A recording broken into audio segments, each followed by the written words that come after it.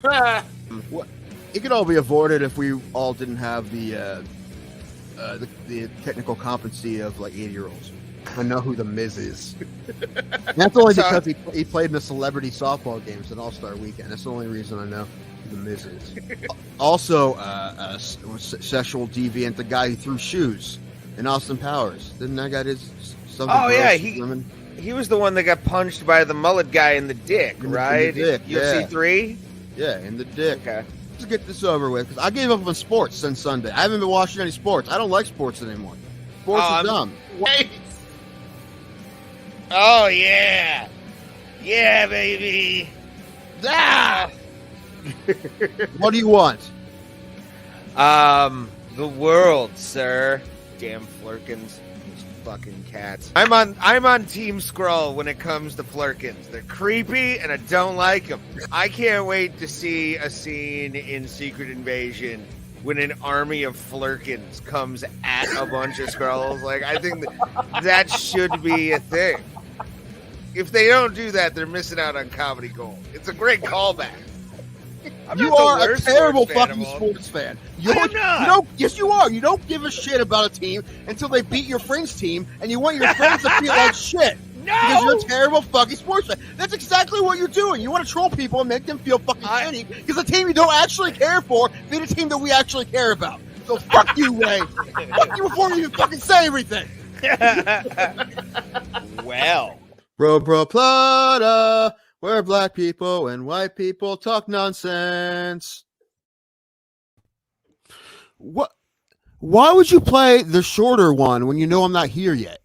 Do you ever use your head? Use your head? I was going to start just talking to the people, telling them that you guys are, unprofessional looking people. I am the true professional out of all of us. Everything about me is the best. And to be honest with you, you should just show a little respect to the kings, okay? Show a little respect. I was talking to multiple people today about how much of a garbage person he is. I can't believe it, honestly. Like, I felt bad anyway. But like, you wanted to make. Why do you want to make me feel worse? Why do you, that makes no sense to me? Because I would never do that to you. And I'm not joking. I'm being serious. I don't understand why you want to make your friends feel shittier. That's like a fucked up trait. Only fucked up monster people think that. I don't know why I'm your friend. You're a terrible, horrible person. Also, I'm not mad. I'm a lot less mad about the loss to the Steelers than I am about the loss of Nick Chubb. That's what I'm really bothered about. Yeah, I saw the video of the knee go out, and and plus, the worst thing about you is you didn't even fucking watch the game. I watched the second half. See, you don't give a shit. You don't give a shit. I was following it on my phone though. No, you don't give a shit. You think I would be anywhere other than in front of a television for that game? No. You don't give a shit. I'm not a big football fan, but I am a Steelers fan. No, you're not. Pirates you don't give a Penguins shit. You just want your friends to feel like garbage. You're not just a horrible sports fan. You're a horrible person. That's such a fucked up. Why do you do that? Like, if someone in my family dies, you're gonna be like, hey, remember that one time you're just like trying to bring up memories, put fucking salt in the wound. What? You're such a fucking horrible, horrible person. That's such a. Why are you laughing? I'm not. This is not a joke. You're just not a good person, and I don't understand why you would do that to people. Do you do that to everyone you know? Poor Shauna. Shit. No, actually, she wants to go to Nick. I can just Carter, think of all the pictures she like put on her wall recently. What? I did want to message her and because I had cavatelli for dinner, and apparently her family calls it cavadills. I don't know why, but I wanted to say cavadills. But this is fun because I know you love the Browns so much, and being a total realist, I knew this was gonna be what I wanted. Hey, you know what? Fucking celebrate now because Pittsburgh's not good. No, we're trash. We're not good. No. But Browns just had fucking terrible quarterback play, and everyone was in shock losing their best player. Like you found out pretty recently that although Browns, man, fucking gave that game away. They have more talent than Pittsburgh. That's pretty obvious. But it's just even without Nick Chubb, but it was just the worst thing is losing Nick Chubb. Like I can fucking take a loss. It's fucking not a big deal, especially in the second game of the year. We're fine. But the only thing that sucks is how every single Steelers fan I know is a piece of shit like you. All of them. I can only say that about Steelers fans, not any other team. And all of the ones I know what personally a rivalry are is pieces about, of shit. homie. This is what a rivalry is I know about. plenty of Michigan fans who are not that big of assholes. Yeah, it's usually the OSU fans that are more the dicks than Not fucking. me. Well, you're my friend. I didn't say shit wouldn't to my put Michigan you in that for 10 years. For 10 years, I didn't say shit to Michigan, to fans, to friends I know that are Michigan fans. I didn't say shit for 10 years when we were winning all those games. Didn't say shit. Same thing. What did I say to Ray when the Browns beat the Steelers in the playoffs? I didn't say a thing. You know why? Because I'm not a piece of shit. You're a piece of shit. I had a screaming fit over that fucking loss. Like, in the playoffs? Damn, Ray, is this whole show going to be Tim calling you a POS? Not the whole show, but I'd say probably 85%. Where's Pulse, by the way? He will try. He will be here. He said he will rush to be here.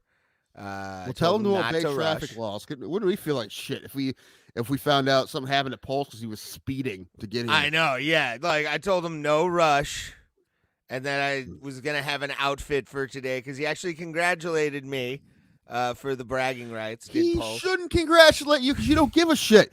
You weren't even watching it. I watched the second half hammered, like fucking drunk. I was not drunk at all. I was sober watching that game. I should have been drunk. I passed out. Would have been better, actually. I'll fine. admit. Listen, I passed out. You don't care. No, stop talking. You don't care. I was going to say, as a fan of football, you don't give a shit. You're just a fan of making your friends feel like garbage, which, again, I'm saying this because I honestly don't understand it. I don't understand why you want your friends to feel like shit. It doesn't make any sense to me. Man, I really hope nothing terrible happens in my life when I know you. Maybe we could grow apart till before that happens because I would rush to your side. No, you wouldn't. Mouth to mouth with tongue. Listen, hypothetically, one of my cats died, and every day you'd be like, "Hey, doesn't it suck? Beebs died." Like that's what you would do every day, because you're just sending you Facebook reels of cats over and over again. Just being usually we're going to talk about that fight. Mostly, we're going to talk about Mike Bell. Is what the fuck, dude? I know. When I heard the decision, I thought it was like he gave the fifth round a draw. And I'm like, that's pretty fucked up. But then I found out what really happened, and I'm like, that's super fucked up. That makes zero sense. That makes less sense than Ray being a piece of shit. The wow, nice. Shauna sent me something of comedians we know that are like TikTok and YouTube famous kind of people. Oh, I thought you were gonna say like sent you something of a comedian you know who just had a tragic loss in their life, and you're like, oh, that's nice, awesome, nice. I'm gonna text. Yeah, I didn't like his brother. I didn't like his brother Ted anyway. Like, he was such a dick. Good. No, I'm kidding. Yeah, it's just a picture of this chick named Libby's ass that she posted on Instagram, and it's exactly how I thought it would be. Big. Should we start doing that for clicks? Should we start posting our butts? I mean, tastefully, I think we could. I think so. Yeah, we put like a flower in the middle or something like that. Yeah. Candy cane for Christmas. Man. I'm just gonna dress them up like the Marx Brothers. Fake mustache and fucking glasses on it. I would definitely wear the Harpo wig for that. That would be fun. I think that'd be great, actually. I gotta tell you, you got a duck fall down for the secret void. I gotta read you this text that my brother sent to the group for the softball. We're trying to play a softball tournament. Did I tell you about this? I think you've mentioned that you're probably gonna do that. Well, did I tell you why? Thank you, Gazarian. Good to see you. Thanks, buddy. Did I tell you why my brother wants to play so bad? He wants a rematch against the Amish kids. No, the softball parents for his daughter's team decided they're going to put a team together for this tournament, charity tournament, and they asked his wife to play, but they didn't ask him to play. And he's like the one who He's plays putting together a softball. spite team. So yeah, it's Dank Daddy's revenge. And we know the guy running the tournament, and so we asked him to set up us versus them for the first game. And we're doing that. If I could drive, I would come down to play in that game for you guys. I would be on Dank Daddy's revenge. Hell yeah, dude. Well, we asked a bunch of guys from our team. Most of them couldn't, but the one guy that could is our best player. So we're like, all right, we got somebody. We got fucking Yaki. We're good. That's hilarious, dude. Yeah, that's why. And I'm like, I'm all for it too. For that reason. But we got to. I know. So I don't. It's co-ed, so we need 3 girls. And what he sent today. Your brother is one of the most petty people I've ever met in my life. Like, that is a level of pet that I don't think I could ever do. Like, holy shit. It's pretty funny, I think. Hold on, where is it? Okay. This would be great. Out of context. Let's think of this out of context. I recruited some young girls from up north, so we should be solid. And one guy put in, I don't think you're allowed to say that legally. Yeah, no. That's and then Eric says they're legal. And then the next one says, LOL, actually, I don't know. Trafficking, man. Trafficking. Which we're against on this show. But did you hear about that guy from who the movie? What was that movie that came out recently? The guy who died at the Dolphins game? No. The real life guy that movie with Jesus from Jim Caviezel was in. What was that fucking movie? Everybody like lost their shit over for like a hot minute. The child trafficking movie? Yeah, I don't remember the name of it. So But apparently the guy, this is allegedly, the guy that movie is about apparently has like a bunch of sexual harassment things against him, which is hilarious to me. But Commanders are 2-0. We don't look great, but we don't look great. Steelers are 1-1, and they look like trash in the second half. Like, they were not good at all. Like, I was gonna say before I was so rudely interrupted by Tim. I did pass out. Like, I started to pass out right before T.J. Watt scored that touchdown. It's hard to beat anybody when you give up 2 defensive touchdowns like that. It's fucking. It was. I mean, Nick Chubb going down though was a huge news thing. Like, I saw it on Facebook and I had to look it up just to like see if someone wasn't trolling. And then I saw the video. Changes the entire game. Oh yeah, it changes the entire game because now Watson has to play fucking hard. That's the whole for the rest of the year. And Jerome Ford looked good. It wasn't, but and he'll have to be a big part of the offense now. But like, what Watson has to fucking earn his money now. Before he just had to not fuck up and give the ball to Nick Chubb, and now he has to play. And he didn't look great yesterday. So hopefully he fucking figures that out, dude. Listen, don't love the guy as a person, but he doesn't get much leeway with me. Fucking play better. Don't play better. The CFL is the only football I watch. 2 joints. That mutant football is not football. That's fucking wacky ass football, dude. Let's make baseball, but we're gonna give everybody 4 strikes instead of 3. We're gonna move the fences in a bunch. We're gonna let 15 guys on the field. That's it's the wacky ass fucking football. Makes no sense. I thought that was already a Blue Jays game. Like. Because it's Canada and deserve 2 World Series. God damn it. Ray, I know you were trying something there, but it didn't work. It bombed horribly. bombed I pretty tried hard. to go past the bomb. Yeah, I'm like, like, it where are you was, going? Like, no, I'm crawling, trying to get out of the another blast radius. You were crawling just- naked in Antarctica by yourself right there. You're just, Dick all raw from the ice. I saw a video of the Cleveland roast show, and now I understand how it works. So now I want to roast. Now I want to do roast battle against you. Okay. I already have the jokes written, I think. Yeah, I'm gonna need some time. Well, they're doing an Akron versus Cleveland, but I think they already have that booked. Yeah, All I can ask.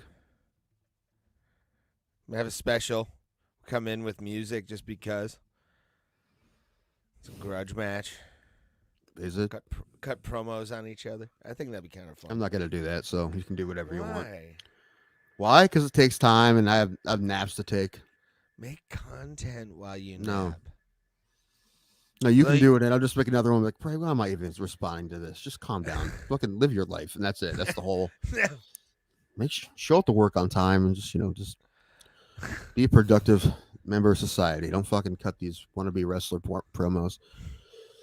No, Tim, I will continue to do it, and Although just when Clem does it, it's funny, but I had a decent one for Stand and Deliver once. That was a pretty good. Did you win? No, it was against Daniel Myers. Well, there you go. That's why you don't. Yeah, You don't do that shit. I wear a suit jacket and everything. Did you see John Brown dressing like Bill Stone? Yeah. It was pretty hilarious because he was telling me about it last night when I was at Make 'em Laugh Mondays, hanging out. Because I need to get out of the house, Tim. I'm starting to go. No, I get it, man. Listen, you had a longer suspension than I did. I did it 6 months, but I couldn't drive at all. I didn't leave the house at all for 6 months. But it was only 6 months, so I don't know. It didn't seem like that. I mean, it sucked, but yeah, the work privileges help, but it's at the same time I'm just like, fuck. Well, at least you're in like an Uber city, an Uberable city. Yeah, going to the grog shop last time was only like $20. It wasn't that bad. Like that's pretty much a cab. That's more than a cab. So it's or less than a cab. So it definitely works out. Does anyone ever think, hey, I'll get a cab instead of an Uber? It sounds like awful. It sounds awful. Yeah, unless it's a lot cheaper, but I don't think it is. And then unless it's like 3 blocks away. Like 3 blocks is justifiable, but anything else is fucking Uber. It's like dollars, fucking to do it. It's so. I keep having a dream that I have an electric scooter. I actually want to get an electric bike for the summertime. I had a gas-powered one when I was a kid. Like a moped? It was pretty sweet. That was a scooter. Oh, a liter engine. Yeah. It's fucking cool. Was it kickstart? Please tell me you figured out how to kickstart it. I think it was pull start. Oh, was it? That's even more hill rod. I love it. I don't remember. Actually, I don't remember. But would have been a little bit more classy if you just like pound your foot like on the fucking like found a way to like pull it a little bit to get it to start. Pretty sure it's full start. Oh, that's funny. I never had anything motorized as a kid. It was all bikes and shit. That's all I had. Like I used my legs. Like I had bike too. I did bike too, but yeah, I really think I really rode that thing for like a year. I traded it to somebody when I bought my car. Well, that's 60. Yeah, they said they wanted it, so I gave them that. But what was I gonna say? Oh, I lost my train of thought, Tim. I don't know.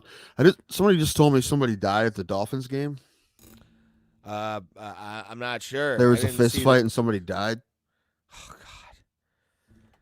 God. Why do people fight in public, Tim? I don't know. You know what? I will say this. I will say, believe it or not, I have something positive to say about Pittsburgh Steelers fans, which just rarely happens. Mm-hmm. They gave a nice standing ovation to Nick Chubb when he got hurt. That was nice of them. Yeah.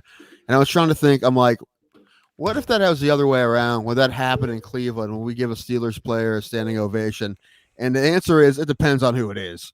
Like Roethlisberger, no. But also at the same time, if it was Watson, he wouldn't have got that either. So it's. I was talking to my Uber driver when I was in Pittsburgh about how much respect he has for Nick Chubb. Like Steelers fans have respect for Nick Chubb because Mike Tomlin has respect for Nick Chubb. Yeah. How can you not, dude? He's perfect. Except now he doesn't have a knee. He could have mine. It's like, can we figure that out? I'll trade him knees, like for a while. If it is, the doctor's like, here's a bag of sand known as Tim Danko's knee. He donated it to you. Believe it or not, it'd be in better shape than his right now. So yeah, the way he got tackled and like, well, at first I'm like, why aren't they showing the other replay? And then I saw it later. I'm like, oh, okay, I get it. Like, it just looked like his knee went.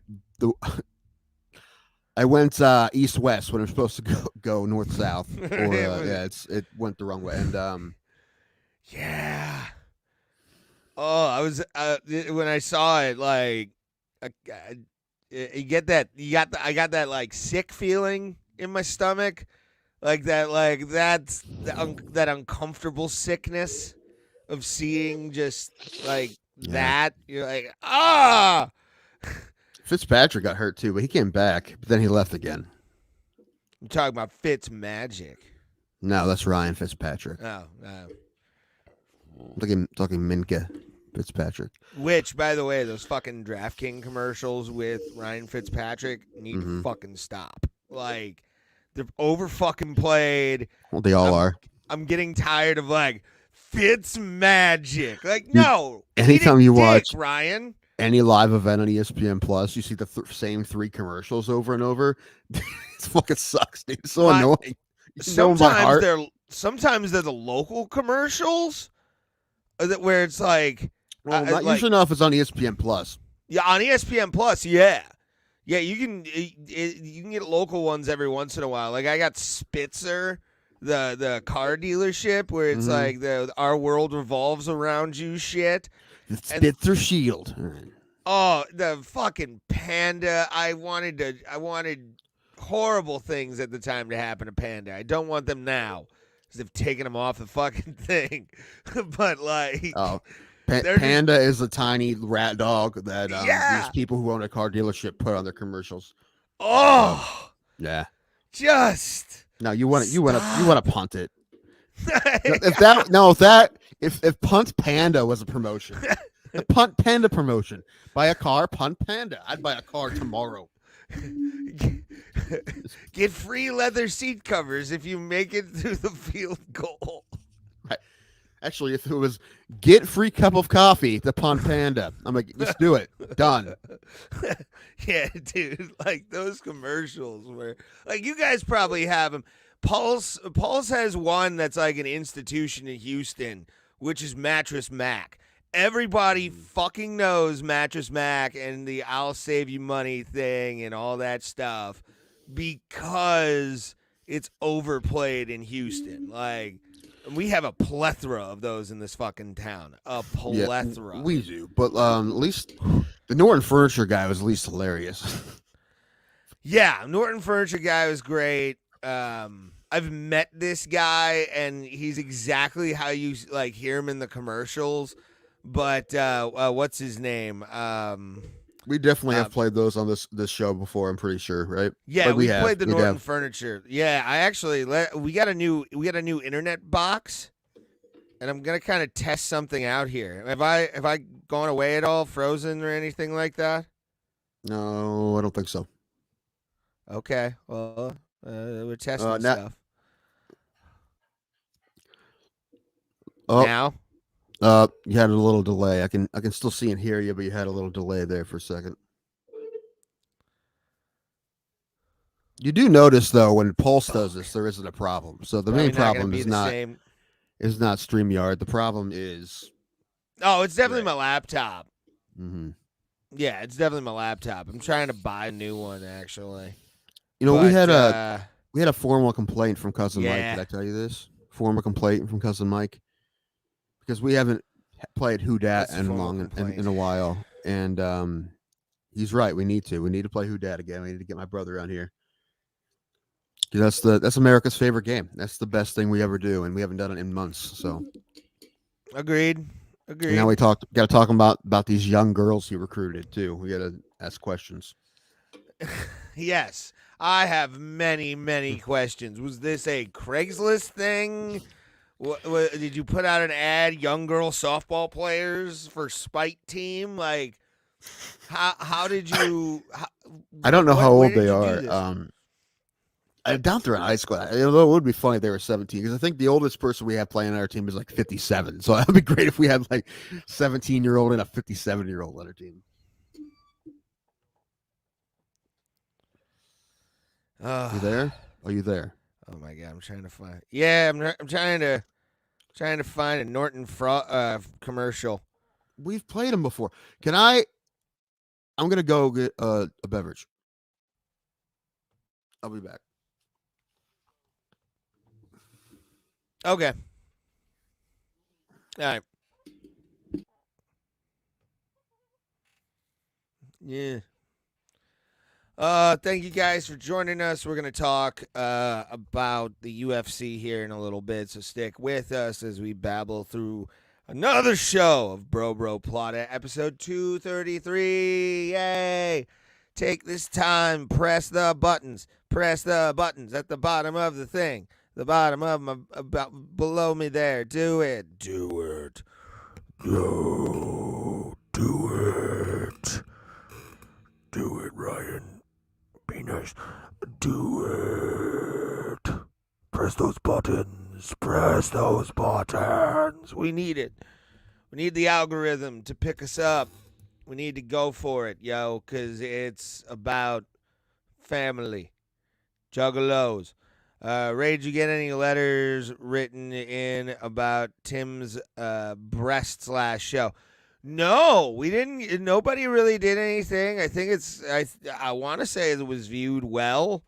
Tim pays bets. Bros. That's what it is. And I think he still owes me actually $20 for the thing last week. I think it was Thursday.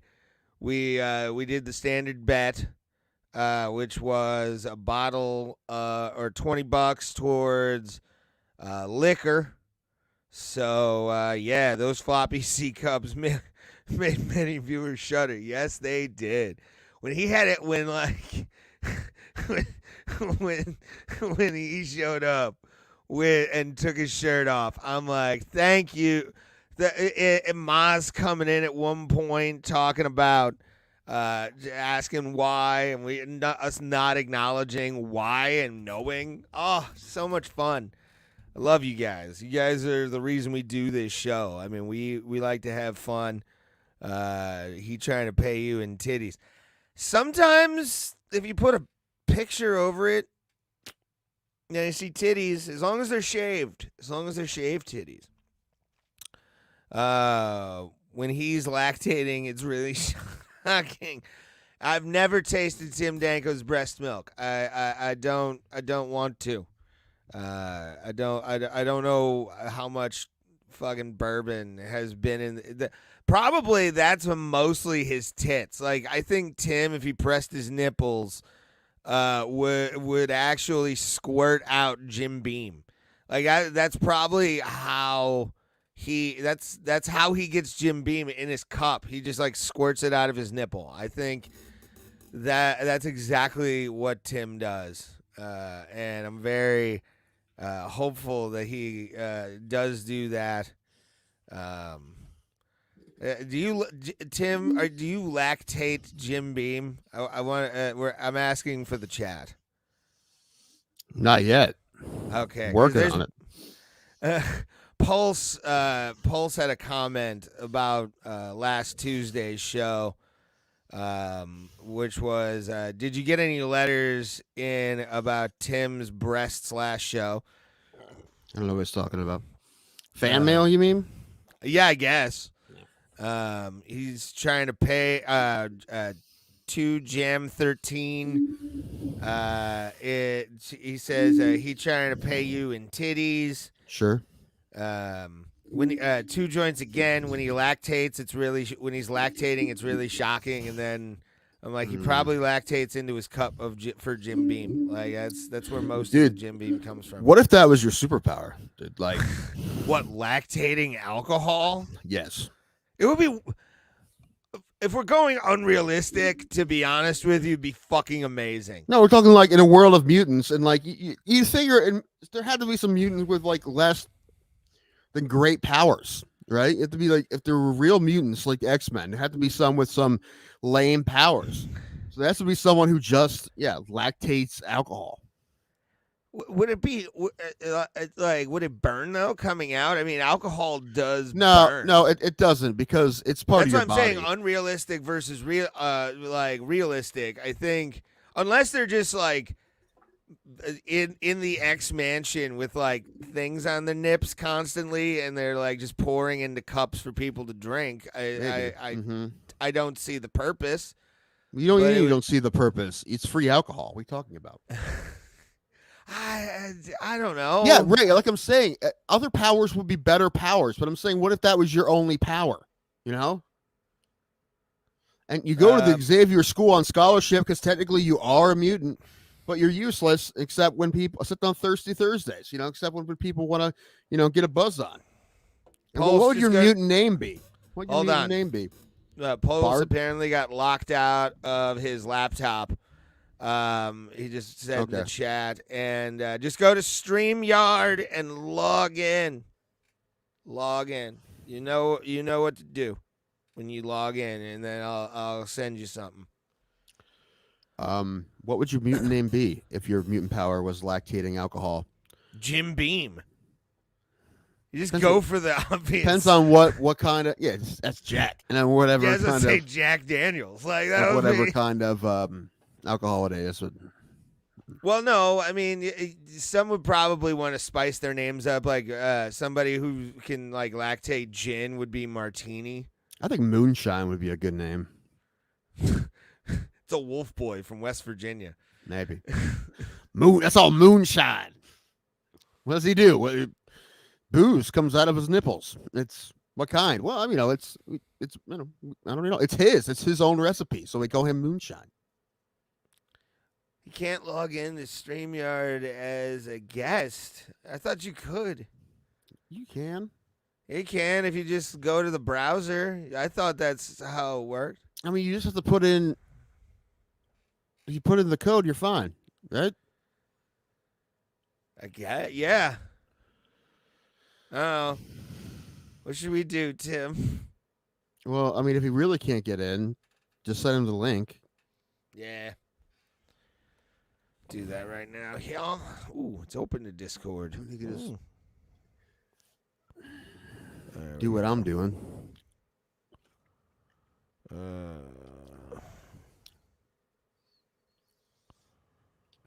right. My niece was supposed to have a tournament down past Columbus this weekend, and I'm like, "Oh, it'll be cool. I'll go down there, and then I'll go to Allen's to watch the Ohio State Notre Dame game." But now they canceled the tournament, and they're playing in one in Kent. Oh. Which now I'm thinking, I'm like, now that means I can go to the gyro in between games.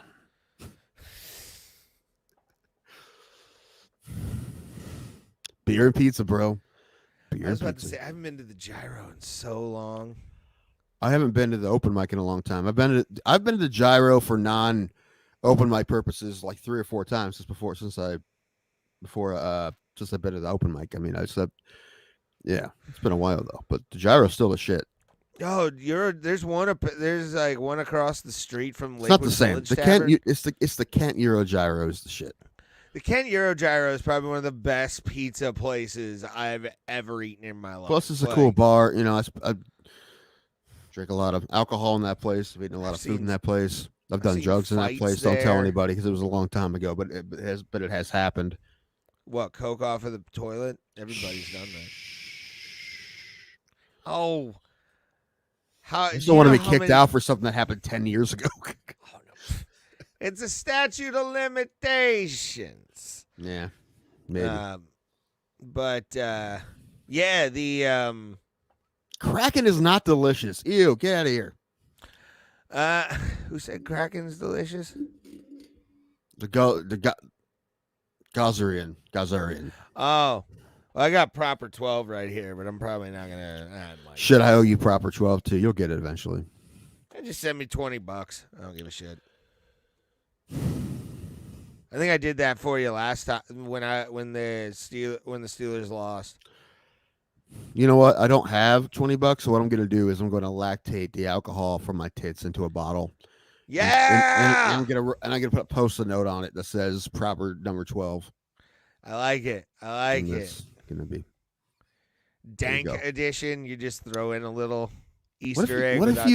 What if you lactated alcohol, but it was shit alcohol? Like it's like Kamchatka. Like Orloff. Kamchatka White Russians. That's what. Here, fill this plastic jug up for me. It'll be $1 at your local. Oh, that was a bad time in my life, dude. When I was drinking fucking Orloff and like Kamchatka. I still had a bottle somewhere of Kamchatka. I almost bought Canadian Mist the other day. Mainly, Bill Bendon loves it. He says it's great. That's a sign of it. That's what I call that the black belt. If we put belt colors to alcoholism, like once you get there, you're black belt. Like when you prefer Canadian Mist. Yeah, he was talking about how it's like his favorite. If the worst one is like Wild Irish Rose, if it's like Wild Irish Rose, you're a fucking professor at that point. Just straight red belt with the dragon on it. Like it's there. Hey, Pulse. Pulse, do you drink Canadian Mist? No, but if you've been drinking Wild Irish Rose, you've been hanging out in the hood. They only sell that in the hood. That's what I'm saying. If you're that much of an alcoholic, where you're going into like places and being like, Wild Irish Rose is $5, like I'm good. Like, have either of you guys ever had a brand called Night Train? I've heard of Night Train. Only sold in the hood. Well, at least in Houston, only sold in the hood. If you go to like River Oaks, you cannot find it. I just love, like, there's classism in liquor stores. There really is, though. That's great. Canadian Mist is what Two Joints calls his load, by the way. It's the Canadian Mist. Yeah, John 209 said it best. Mad Dog. Well, I guess they sell Mad Dog 2020 everywhere now. But. Yeah. I have seen some people get lit. What is nitro? Is it a malt liquor? What is it? It's yeah. It's yeah. So something tells me that they don't have in New Philadelphia, but they might have in New Yorksville. That's what it sounds like to me. Probably. Yeah, or St. Ides. I've never heard of St. Ides. Oh man, that'll put some hair on your chest. Oh man, why though? I used to when I had that show at Buzzman in Canton, we had a comedy contest, and the winner got free Schultz. Is that what it's called? Slits. Yeah. Slits. I had one of those. This is how like lovely of a family I grew up in when it came to like alcohol being prevalent in the house. Was fucking I had one of those like bamboo mat rugs from the 80s that would have like logos on them like Budweiser or one of those. I had a Schlitz Bull one in my room. In your room? Yeah, in my room for years, dude. As a child? Yeah, I want to say. It moved out of my dad's office. You're wrapped in a PBR blanket when you came out of the womb?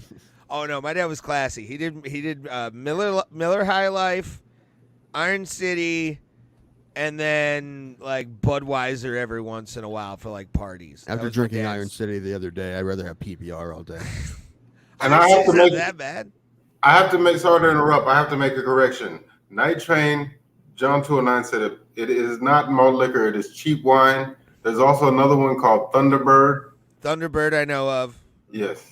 ICP mentioned Thunderbird a lot in their Of course, song. they fuck Thunderbird and Fago. That's their fucking. I think it was 3 Rings. They mentioned it. That's one of them. Thunderbird. I've never had Thunderbird, but I know what it is. Like, why do I feel like if I go to like the discount, a town's local discount grocery store, and play ICP in the parking lot, I'm gonna hear a lot of whoop whoops. I would. New Philly especially, or like I have not encountered any juggalos here. I'm sure they exist, but I haven't encountered them. They're on the DL if they're around. All right, classist. What are you making fun of the little guy? No, just ICP. Just juggalos.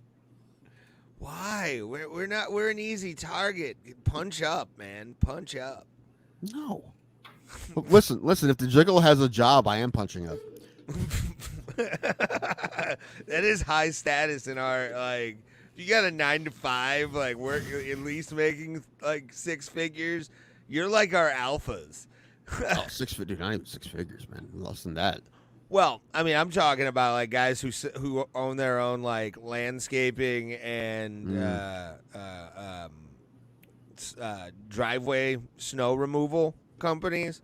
Those are like our alphas. Those are our guys that work hard and then do meth after they get off work. They're wonderful. Love those people. It was Thunderbird and Night Train that I remember. The Mad Dog was more super sweet. Thunderbird, like are these funk musicians from the 70s? Dude, I'm jamming with Thunderbird and Night Train. Oh, Thunderbird really has a good slide on his guitar. He knows how to work it. Dude, you know the Balco guy? You know that guy got in trouble for the steroid shit? The Balco guy, Victor Conti, that's his name. He was a bass player, he played bass for Tower of Power on tour for years. What's Tower of Power? The funk band, Tower of Power? I have no idea. Surprises me, right? Yeah, I don't listen to funk. Like, there's certain things but like funk, if it's on, like, you know, fucking, what are they called? George Clinton and the whatever they call themselves. Parliament Funk. Yeah, like if that's on, I'll listen to it. But like, Pulse, do you know who Tower of Power is?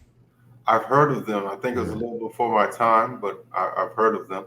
Well, so is what you just said. Well, yeah, sure. Thunderbird, Night Train. All right, anyway.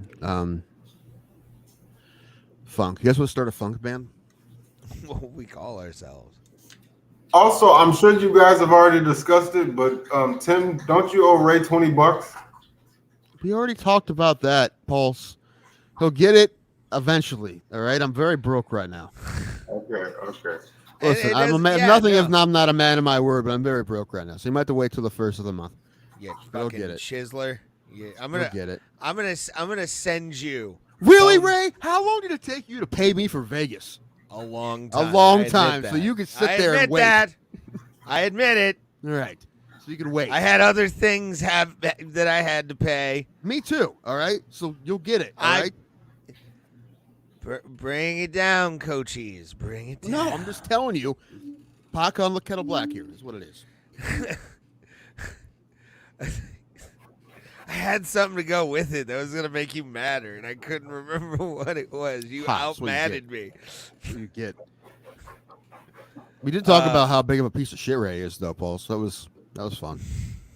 Oh, because I'm wearing all. I couldn't find. By the way, it makes it's not me that. sad. It's because you just fucking sent me messages, trying to laugh in my face, sent me songs and shit. Like, Paul, so why would you do that to your? Why would you? You know your friend's feeling shitty. Why would you want to be like, you know what? I want to make my friend feel more shitty. Like, why would you do that to a friend? That's a terrible person. It's a healthy. It's a rivalry. Right, but what did I say to you when the Browns beat the Steelers in the playoffs? That was a big deal. Much bigger deal than last night. What did I say to you? I don't remember. Nothing. I didn't say shit. Not shit. Why? Classy. You garbage. Goddamn right. Oh, what was the final score?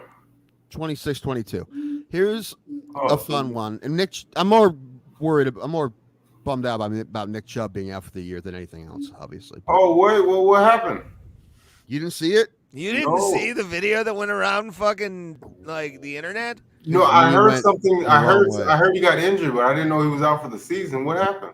His knee went away. Your knee's not supposed to go. Oh, Yeah, Yeah. it just didn't look good. full- Dude, If this was your knee, it went that way. you know, some people were saying Nick Chubb is arguably the best halfback in the league. In my opinion, he is. So that's a He big blow. was averaging 6.5 yards a carry before he got hurt. You know, it's like, although so did Jerome Ford, but one of them was a real big run. But like, we're gonna need Jerome Ford, and now they're looking for maybe another running back. Maybe Kareem Hunt's still there. He knows the offense. Call Kareem. I would, or Jonathan Taylor, one of those two. How did Watson play? Terrible. Not Really? good. Both Not him and good. Pickett sucked ass the defense won that game. The Pittsburgh Steelers defense won that And the game. Browns defense kept them in the game. It's just the first play from scrimmage. Watson threw a ball. He didn't throw it to a defender, but he threw it not great to the tight end. It bounced off the tight end's hands, went to a defender's arms, and ran it back for a touchdown. First play of the game. Yep. And he missed some other passes. And many times on this show I've said I don't blame referees for wins and losses, and I won't. And I'm not doing it here either. But I'm saying that it definitely sucked that the last play of the game in a fourth down was just a mauling by the defensive back that they didn't call pass interference. We're like, are you kidding me? Like, is that what put him in like the 35 with like a minute left, you know? And then that sucked. It really fucking sucked. It pissed me off that it had to end that way. But the fact that they were in a position to begin with, they shouldn't have been. That was their fault. But it fucking sucks that it had to end like that. I remember But I don't messaging blame the you refs. after fucking that no call and was like, that was the luckiest shit I have ever seen for like the Steelers right there, where it was clear he could have gotten charged with pass interference. And Yeah, dude, you watch the replay, it was a mauling. But it's possible that the ref did not see the jersey grab part of it. It's possible. Somebody did. I don't. And I also noticed this on like a missed roughing the passer call against Cincinnati when I was at the game last week. Deshaun Watson's not going to get any calls ever again. Like, I understand that. But that's different, man. That's, not giving the guy a roughing the passer is one thing, but when like his receiver gets mauled on fourth down when you're trying to drive to win the game, come on, man. I just hope that it was just a normal everyday run of the mill miss and not like a fuck Deshaun Watson miss. I don't know. Again, I blame the ref for that particular call, but not losing the game. That was in the Browns. But it really sucked. It really sucked that's how it ended. You really believe there's a bias against them? After hearing, I mean, this was an NBA guy, but after hearing that Tim Donaghy guy and all the shit he used to say about the inner workings of being a referee in professional sports, dude, it makes me think like there's no way, like at least maybe they don't discuss it, but in the back of their heads they're like, fuck Watson, dude, I'm not giving this guy fucking any calls. Now egregious ones maybe, but if borderline, dude, like that roughing the passer that he didn't. In fact, the Browns did the exact same thing to Burrow, it would have been roughing the passer, but they didn't call it on Watson because I feel like they're not going to call a lot of those on Watson. well, I mean, he also did face mask two motherfuckers. That too. No, he looked like an asshole, and he pushed a ref. Yeah, he might dude, get suspended. I don't love the by guy. The He just better play better so we fucking win, man. Because he's not my favorite person on earth. I was listening to some Cleveland sports this morning, and apparently it came in this morning that he might get suspended for like the referee shit. Well, I didn't see that because it wasn't on TV. But fine, we'll have fucking rookie DTR fucking play. Fuck it, whatever. We're fucked anyway. No, we're not fucked. Our defense is good, so they're not fucked. I mean, like, I was telling my friend today, Alan, I'm like, you know what? Most of the teams that have won any recent Super Bowls have not had a back like Nick Chubb. None of them have, really. I mean, the Rams had Gurley, but like most of them don't have elite backs. Yeah. My point is, you need elite quarterback play. You need decent backs But just having a great running back doesn't win you the Super Bowl very often, unless you're the 2000 Ravens. But that was also their defense. And that's what I was hoping this year was going to be: good defense and Nick Chubb. Yeah. MMA Joe. Yeah, we're getting to that too. And John 209. Like, listen, I've gotten used to John doing this enough that I know that he doesn't actually believe this statement. Round 5 was clearly 10-8.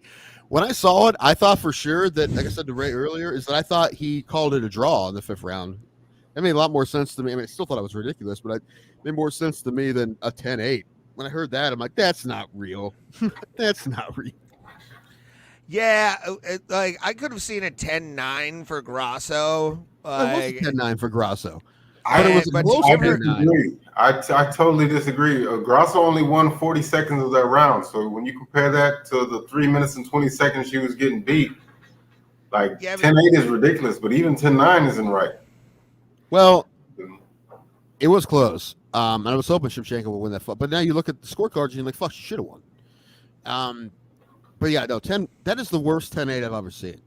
And I do say all the time there's not enough 10-8s in MMA, but there's no way that's a 10-8. There's a time that's barely a 10-9. Like, it's barely a 10-9 the way the other two judges had it. So I don't know. I know Mike Bell's been there a while, but that just him and Sal D'Amato need to fucking that just either smells get recertified or that just smells corrupt to me. They said they're gonna make them the refs in Nevada do like a 10-8 conference or something. So they said they're doing something. They're making them all like, I don't know how they do it. If they do it in person or do it online, they're all gonna do like a call or something when they talk about 10-8s.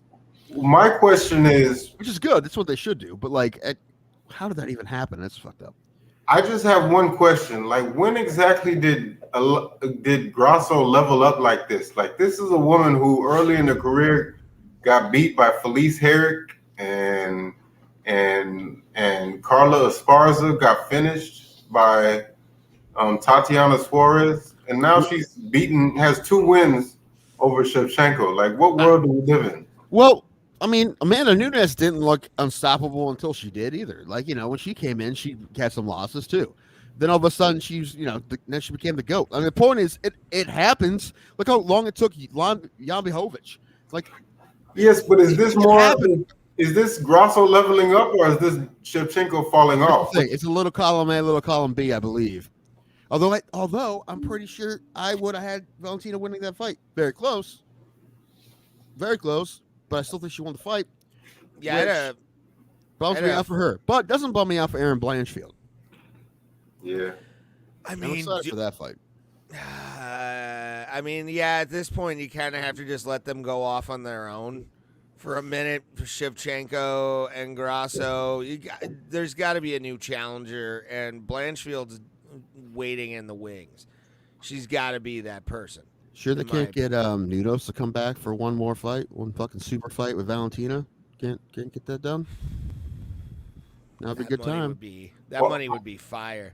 I asked last night on the holes, and I want your guys' opinion now. What's your early prediction? If they do book Grasso versus Blanchfield, who do you think wins? Grasso looked really good, but I fucking love Blanchfield. When she beat Molly McCann, I said that she's going to be a champion pretty sooner rather than later. Although it has been happening a little bit quicker than I thought it would. I thought maybe it'd take another year, but I cannot disagree. I think when what's the little Brazilian chick's name, the muscular girl that beat Rose, slammed her on the head? Andrade. Yeah, when she beat her, I was like, okay, shit, she might be for real now. Mm-hmm. Yeah, when they gave her Andrade after McCann, I'm like, oh shit, they're fucking shooting her up the ladder pretty far. But she beat her ass, and then she won her last fight. I mean, she's good. Dude, she's fucking good, really fucking good. I'm excited to see that fight. But yeah, I think she'll be the favorite. I think.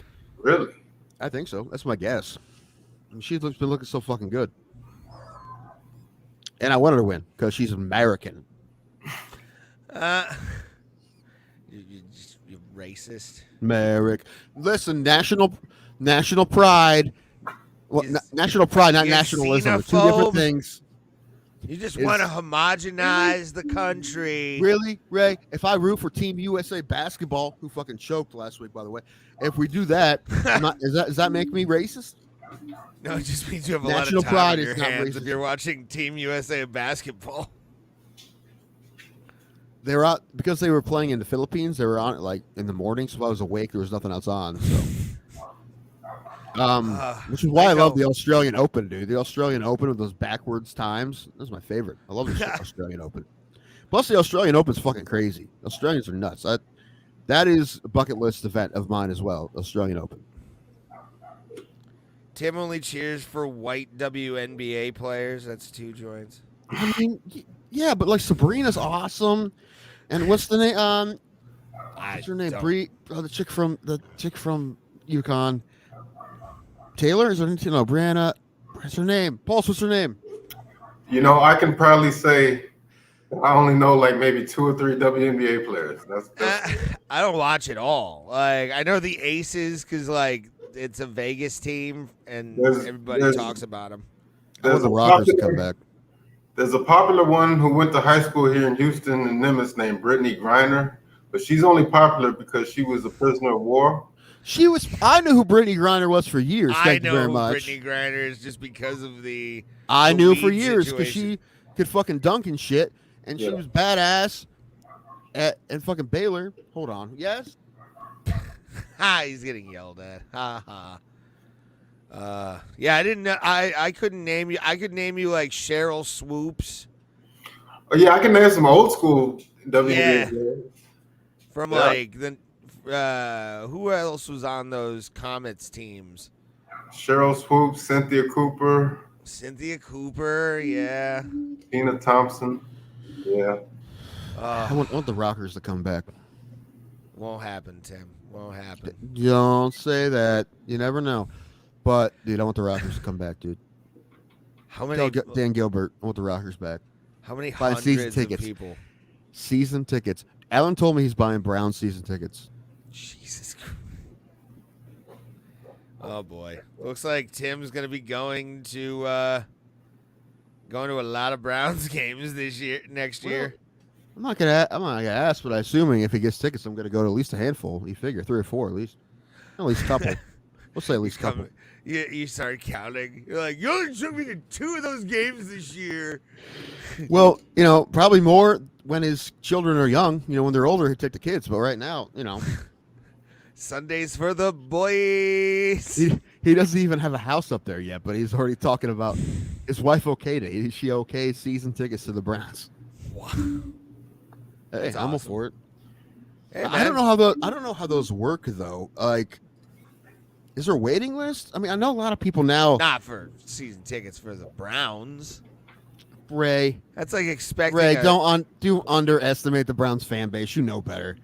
The if Browns there's a fan waiting base is list fucking for insane. season tickets, season tickets are fucking insane prices for the Browns for how bad they are. Like, I don't understand how people can justify paying the thousands of dollars for fucking seats at a Browns game. Like, to me, that's wild. Like, it's not justified. Well, that's you because you're not a Browns fan. However, I went to that game and that game was so much fun. And also, Browns fans are fucking insane people, dude. They're dicks. No, it's awesome. They're dicks. It's awesome. What I don't like is how when the super drunk ones they will get mad at you if you're not on their level. Yeah. If they here we go Brownies, here we go, and you don't whoop whoop, they'll get in your face because they've been drinking since 8 a.m. and it's now 4 p.m. But I understand that. That's the NFL period. I mean, Pulse, didn't somebody die at the Dolphins game? Did you see that? Yes, I heard. Well, I heard about it. Well, yeah, I heard about it too. I don't know what happened. Somebody look it up. I don't know. Yeah, Pulse, look that up if you could. Wait, can he? Or no, I have to. I can do it on my phone. Yeah, just read it to us. You can do that. 2 joints. Nashville Predators suck. Okay, that's fine. I one time I was reading a newspaper and I saw a headline that said Predator found dead, and it was only sad because it was in the sports section.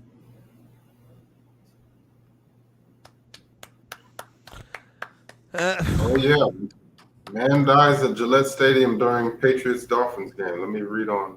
Oh man, Dude, I really love the Patriots Stadium is in a town of 15,000 people. I love that. Foxborough has like 15,000 people that live there, and they have a giant stadium that fits, I don't know, what, 80, something like that, 70, 80. And Okay, it employs says pretty much the whole fucking city. Probably, yeah. New England Patriots fan died after suffering an apparent medical event while attending Sunday night's game between the Dolphins and Patriots. Dale Mooney, 53, of Newmarket, New Hampshire, died Sunday evening at Sturdy Hospital in Attleboro, Massachusetts. According to Massachusetts State Police, Mooney suffered an apparent medical event. I guess they don't say what it was, but I heard there was a fight. Is Probably that a say heart anything attack. else? Okay, yeah. I heard there was a fight. I don't know. I didn't read anything on it yet. It says during the fourth quarter, while sitting in the upper deck section of the stadium, police and medical personnel responded shortly before 11 p.m. Mooney was in an apparent need of medical attention, and yeah, it doesn't mention anything about a fight. Just that he was. All right. Man, when I was sitting at the Browns game, I was thinking, like, what would happen if, like, they needed to come get, like, I'm like, how do they get somebody? Okay, no, wait, I spoke too soon. Okay, according to witnesses who spoke to Boston area news outlets, Mooney's death occurred after an altercation with another fan allegedly wearing a Dolphins jersey. Authorities confirmed those details, but have announced an investigation into the facts and circumstances of the man's death. Dude, some Dolphins fan somewhere, like, just like on the run right now. Even if he didn't start it, he's like, I don't want anything to do with this shit. No way. Isn't it on tape? Isn't it on recording? I don't know. Is it? I don't know. If it's in the upper deck, it might not have. Well, I mean, everyone has a camera. You forget that.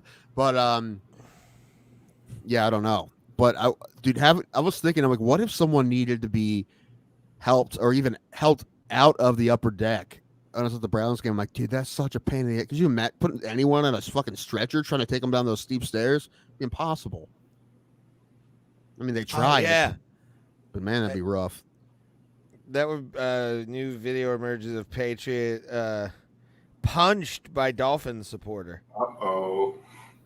That's murder. Manslaughter. Yeah, this is 5 hours ago on SI.com. Well, it said he had a medical emergency, but who's to say that he died from the punch? Like the coroner. Yeah. I mean, you know, they will do that. They'll do an investigation, and they'll be, yeah. But that guy who did it, man, he's freaking out right now, man, because it could be anything from a slap in the wrist to jail. Yeah. Depending on what they decide and what the courts and all of that. I don't know. Also, is this guy is he a Northeast Miami fan? Is he like a New England like one resident of those Miami fan, or did he fly up for the game? It's like one of those. It's someone who drove up from New Jersey for the fucking game because like there's a big Dolphins supporter. Like, isn't Florentine a Dolphins fan? I don't know. Although I do know that there's more Browns backer bars than any fan supported bar around the country. Like, there's Browns backers bars in every major city. There isn't for other teams. We get it. You guys like to talk to each other and be about like, their misery. Okay. Yes, misery loves company. Yes. Yeah. What do you think? I was going to ask, what do you think the odds are that he gets away, or do you think they're going to track him down? Oh, they'll find him. It's almost impossible not to find someone nowadays. You kidding me? Yeah. They know who he is. They have video. They're gonna fucking find him. They probably already know where he is. I mean, listen, if it was me, I'd turn myself in. That make things easier. I mean, being on the run's not gonna help you, and they're gonna find you eventually anyway. So, yeah. Also, I wouldn't get in a fist fight in a sporting event unless I was, defending myself. Yeah, I mean, now I have so many questions. Like, what if the Patriots fans started this? Like, what does starting this mean? Did he throw the first? I mean, like, can the Dolphins guy say, "Well, this was self-defense. I had to do what I had to do"? Yeah, we don't know. Although everyone who has video, that's now going to be evidence, and I hope they all turn it in. Why? What? You don't 'Cause I want the fucking truth. knock. You I want watch. the truth. You've seen The Departed. You know what happens. They don't play around over They're all there. from Southie. That whole section was from Southie. Probably. We didn't see nothing. Fucking, I don't know a Sully. Who's Sully? There's just a bunch of broken cell phones in the parking lot. Smashed like Hillary hit him with a hammer. Just wha! You know what, Paul? So we need to get your guy on here from Boston. We got to see what he would do in that situation. All right? Oh, It's- man. Fucking drop him off in the river. That's how you fucking get rid of everything. Yeah, Granite has a million stories, man. He was telling me about Whitey Bulger. Y'all know about him? Oh yeah. Yeah, he was like, they loved him, didn't they? Like he was the man. yeah. Well, you know, growing up, I always heard that Boston was like, you know, like uppity, smart guys, but apparently Boston's kind of Well, rough. it's both. It's like both extremes.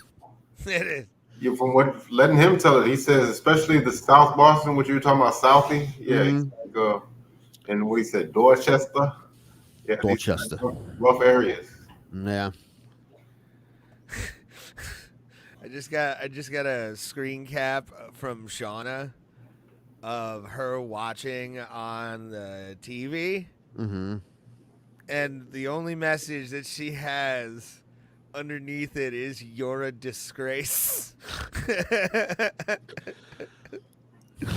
Shauna and I have bonded more than once over your degeneracy I know. and like how terrible you are. See, that's my appeal. I bring people together. Everybody has a common thing that I suck. It's okay. I am. You know what? I am the one to unify the world. I am going to message Chris Paul right now. Oh Jesus! See if we can get this roast going. All right, let's go. I feel like that we should stream that. Like we should live stream the Bro Plata roast. It'd actually be kind of fun. I think that would be great, actually. And then we cut the stream off like right as we get off stage. But yeah, I'm down.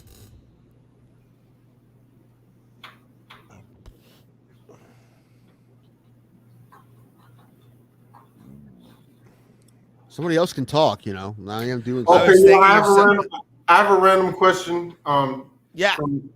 Okay, so we were talking about comic book movies on the last show, and I ran across this question from Watch Mojo. I've been watching a lot of their content lately. Nice. Very So- good choices. Which one would you choose? You could gain all the powers of all the abilities of the X-Men, or all the abilities of the Justice League. Justice League, dude, because Superman's there. Superman has everything. Right. You gotta go. No, you gotta go. Fuck. And I want that lasso. I want that lasso the Wonder Woman has. Make people tell the truth. So I don't know if I want to know the truth. To be honest with you. I mean, Professor X already has the ability to know what you're thinking. So the lasso of truth is completely stupid. Captain America. Do you want to read people's minds? I don't. I don't want it in there. Fuck that. I don't want to read people's minds. I'm just saying that I would rather have X-Men powers than I would fucking anybody else. Now, here's a good one. If you get the Justice League powers, does that mean you get Bruce Wayne's money? if Because that if you do, that Yeah, is his superpower, is his wealth. So if you get his money, number one, I would pick the Justice League, but like even better if you get his money. Yeah, but if you have Domino's like Talk to fish. ability, if you have Domino's ability to like manipulate luck, then Oh, that's a deep cut mutant dude. He's talking like fucking the Cyclops, Wolverine, Wolverine. hey, check out old Cyclops over here. Can't really John ice Gray. fish worth the shit, but he really knows. Jean Grey. You know, you got Storm. You got- Yeah, Jean, she's pretty nice and shit. She tries. She's got them Phoenix powers. I don't know what they do. Oh fuck. Anyway, I don't know, dude. Like, I like the X-Men powers a lot more. Wolverine, your hands become weapons. Hands, claws, roar, pretty roar, great. roar. To be able to heal, but like Superman is more powerful than all those heroes. But the you just said it, the regen power. Yeah, but the only thing that can hurt Superman is kryptonite. Who the fuck has kryptonite laying around? Superman could rip Wolverine 5 days from Sunday, and he'd still grow back his legs. Not if he put Deadpool, same thing. Not if he put all his limbs in different places. You put one on each continent, which you can do like that, by the way, because you're fast as fuck. Okay. Anyway, no, dude. Listen. Then Quicksilver can pick him up. No, dude. I have Superman speed and Flash speed, which, according to the movie The Flash, have you seen the movie The Flash? Mm-mm. The Flash is faster than Superman. Yes. So, he can rip into time space. Of course he can. So, you're that fast, right? You got the Superman powers. Time space? Right. Space. You got time. Wonder Woman's invisible plane. You got Bruce Wayne's money. Yeah, 100%. You can talk to fish. If you get hungry, you can just fucking be like, hey, buddy, come here. You fucking eat them. Yeah, but they wouldn't trust you. They'd be don't go to the fish eater. They would go away from you. You would starve. I don't know, man. I don't think so. You would starve. No, I don't think so, dude. But so I can swim like a motherfucker and run like a dude. And I got all that money, dude. Justice League. Pulse. In this hypothetical, dude, if I'm Justice League powers, do I get Bruce Wayne's money? Yeah, I guess so. I guess that's that's a big power. You basically called it. Superman has everything. The dude can fly. He's got X-ray vision. He's impervious to pain. Yeah. Like the not emotional pain, unfortunately, but yes. Yeah. Well, I guess. See, or I guess kryptonite is his kryptonite. But other than that, he has all those powers, and he's dating like a ginger 7. Come on, man. Yeah. Are you guys familiar with Darkseid? Well, the Moon? No. The character, the villain from. Oh yeah. Yeah. Okay. Is it anything like Thunderbird and Nighthawk? Night Train? Wasn't Nighthawk some kind of TV show with like flying fucking or like I think it was cartoons or something. It was a cartoon maybe. Or it was like called Nighthawks or something. There was Hawk. Hawk was Burt Reynolds. The what was the other one where they were all like falcons or something and they had like falcon fucking headgear and shit. I can't remember. It was like a cheesy 80s show. I don't know. Darkseid makes Thanos look like a ballerina, yes. Yeah, well, so that was my question. If he's so gangster, like, how come it took Doomsday to kill Superman? Well, I mean, Doomsday was sort of... Superheroes don't make any sense anymore, man. Well, Doomsday was built to be the most impressive killer ever. And something that can just survive everything and anything and become more mean as he dies and regenerates. I mean, if I remember correctly, didn't he take out all of the Justice League by himself? Yeah. If I remember correctly from the comic, and I got it around there somewhere, he killed Supergirl with one punch, just obliterated her face. Well, yeah, because he can kill Kryptonians. That's the thing. Like, it's been established he can fucking do severe damage to Kryptonians for just based off of the breeding of the clone. I mean, he killed Superman. That alone speaks volumes. He clapped Superman with literally one arm tied behind his back. So it's like he stabbed him with a bone spike. It was dope. Yeah, love it. This is the super nerd part of this show. So y'all nerds, dude. You know, no, most nerdy thing I've seen lately is at the Browns game. Alan was in the middle of the game. He's watching League of Legends or one of those, or Apex Legends, like World Championships on his phone while the football game's happening. I'm like, you are fucking. Yeah, I don't watch. Listen, man, he paid for my ticket, so I'm not gonna give him too much shit. Although I did give him a lot of shit for that. But you should. No, he deserved it. I mean, I think he's aware. But now he's gonna buy season tickets, so that's great. That means I'm gonna get to at least go to a couple games a year. That's gonna be sweet. Probably. I'm not going to ask for things, but he'll want me. Who y'all got next week? Tennessee at home. Okay, that could possibly be a win. Listen, the season's not actually over. It's just such a bummer that because we love Nick Chubb so much, love him so much, but the defense is playing really well. So we'll, if it wasn't for the offensive mistakes, we would have won that game. So it's whatever. Also, I will say this: Pickett and Pickens. Those are terrible names for offensive players. If they were cornerbacks named Pickett and Pickens, they'll be the greatest names in the history of football. Right. True. Quarterback Kenny Pickett. A receiver named Pickens. Come on. Well, he likes to Pickens them from the air. Get it? Mm-hmm. No, but you're right. That's like a running back named Brian Fumble or something like that. Brian Gumble. Yes, Brian Fumble. Or like Brian Fumble. Yes. Why was that like never that. utilized in some kind of TV commercial where somebody just slaps a fucking ball out of Brian Gumbel's hands? My favorite clip of Brian Gumble ever is "What is the internet?" That's my favorite. But dude, you see, like some dude choked out Zuckerberg unconscious in a fucking jiu-jitsu tournament. Really? Yeah, and now Zuckerberg's saying that's not what happened. The ref stopped. The ref stopped it because he looked like he was unconscious, but he's like, "That's not what happened." I've never had any real thoughts about Zuckerberg over the years, but I've come to find out recently, like, that guy's a piece of shit, man. You're just now. Yeah. I didn't get the memo. Because apparently he was in college. He was. This is what I know. I just now saw that movie. I just recently saw that movie. I didn't realize he stole Facebook.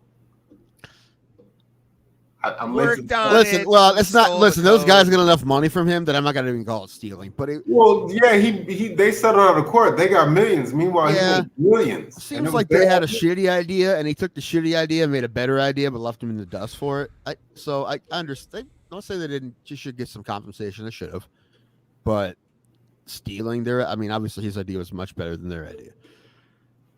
So I don't know, but yeah, that apparently that thing with the rating the chicks, the animals, whatever, that was real, and the other, like, I don't know, the other shit he did, like, he was a weird. Wait, what happened? I think he had a thing that like went through the pictures of students and like compared them to farm animals. I believe that was what it was. Oh shit! Just like stuff like asshole kids would do, but like not looking at him as an adult that is one of the richest people on earth and has a bazillion-dollar company in Meta. But I do respect the jiu-jitsu thing, man, for sure, because that's real. Those tournaments are real, and you can't buy your way into learning jiu-jitsu, and you can't buy your way into, well, maybe you can pay some people off, but he's not doing that, right? That's real, and he doesn't have to do that. He can just live in his bubble where everyone tells him he's great and awesome no matter what, but he's doing something that's completely different. So good for him. I'm sure he does well at jiu-jitsu, but I refuse to believe that guy could beat me in a fight. I cannot see it. Pulse, you have fighting experience. You're saying you can beat all these people up. You can say the other day you said you could beat Mickey Gall. Yes, you could beat Mickey Gall. There's no way. You know what? Let's start the campaign. Would you meet him at his gym and fight him? Done. If it was straight strikes, as long as it's not MMA, because I don't want to grapple. I do not wish to grapple. All right, Jake Paul. Jake Paul. Boo. Yeah, you can't say you beat him on the feet only and expect to. That's like saying you can beat a soccer player in a field goal kicking contest. I've never done jiu-jitsu, so it should be assumed that I could not hang on the ground with them. But I'm saying if it was straight striking, you never did jiu-jitsu. That's one of the prerequisites for this show. You have to have at least this much grappling knowledge. Yes. You have to be a casual white belt to at least be on the show. Yes. Go to your local gym. Go to Moreno's gym. Oh, Moreno's fighting soon. Who's he fighting? I forget. I don't know, Tim. Who is he fighting? Somebody's going to be fun. Yes, but not just Mickey Gall, also James Vick. That guy gets knocked out by Augusta Win nowadays. So I feel like... Well, I mean, when you fall victim to an up kick, I think that's one of the only up kick knockouts I've ever seen in the sport's history. is that James Vick fucking up kick that he got to the face. Just he felt like somebody had shot him with a taser. Who is that? Nico Bryce? Joaquin Buckley, Alex Morano. That's gonna be fun. I'm excited for that. That'll be foxy. And as my cousin's former jiu-jitsu coach, I gotta go with Morano. He's my man. Although my favorite fighter did lose on Saturday, but it was okay. It was a close fight, and it's okay. It was a fun fight. I like that fight. It was a good. You talking about Kevin Holland? Yeah. Yeah. It was a good It was fight. a fun-ass I'm fine with fight. him losing that fight. Yeah, it was a good fight for sure. And plus I don't expect Kevin Holland to win a championship, although he's only 30. So he has some time. But I love watching him fight. Every time I watch him fight. It's a fun time. That's why he's my favorite fighter. Before their career is done, I just want to, and it probably won't happen, but I just want to see Holland versus Adesanya. I just want to see what it looks like. That would be a retirement fight for sure for somebody. Well, I think it's going to look like all arms because the guys are both so long. It's going to be yeah. Well, I mean, at one point he was two making wacky waving inflatable arm throwing two men fighting each other. like at one point Holland was making noise at 85, so I felt like that wasn't far off, you know. Yeah, until they figured out he couldn't wrestle. Although, listen, I didn't think he was going to be Chiesa, and he looked great against Chiesa, and he looked good against Della Madonna, or whatever you say it. But he just lost, and it was a split decision, right? It's pretty close. I think they got it right, though. I think he did lose, but barely, fucking barely. Like that was a very close. He's fine. Get him another fight as soon as possible. He's Kevin Holland. He likes to fight a lot. I think he's going to probably get another one before the year's up. Dude, they need to fucking start stacking 295 up, dude. There's nobody on 295 other than Jones and Stipe. They'll start announcing that closer, like next month. Yeah, I think that'll be when you start, because it's November 3rd. Yeah, but it's getting fucking soon. But that's what they do, Tim. Not always, dude. Before COVID, they gave you fights 6 months in advance, and now they give them to you a month in advance. I'm just saying they want to make it scarce. Oh, by the way, I found out something very scary from this TKO merger. Something. Oh, dude, didn't they fucking fire a bunch of people? They've been laying off people by Zoom. By the way, by fucking. Don't Zoom. fucking fire me on Zoom. Give me at least call. Yeah, like that shit, dude. Like the fact that people were sent home and then like, oh yeah, we'll Zoom you to let you know if you got a job or not. Like, what kind of fucking? That's got to be a Vince fucking thing where it's like, haha, pal, it's fun. Like, I get to press on a screen and say, you're fired. Like, it's, but here's the worst part.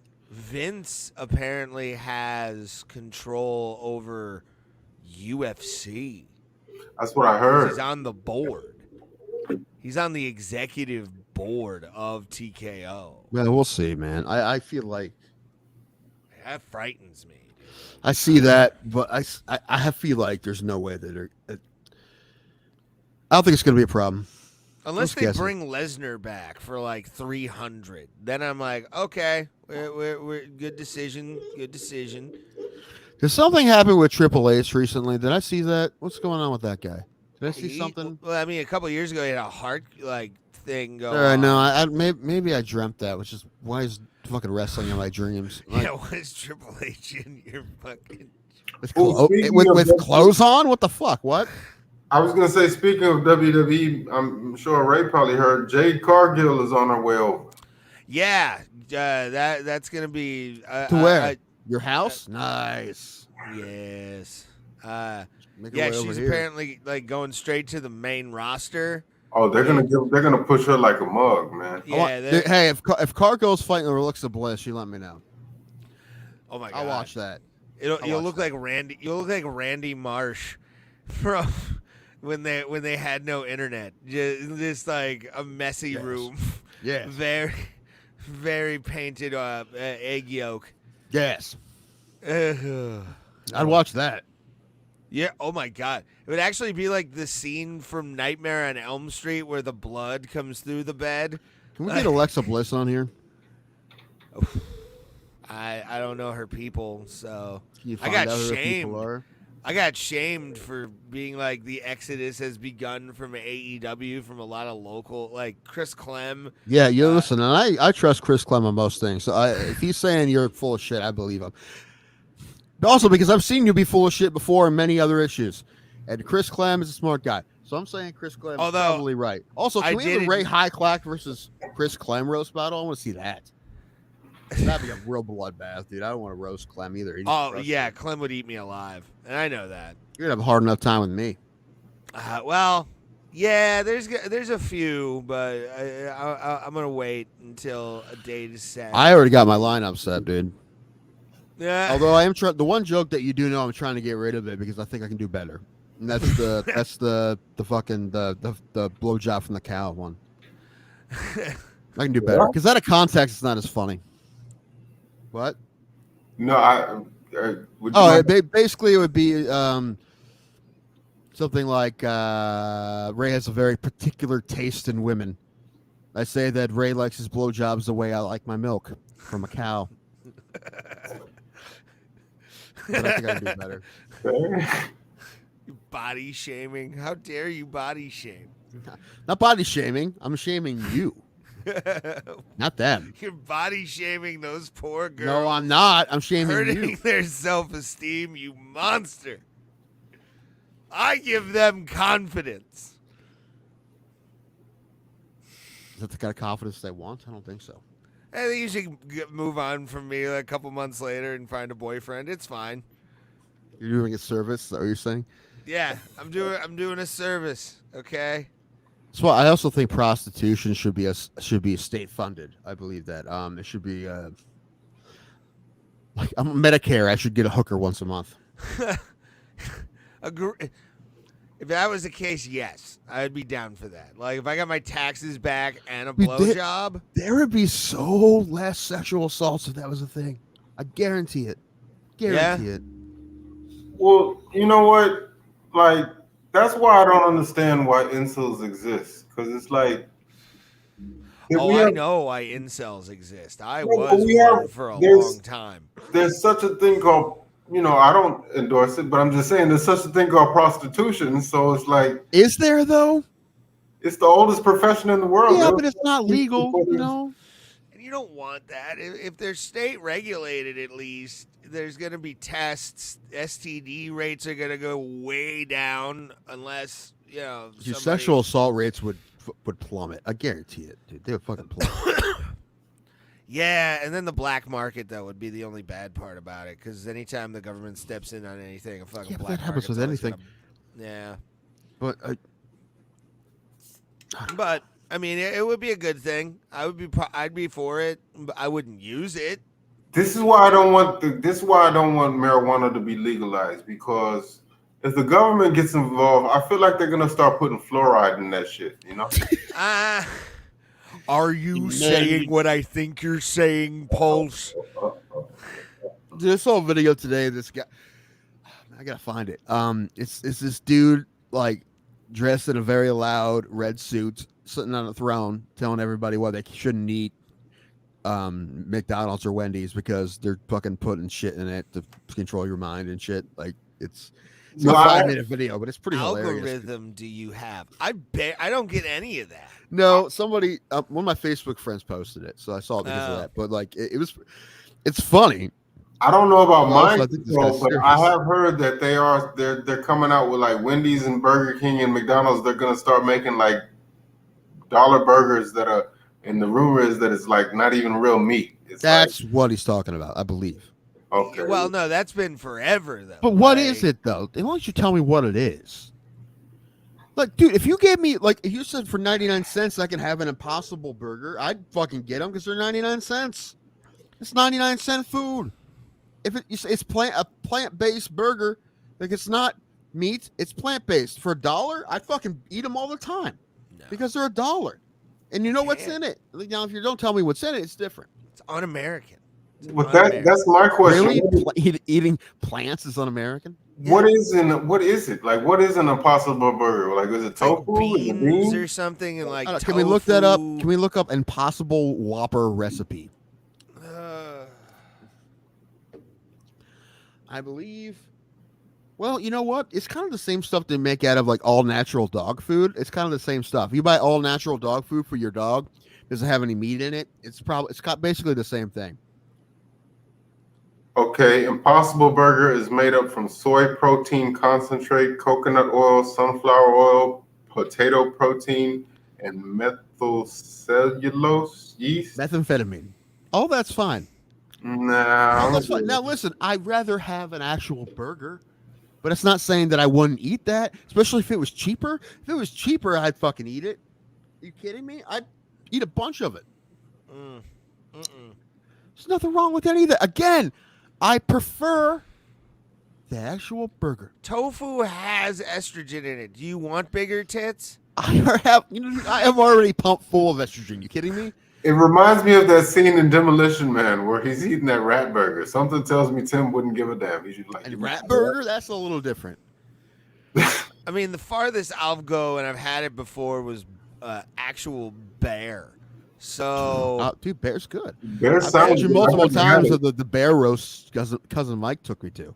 That was fun. Is it good? I've had bison meat, but I've never had bear. Is it Not good? bad. Not bad. I mean, it's like Bison's- anything else, is how you prepare it, you know?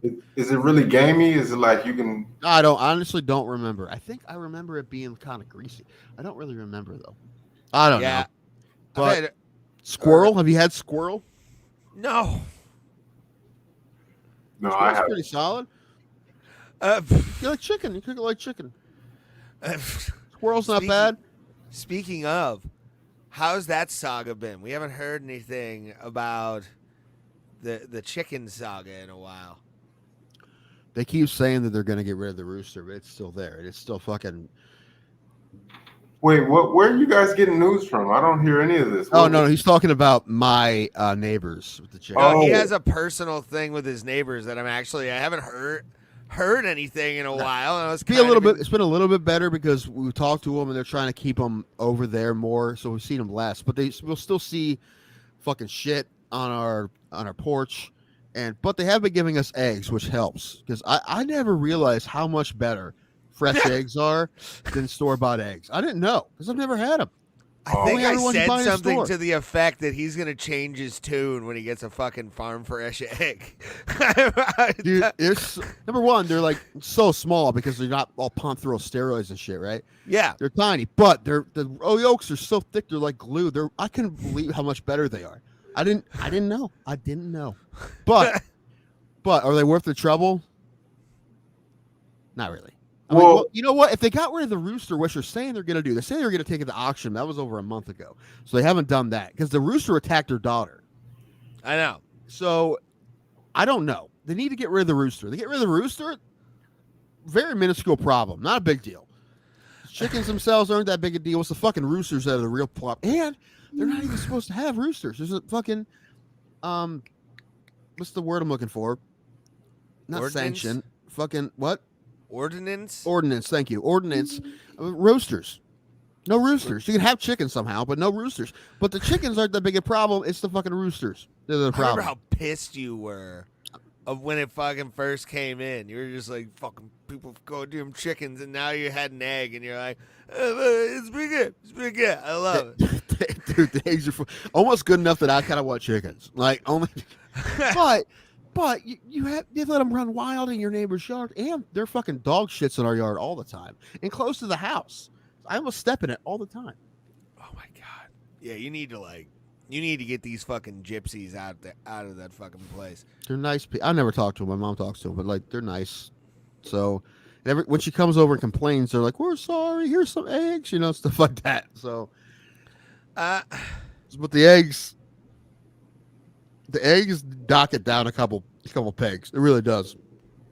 Did they charge you for these eggs? No, Oh, they gave us free eggs. However, like if I have to go, like if I'm hungry, and I'm like, how many of these eggs do I need to eat to be full? It's like 6. Like you have to because they're small eggs, but they're really good if you put them on something. Like I have ham and bagels. I want to make an egg sandwich. Nice. Which I'm gonna do maybe today or tomorrow, maybe tomorrow. But I don't have their eggs anymore; those are gone. But Also, I want a hard boil one because I haven't tried that with those eggs either. And the yolks are so thick. I'm curious what a hard boiled egg and those kind of It's real just thick yolks would orange be. when you pull it off. It's They, just well, I mean, all the egg, orange. number one, they're brown. The eggs are brown. Yeah, I've had. They're very good. I couldn't yes. believe how good they were. Is that the way they're supposed to be, or why do they come out white sometimes? All I know is they pumped all those chickens full of crazy chemicals to make them have big ass fucking eggs with watery yolks, and those yolks are like glue, and they're fantastic. But they're small eggs, but they're good though, man. I couldn't, like again, I keep saying it because Ray asked. I couldn't believe how good they were. Yeah, I've had I've had like hatched eggs before for like breakfast and shit. It's pretty good. There's people like around this area, Tuscarawas County. There's a couple places I've seen signs that said they're selling eggs. This is like $2. I'm like, $2 what? You're talking about $2 a dozen, right? I hope so. Yeah, probably. It's $2 an egg is ridiculous. Yeah, $2 an egg is a little fucked. You have to be like this big ostrich eggs for $2. But $2 a dozen, that's not bad for real good eggs. That's pretty good. I'd do that all day. I love eggs. I'm an egg guy. I don't know about you guys. I like eggs. Yeah, I like eggs. Oh, I'm yeah. really excited actually to have me a nice bagel, ham, egg, cheese.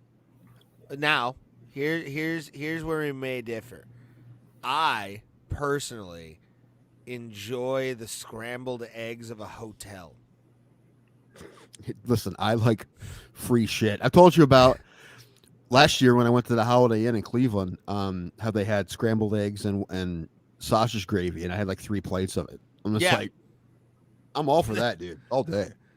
Yeah, there's just it's got it, it's fake, but at the same time you're like, oh, this is actually pretty fucking good. Like scramblers or whatever. Yeah. I don't, but I don't really care. I mean, I like real eggs, but I used to work at a breakfast restaurant, dude. We had good shit. I like that place.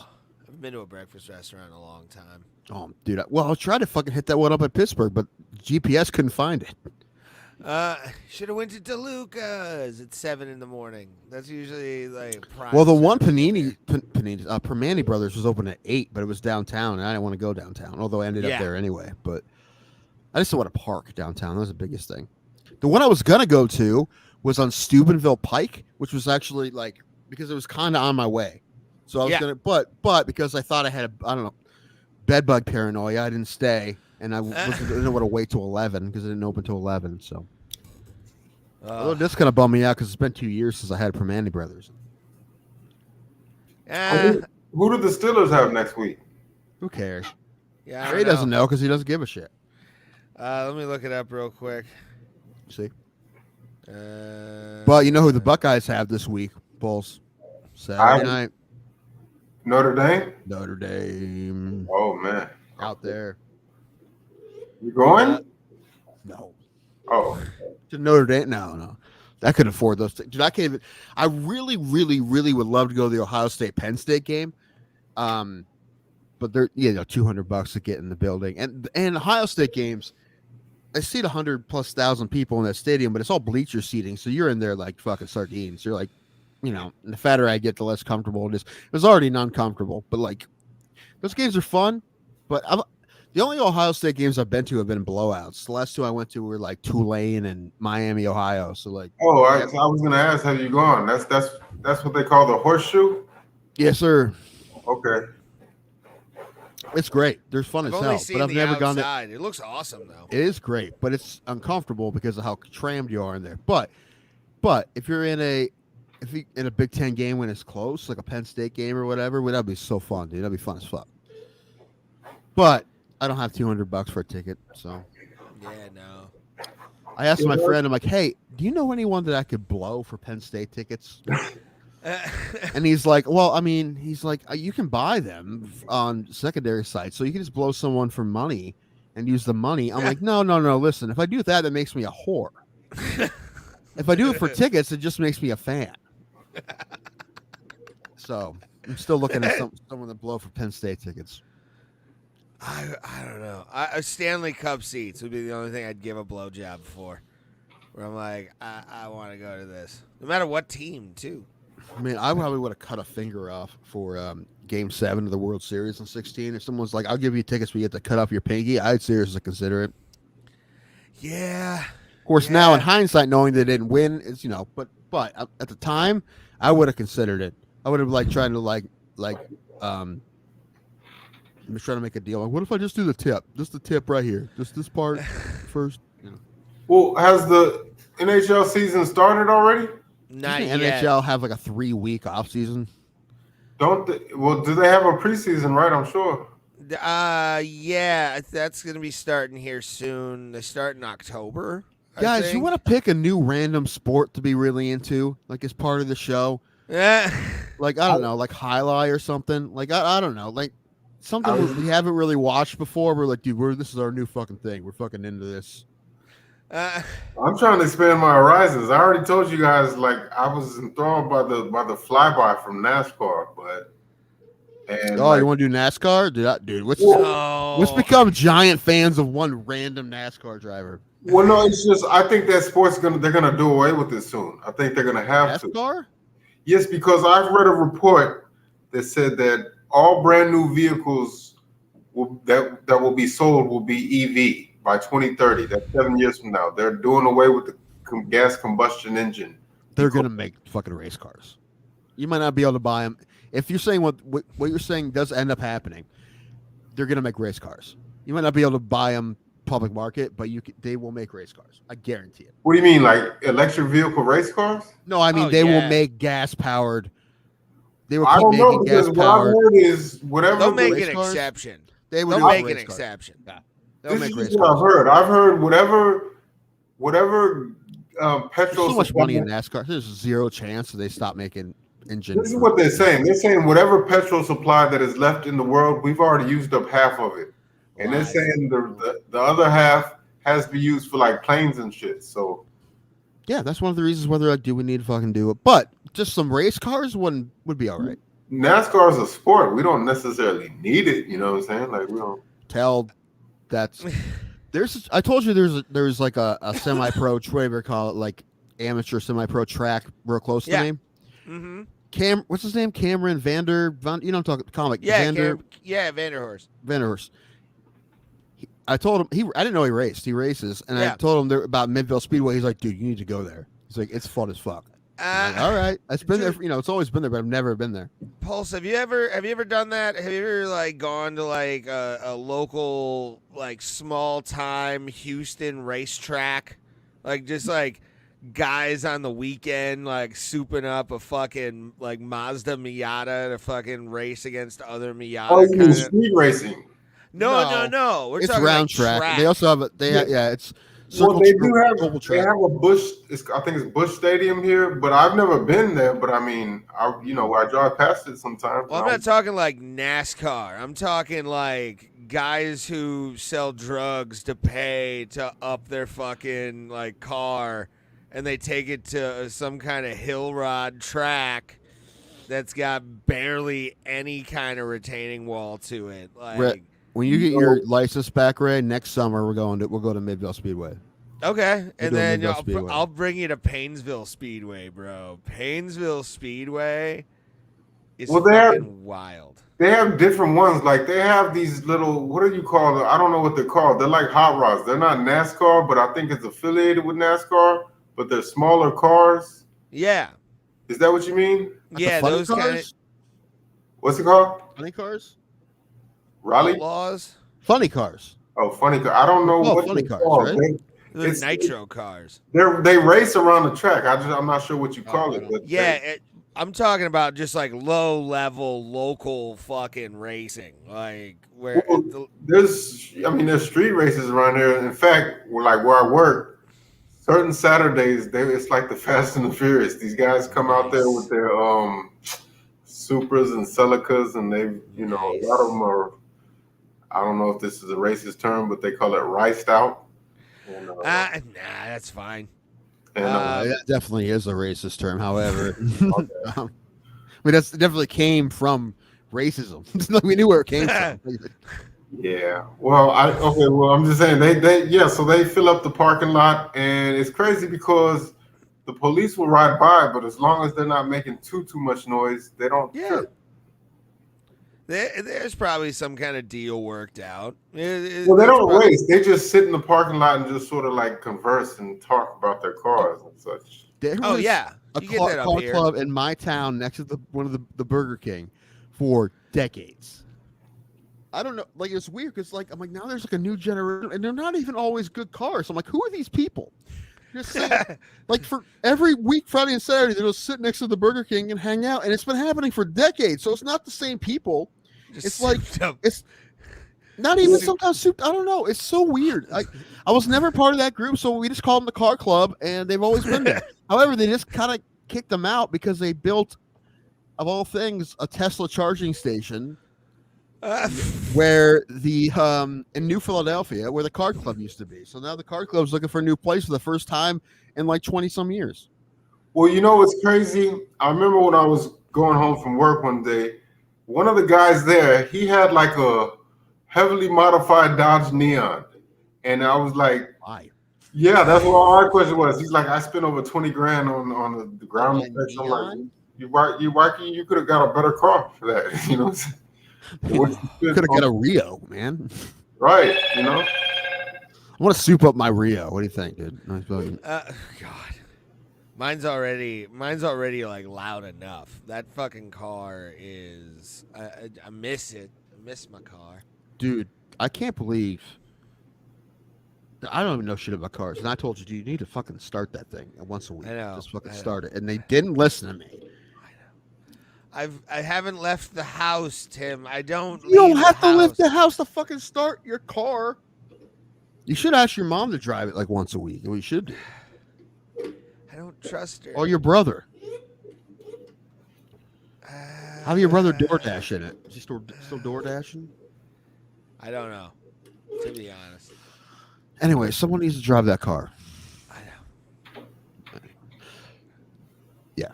Anyway. I wish it was me. Right. You'll get your license back eventually. When is it? Like April? March of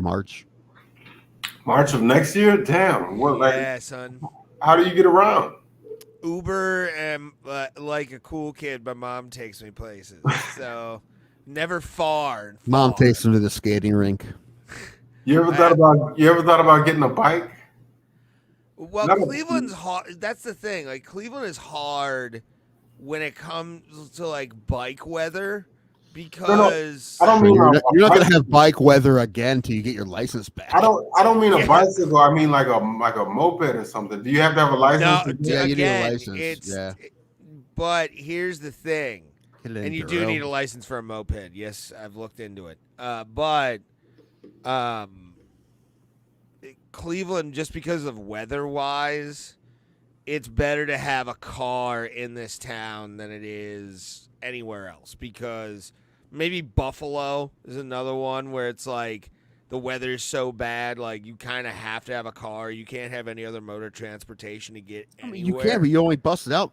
You know, like the people who. What about one of those? They get it 3 months a year. You get. What about one of those 50cc scooters that has pedals on it?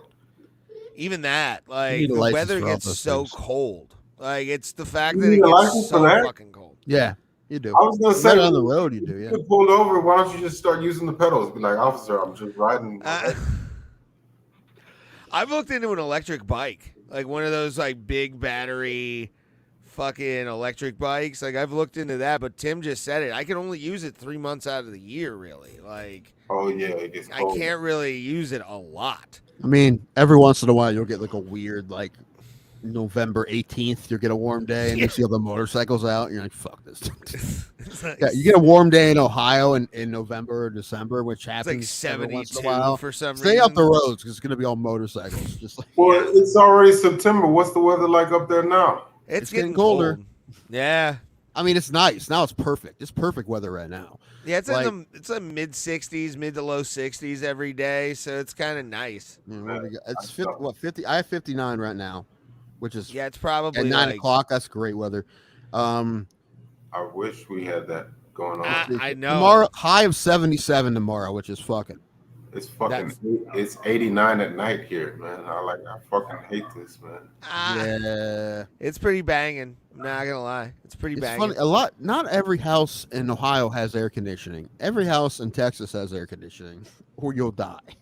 Even the cheap housing has air conditioning in Texas. I found that out. Yeah, like a few years ago, we had a snowstorm, and I actually missed that, man. Like I didn't like the power getting shut off, but other than We need that, to get poles here in the dead of winter when there's a snowstorm. Like, well, it'd be hard for them to get it, but like, when they have to like melt the airport. no, I mean, I used to live in Herndon, Virginia, so I've been around snow before. I actually, It's been a long time. All right, we'll get you here when it's like a week of -10. Yeah, come here when it's like brown or like the last couple games of the Browns season, and Anyway, we'll take you to a Browns game when it's -10 and like effect snow. yeah, no, yeah. it's crazy because I actually have a nice collection of jackets, but they just collect dust in my closet because I never have any reason to use them. People in Texas wear jackets at 75. I found that out. Like,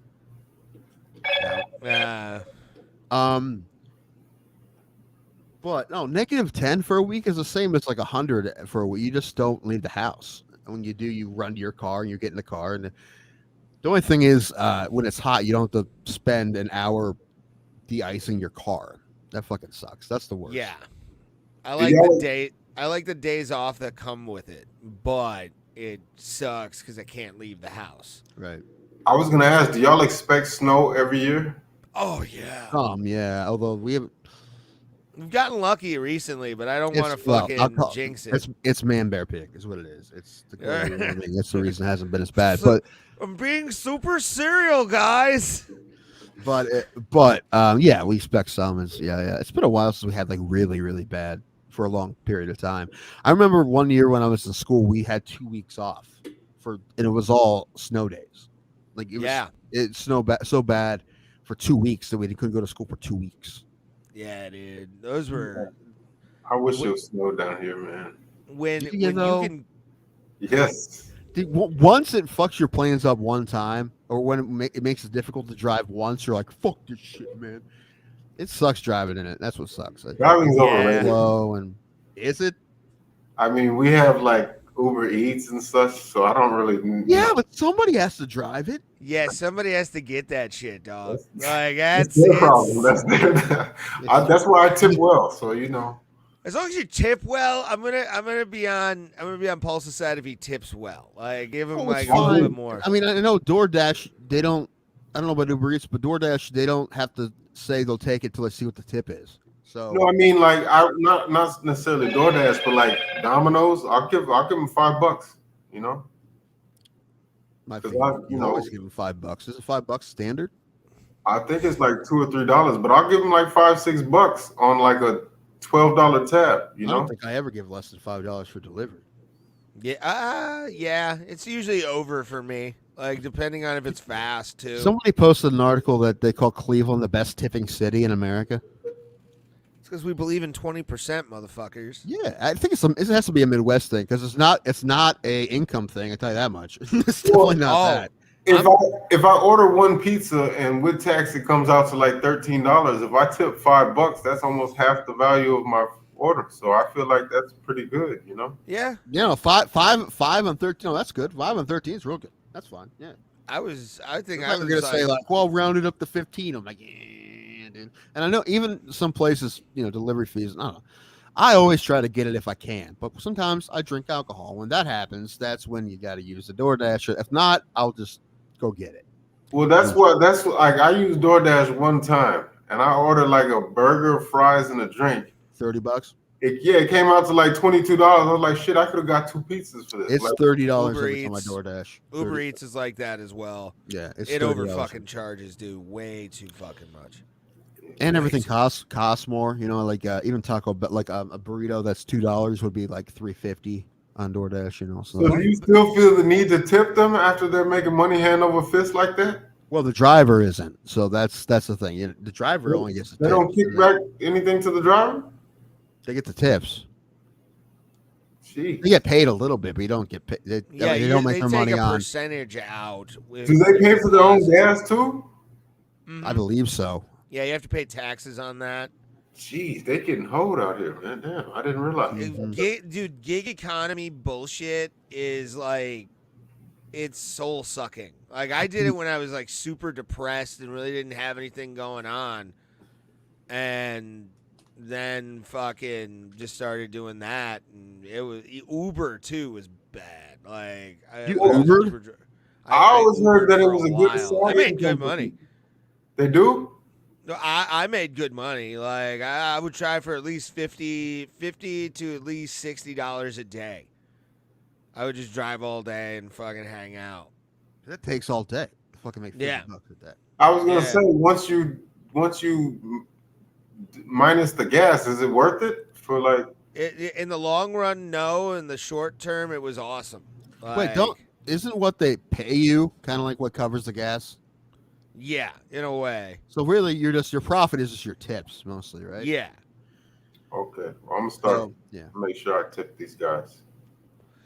Tip the Uber Yeah, drivers. dude, I think I tipped my Uber driver on the way back like $8 or some shit from Pittsburgh. That was a 10-minute drive. Yeah. Yeah, I spent like $14 including tip on the first Uber, and then like 30 on the other one. So I was like, yeah. It wasn't far, just because it was a night, and I made a mistake. I thought Lyft would be quicker, and Lyft was more expensive, and I got Lyft instead of Uber. Lyft is always more expensive. No, it's not. No, it's not. Not Near always. me, it is. Not always. That's why you got to have both. Well, I do. Well, am I check 'em mistaken? Or didn't Lyft used to just be for women? I have no idea. That'd be hilarious. That's what I heard because I heard that like when they started out, a bunch of women were getting harassed or something like that, so they decided to make a thing exclusively for women. You know? Yes, it's called Broad City. Is the name of the service. How about this one of just fat people driving fat people? Can we have that? Call it Fat Squared. It reminds me of an episode of the Wayans Brothers because they were like, there's this thing in New York in the '90s that where taxis wouldn't pick up black folks, so they decided. They decided to start their own cab company, and they actually had an afro on top of their cab and shit like that. It was funny. That was a famous thing in New York for a long time. Like Opie and Anthony, the radio show, did a thing with Patrice O'Neill, R.I.P. King. Miss that man every day. But where it was called a word Pulse can say versus Nazi to see who would get picked up more. Oh, shit. While Anthony was wearing a spiked German war helmet, like a Nazi war helmet, and the Nazi got more cabs to pick him up. I think it was best of 7. and Patrice would just come over and just be like, "Why didn't you pick me up, motherfucker?" And just like get in these people's faces. It's hilarious, dude. Like you can't even do that nowadays. no, You couldn't do it then either, really. well, I'll be back. at least Patrice was cool. Like actually played along and like played it up. If he would have been like, that's kind of messed up, Patrice was into all of that shit, man. Yeah, it's crazy. Unfortunately, I never became a fan of his till after he passed away. But like when I go back and watch all of his other shit, and a lot of his appearances on what was that show with Colin? It was on Comedy Central. It was nothing but comics on there. Yeah, Seller something. Yeah, something like that. And then him and Norton and Dave Voss. Chappelle, even Kevin Hart used to be on there. Kevin Hart used to get ripped apart by Patrice O'Neill all the time on that show. And it's crazy. He went on to be more famous than all of them from that show. You know? Oh yeah. Patrice was famous for just being in his own way and even admitting that. Like he was a smart ass motherfucker. Yeah. When I mean smart ass, I mean he was an asshole, from what I've heard. But people loved him, and I got why people loved him, because he said fucked up shit all the time, and like did like stuff that's today he'd be considered one of the biggest misogynists of all time. Oh my God, he'd get a lot of white women on FetLife, but that would pretty much be it. Patrice was so fun. I Well, got he's respected by everybody. Like yeah, everybody. Like I've heard Bill Burr say he's the funniest guy I ever knew. So it's like man. that's Do high you, praise coming from him. do you know how happy I was to find out, like, because I wake up at school, I had XM on my direct TV, so I got O&A live on my television every single day, twice a day. Pulse. Okay. 2 times a day. I would no, 3 technically, because it would go into the whatever you fucking call it. Like it would go into rotation at like midnight. Another the same episode of O&A. Yeah. So I'd fall asleep to it, and That explains a lot. Fall asleep to Opie and Anthony. That explains. Yeah, absolutely. Even Opie and Anthony, I didn't get into him till like years later. I was like, I would see Jim Norton. You remember Louis C.K.? I've Louis seen C.K. Jim had Norton a bunch of times. Yeah, what? You remember he had a Louis C.K. had a sitcom back in the day? Yeah, Lucky Louie. Yeah, and Jim Norton was on that, and I was always like, "Who's this little bald guy?" And then people were like, "You don't watch Opie and Anthony?" And then I started to get into it. I guess when I first heard of them, I always thought that they were. I felt like they and a guy from Chicago called Man Cow. I always felt like they were trying to copy off of Howard Stern. So that's the thing. Everyone's following it. Everyone was. Yeah. But like that's like how every talking head sports person is basically following Jim Rome. So have you guys ever seen the O&A or the Dark Side of the 2000s? Have you guys seen that yet? Is it just them? It's Howard. No, it's Howard Stern. It's Man Cow. It's O&A. None of the O&A guys or none of the old Opie and Anthony guys that work for Compound are on it because they're loyal to Gavin McInnes. And like, yeah, it's one of those like it was a good documentary. I watched it today before the show because I forgot I recorded it and I just needed something to do while I was creating shit. And it was pretty interesting. But all it was basically a Howard Stern hate fest from people who like he talked shit to, who ended up becoming zeros. But they did nothing really. Did he have beef with Opie and Anthony or what? Oh yeah, they were O&A more. Well, Opie more than Anthony, to be honest with you. Like Opie wanted to be Howard Stern, like desperately. He wanted to be Howard Stern, and you could tell. Just like Ray wants to be Anthony Cumia. It's not going to happen though. I don't want to be the call or the genesis of something that's on a terror watch list. Okay, that's the only difference. Well, Anthony by proxy helped create the Proud Boys, but it's. Listen, that's why I understand why he's on the watch list. I'm sure they don't watch him too heavily, but I understand why he's on the list. I mean, I remember Just make one intern watch a show every once in a while. I remember as a kid, Howard Stern was like, you got to give it up to that guy. Like I could go back and watch old episodes now with everybody, like Beetlejuice, Gary the Retard, all those guys. Man, that shit was just funny to me as a kid, man. I love Private Parts. Private Parts is one of my favorite biopics I've ever seen because it's the biggest self-blowjob. It is, but it's weird how they can pull it off, make it entertaining. That's actually fun. Like, yeah. Private Parts is such a weird movie because how they pull off a guy doing his own biopic like that. And of course, it's not the whole story, and I'm sure he even whitewashed his own stuff. But not all of it's, he gives some shit in that movie. Whitewashed. He poured bleach on the whitewash. It was fucking that like rose colored for fucking Howard. Like that is. Oh. But I love Paul Giamatti in that movie. He's hilarious in the movie. He's a real piece of shit, but it's hilarious. You just say WNBC. Like Mr. Amos does. It's a character. Oh, that fucking movie, man. That More people is- should do their own biopics. Like Weird Al. This was great. I've You ever not seen yet Weird? seen it. I haven't seen it yet. Watch it, dude. It's great. You know who really needs one, man? And I don't know who they will get to play him, but they need to make one on Mr. T. I don't know if you guys know, but that guy has had a hell of a life. Like, Yeah, and was he a dancer or something like that too? Or no, like, before he was famous, before the A-Team, before wrestling, all this shit, he was a real gangster, like a real deal gangster. And he was actually supposed to be a hired hitman at one point in time. Dude, they're gonna make the biopic, but it's gonna be starring and directed by Michael B. Jordan, and it's gonna be garbage. Yeah, no, no.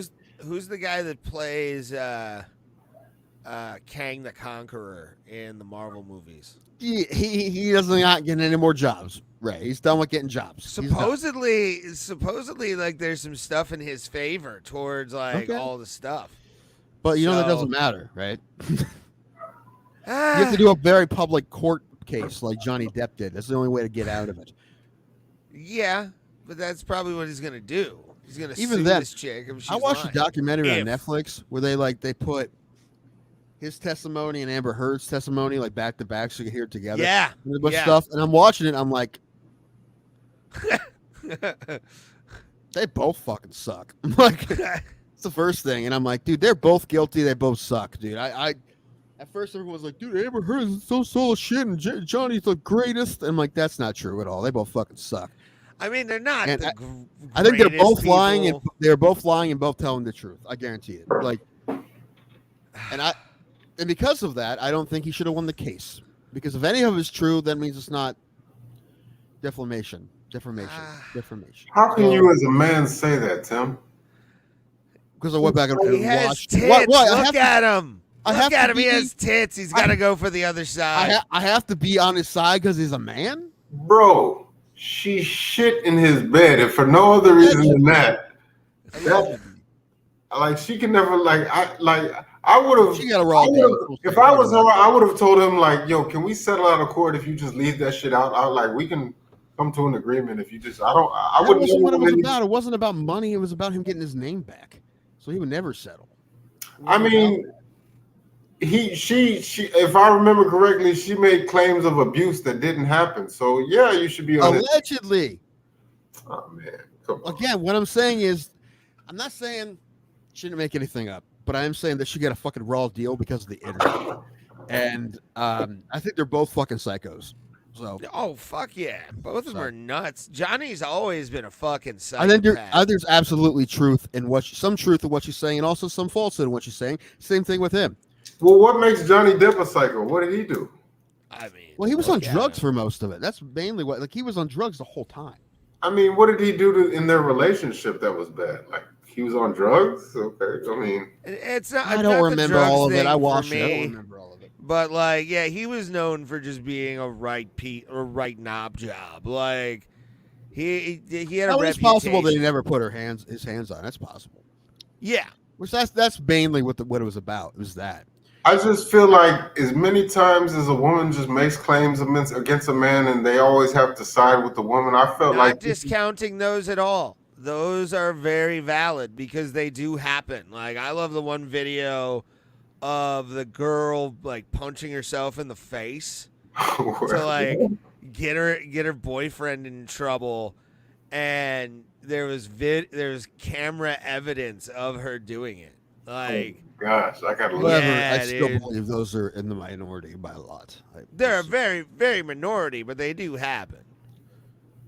You got to acknowledge that they do happen. Well, I just know that nowadays, if there's even just a claim of domestic violence and the police show up, there's like a law on the books because of O.J. Simpson that the man has to go to jail. They're not even gonna. They'll find out what happened later, but they have to take the man to jail as like a precaution. Oof, I don't know if that's true, but This is I've what I heard heard a because lot of people where cops show up and they just like let everybody go. They just basically make sure no one died. And I've seen it. I've seen where the cops showed up, and she can basically slap the shit out of a guy, punch him, kick him, do whatever. But if he so much as grazed her lapel on her shirt, he's going to fucking jail. Oh yeah. And it's like, you make a choice. I'm also not saying that the it's... laws aren't fair. I'm not saying that either. Yeah. I mean, of course they aren't. But like, yeah, they. Oof. I don't know, but I feel like Amber Heard, her career rightfully took a nosedive after. Like, you haven't seen her in nothing. Well, you know what? I'm gonna write a script specifically for her and Kevin Spacey. Kevin Spacey and Amber Heard together. They play father daughter, and they can have a very tumultuous relationship. But it's gonna be a good one. And I'm gonna make it for about $3,000 because I'm gonna be able to afford to get both of them for about $500 each, and I'm doing it. It's gonna be a great movie. People aren't gonna watch it out of spite, but it's gonna be a great piece of film. The greatest script ever written by AI ever. I got a random question. Y'all guys think Jared Fogle is in protective custody? Oh, yeah. Oh, you would assume so. Well, yeah. it depends. Is he still alive? Then yes. Yeah.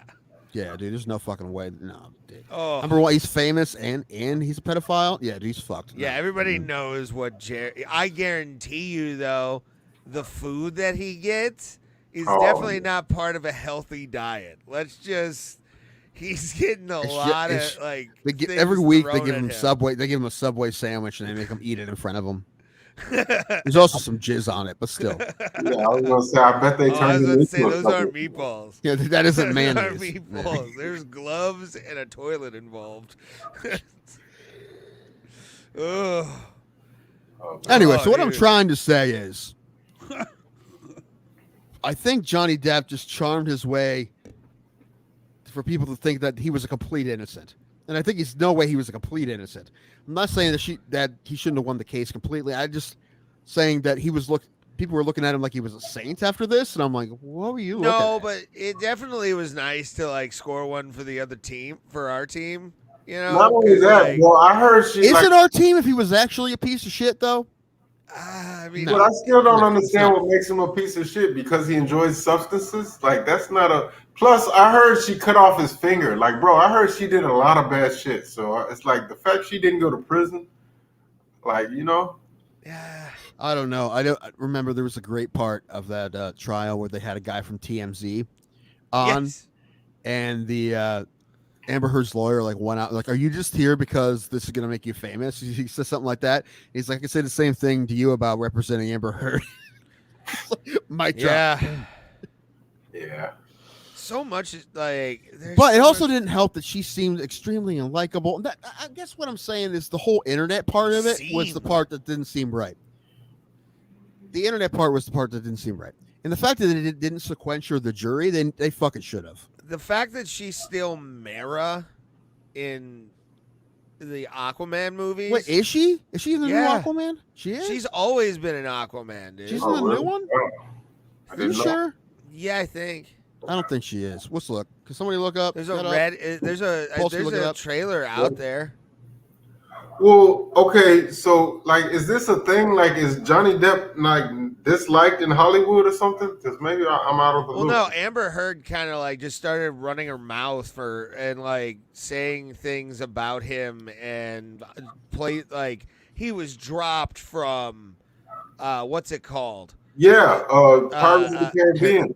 Completely dropped from that. That's fucked up. You're fucking up his bag now. Fantastic Beasts. They replaced him in Fantastic Beasts. Yeah, that too. Yeah, that's why he did this court case. That's because he wanted to try to get his career back. Because no one was going to ever. And the truth is, if he didn't do it, no one would ever hire him again. But that's what I'm saying. So like, if he was like universally, like, you know, like Keanu Reeves, everybody loves that guy. Yeah. So would it have been different if it was him? Would you be on the side, Tim? Keanu? Yes, until we found out other stories about him. And yes, you're right. She was in Aquaman 1 and 2. Damn, I didn't realize. The new one? She's in the new one? Yeah, but I didn't realize she's 38. Like that. I remember her in Never Back Down. I thought she was like a teenager in that movie. You remember that movie? Yes, that whole piece of garbage, man. Never Back Down may be the worst movie ever made. Oh man, I like that movie, man. Of course you do. That movie's great. Sheesh. That And for no other reason because of Jaimin Hanzo, man. that movie made it impossible for any martial arts movie to ever be good, or mixed martial arts movie. They're all trying to still get out from under the shadow or the depths that Never Back Down put them in. All the Do you know MMA how movies. many Street Fighters that movie made? Like guys who are like, yeah, I do that stuff. I do it all the time, and you can just tell they're lying. You're like, man, I really wish we Nah. could bring back a show that was just basically Street Fighters versus professionals. Or just no. How about this? Just Street Fighter amateurs versus trained amateurs. Let's do that. Can we do that? bare How about knuckle, that? dude, get game bred MMA on it. Let's do it. Sure, we do a bare knuckle in Florida. Absolutely. Dave Portnoy told a story about a barbecue he went to. His Jorge Masvidal's barbecue. And he said it was like the craziest barbecue he's ever been to. But there was this girl who was this hot girl who was just talking to him the whole time. And like every time he would get up, she would like follow him. She was like a sign to him. And eventually he had to ask. He's like, "What's the deal with this girl?" And he's like, "Oh, you're not interested?" He's like, "No, dude, I have a girlfriend." They're like, "All right." So they like told her to back off. I'm like, "That's the kind of barbecue I want to go to, dude." That does sound gangster. Whoa. You saying Masvidal is a pimp or what? Not exactly, but they had a girl that they basically said to her, and she agreed, like, "Hey, you stay on Portnoy." You're on Portnoy point. Yeah. Yeah, dude, that shit happens all the time with like rich guys. That's never happened to me. It's like, that's bro plot of goals. All right, that happened to us. Yeah, get invited to Jorge Masvidal's barbecue. Yeah. I dig it. Me and Pulse have a couple tens following us around. Ray has a 4.5, but he's into it. No, there's a 10, but she's not happy. She's there. She's my point. Wait, so Jorge has his own barbecue joint, or was this like a? No. It was a party. It was a barbecue, like a party. Because I'm envisioning a backyard like the ones he used to fight in. Like, That was probably what the party was like. after So the it's probably a barbecue, nicer house we got some nowadays. fights for you guys to watch too. Some of the guys I grew up with, they're gonna get it on. Garage I- fights. That's another thing I want to happen. I want to have money to have bro plata parties that are basically just amateur fights. We're just throwing money in the fucking the cage. Like, Keep going. 2 men enter, 1 man leave. That actually would be fun. Not gonna lie. it would. I don't know how legal it would be, but it'd be fun. Pay like. We have all these Fedor. giant goals, but we're never gonna hit them. We could. If we just Really? put How? effort- Pulse, if we what's put the effort plan? to this. What's the plan? The plan is this. That's what you're here for. You're here to help this Big nonsense. brain ideas. This become this. That's what you got to do. Okay, I do have some ideas. First and foremost, Get rid of Ray. All right, I'm already on it. no, I'm going. Okay, I'm because I've been saying this for a while, and I'm really finna get on it. There are some amateur fighters that I want to get in here, but I also want to get what's his name from Cincinnati? I've spoke about him before. Rich Franklin? No, Immortal Matt Brown. We've got to get him on the show. I don't know if he's an interview guy. Ask him. Fucking get a hold of him. Yeah. Okay. Just do What it. do you mean? Is he big leaguing? Is he like? No, I just No. don't think he's a big interview guy. Like, there's some guys that like to come on shows. I don't think he just really cares to. Oh, okay. We don't. The reason we've been 100 for 100% on interviews is because only people that want to do interviews come on our show, right? Well, maybe now that People don't be like, oh, I feel like I'm getting forced into this. That doesn't happen here, right? Because we're not a big show, so they have to want to come, and they've all been great. just maybe now that his career is winding down, like I feel like he's not like a regular guy. Like I know he's Ask a him. fighter, but he's like a regular guy. You know? Is Pulse on our Instagram? I don't think so. I don't think directly on the bro All plot right, one. get him on our Instagram. Also, I need the logins for everything because I'm not on anything anymore. Okay. But I need also make sure. I think we need to set up a backup for the email because I feel like I don't think we have a backup for the email. If we forget the password, we're fucked. So I think I reset it recently too. I hope you know what it is. If not, we won't be able to get into it. No, we'll be able to get into it. I'll just reset the password again. All right, that's fine. But we should probably put it back up on there anyway. Yeah, get them in that and this. Yeah, dude, ask anybody you want. You don't have to ask for our permission to ask for somebody. Okay, yeah, I was gonna say, what if it's not like cage fighting related? That's fine too. We don't care. Boxers, kickboxers, jujitsu. No, he's talking about like criminals from the street. That's fine too. I don't care. As long as it isn't Q joints, I'm fine with it. Oh no, really? The only problem I have with that is I don't like anyone coming on that won't tell me who they are. That's just weird to me. That's very strange to me. That's all. I feel like if you don't say your real name, you can open up. That's a very doing whatever you want and saying whatever you want and not giving a fuck because no one's gonna know who you are. That's weird to me.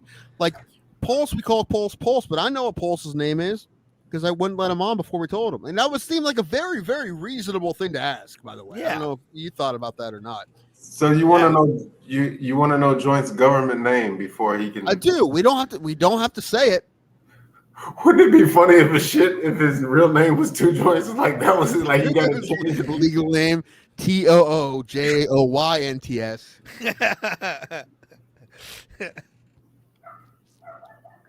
Okay. And yes, and I'm not going to do anything with that information. It's just weird to me. Help me out. Anonymity. That weirds me because like Ray and I, these are our government names. This is what we look like. These are our real lives and our real opinions. Like we throw it all out there. So I think when you don't do that, it gives you like. I don't know if I show your dick and not get in trouble. That's basically what I'm looking at. I don't know if I ever told you guys, but to be honest, you guys do have some of the most made up sounding last names I've ever heard. Like they just sound like screen names. That's more common than his. Yeah, mine's very uncommon. There is just a family. Like it's us. That's it. Yeah, there's Dankos out there. Have you heard of Danko Jones? That's a band. No. Rick Danko from The Band. He was probably the most famous. The closest thing I can even think of is Laura Sanko. No. Although I do want to do a show called Danko and Sanko, or Sanko and Danko. Either one's fine. I could call it. Let's get the PR. Let's see if we can get her on. I'll call UFC's PR for that. Danko and Sanko. Just to have an episode called Danko and Sanko. I feel bad for her, by the way.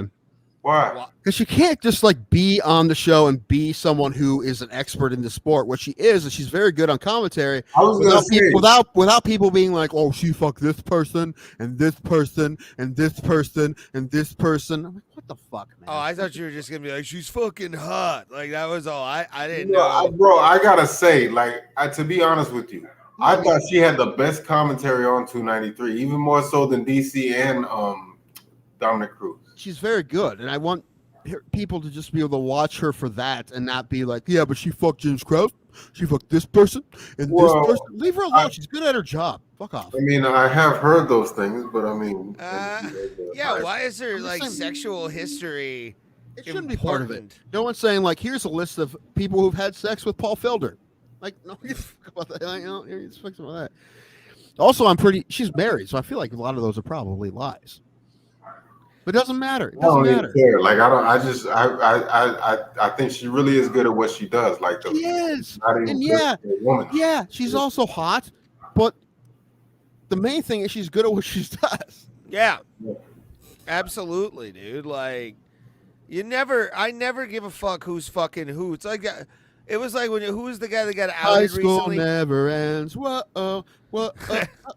No, that's a true statement, Tim. Like I keep watching. I don't keep watching, but I've watched some of these like red pill YouTubers and shit, and the way that they talk about women is like being back in high school. And it's like these are grown ass. 100%. We get it in our comments sometimes too. I'm never saying that we never say anything like that. I'm not saying that, but I don't want to be those people. I don't want to be that guy. No.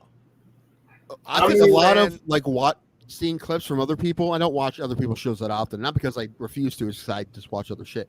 But one thing I definitely don't want to be is I don't want to be that. You know, I don't want to be like, hey, everybody. What am I looking for? You know, here's this clickbaity stuff. You know, here's me talking shit about women, or here's me talking shit. You know, like what? Like I don't want that at all. We'll do it in joke. We'll Right. definitely do it Like, in like here's a way me that just can't trying be to taken out of context. talk shit about Dan Hardy so much that he'll respond. That's not my thing either. I'm not going to do that either, unless something comes up and I have an opinion on it. But not just I'm just going to talk shit about this person until I respond. Yeah. I'm not going to do that either. Like That's why. Now, listen, would that help our ratings? 100% it would. But I don't want to do that. I don't want them like that. You know, there's a lot of things we already figured out that we could do that make the show bigger, faster that we don't want to do. And I was going to say, what if I can get Andrew Tate on here? Well, I'd tell him how I really feel about him. I would. How do you feel? I've been asking you the guys this for a while. Like, honestly, I feel like I don't know enough about him really to have a real informed opinion, to be honest, right now. But if he had him on, I would make one. I would figure that out. I'd do the research, unfortunately. But I feel him. Mike Jackson, that's a guy. If we had Mike, sorry, I don't mean to interrupt you. I was going to say if we had Mike Jackson on, I'd tell him how I feel about him. Yeah, see, that's another one. I don't care what anybody says. I will beat Mike Jackson. I don't give a fuck, man. Fuck Mike Jackson. Ray, have you got a hold of Mr. Militich lately? I have not. I'm giving it one more week. I'm gonna let the DUI settle. What I saw that he's still going to fight. It's just he doesn't plan on that being an issue. I was about to say he can get driven to the venue. He can like again. I read it again how, and I'm like, oh, just thank God no one got hurt because it was not good. It was didn't they say he hit a pole or something? He hit a bush. As long as he didn't hit a person, that's so you know what I'm saying. That's, exactly. This is Ray and I have made mistakes. Crime. Luckily, no one got hurt in ours. You know, but people fuck up, and he clearly did, and he would not. I'm pretty sure he would tell you that, right? I'm not saying that makes him less of a person. It makes him a person. It makes him human, right? So I still love to have the guy on. We won't talk about that, but like it's just. That's one thing I'm glad I can say. I've never gotten a DUI. There you go. Do you drive drunk? Every once in a while. See, you know. Not to your knowledge, but blink once for yes and twice for no. No, I really don't even drink like that anymore. You know what I'm saying? But yeah, I definitely do it less. Like the way I got mine was leaving my brother's house after drinking at my brother's. So now when I drink at my brother's, I almost always stay there. Right? That was one easy thing to fix. Which I could have done that night too. I could have just headed to the condo while they got food. But like we told you to do. Well, see, that's the thing. I love the Ray, get in the car. No, I'm fine. Ray, get in the car. No, I'm fine. 30 fucking feet later. That's the thing. I don't have any sympathy for these celebrities and rich people who get DUIs. No, you have options. Like for your average guy, he might just have to get home and he can't afford like a Uber or cab. But for like especially like NBA stars, they've invested millions of dollars in you, so like they can hire a service that will allow you to go to the club and get as fucked up as you want to. If I had the money, I'm sorry. Go ahead. I'm sorry. No. That's it. They'll take you anywhere you want to. They'll take you home to another club, wherever you want to go. And it's like for you to get in your car and drive drunk. I have no sympathy if you get pulled over. That's it. If I had the money, I would absolutely positively have a driver. 100%. Right. I wouldn't even buy supercars. I would just get a chauffeur and a luxury Sprinter van, and wherever I want to go. Yes, or a Lincoln Navigator. This is my Lincoln Navigator that my dude Larry drives or whatever. A Sprinter van. What are you, LeBron in the playoffs? Yes, luxury. You know, have you ever seen these luxury Sprinter vans with like the seats reclined? Have you ever seen LeBron's? No, I'm sure he has a bus that he sits in for playoff games, and he doesn't drive, he doesn't do anything.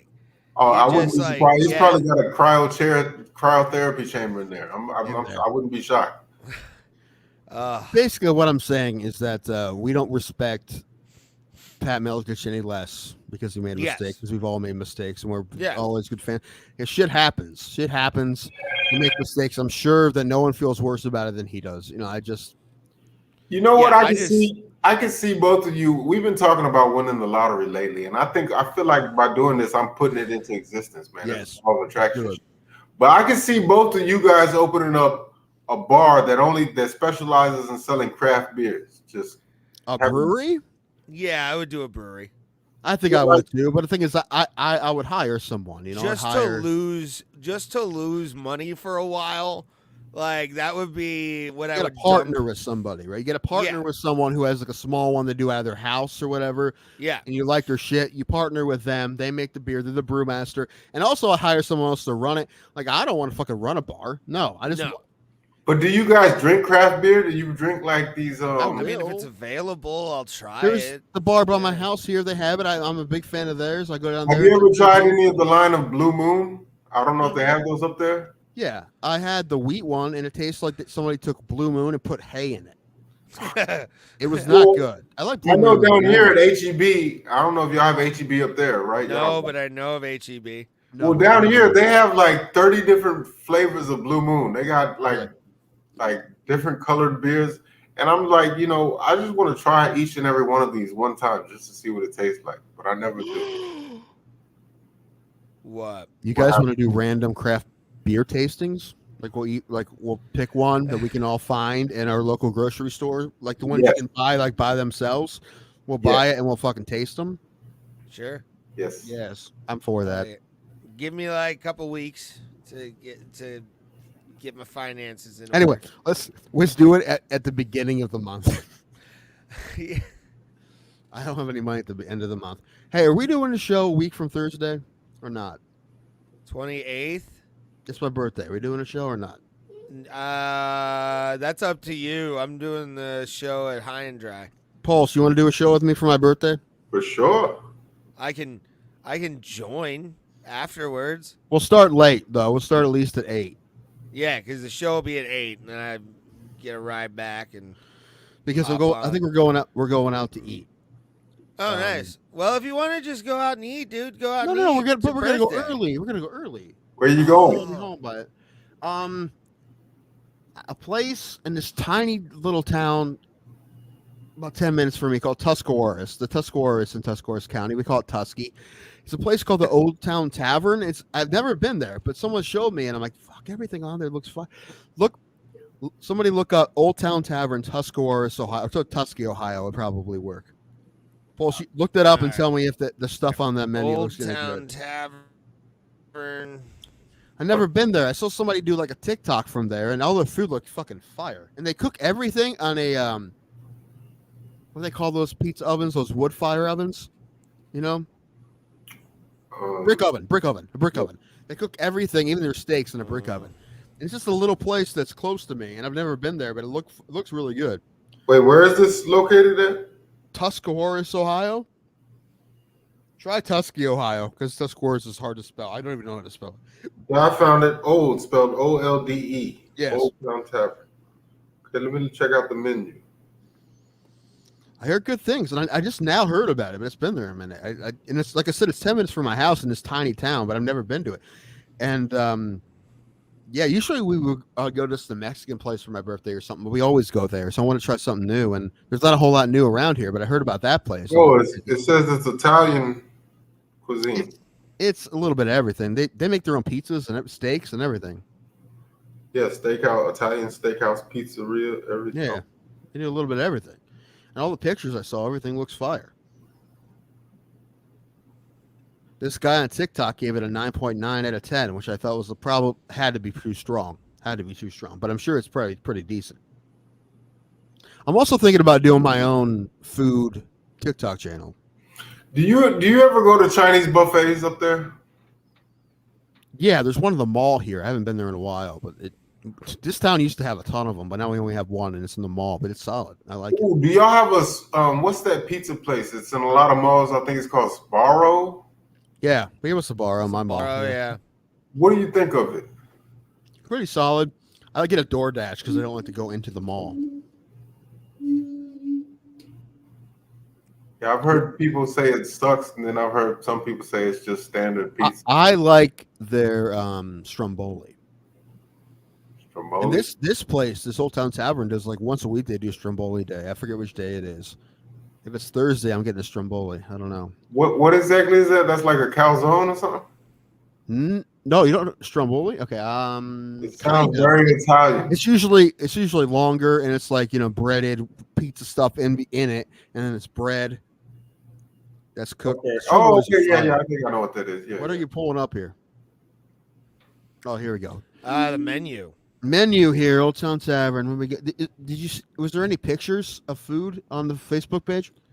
No, it was just this, and then I'm pretty sure there was. Maybe not. I don't know. hold on 1 second. I gotta do something real quick. Saying this is the place. I'm just saying I'm just excited because it's a new place around my area. That doesn't happen very often. And I saw a video online and I heard really good things about it. So I'm actually really excited because I've never been there and it seems like they have a lot of good shit.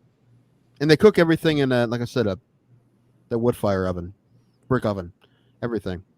And the building's been there for 200 years. So the building, not the restaurant. Interesting. But yeah, I'm excited, man. Last birthday, I went to some loser took me to Melt. Yep, you're welcome. I still appreciate that, by the way. That was very, very nice of you. You're welcome. And I miss Melt, dude. That's the got- last time I went to Melt. Let me bring this up. I had to close some messages. But anyway, I told my fam what I tell them every year. I'm like, hey, I'm going out to eat. This is where I'm going to go for my birthday. I would like you to come. If you don't, I'm going to send you all pictures of me eating alone on my birthday. Which I think is fair. They'll come. They'll show up. I don't know what time. My mom's off that day, so we can probably do it like 5:36. Nice. Oh, did you guys? Well, I'm sure you didn't, but if you want to, check out that documentary I posted in the Discord. It's only I didn't see it. Is that the Will Smith one? Yes. I just remembered because I was thinking about Joe Burrow and Joe Burrow being at Ohio State and then Joe Burrow leaving Ohio State because he didn't start. I'm like, how much shit can you give Ohio State? I'm like, well, none, because Dwayne Haskins played great. You can't bench Dwayne Haskins, no matter how good you think the backup is.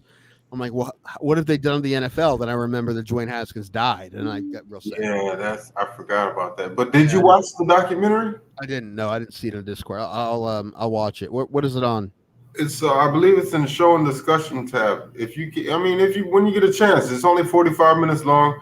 I highly recommend it. It's quite a story, man, and it's tragic, but it's crazy because he was a star at Ohio State, and then he was a star for the Saints right after Katrina, and the way everything unfolded in that whole situation, I don't know if he's the victim or if he's like to blame or what. This is Vice, dude. Vice is fucking awesome. Like, yeah. So I just, when y'all get a chance, because I want y'all's feelings on it. Do you feel like he's a victim in this situation, or did he cause this? So I don't really. Well, probably a little bit of both. But now I'm excited for this dinner in like a week, in like 9 days. What are you gonna get? A steak? I don't know. It's your birthday, man. You gotta go big. Get a steak. You think I'm not a steak guy though? What?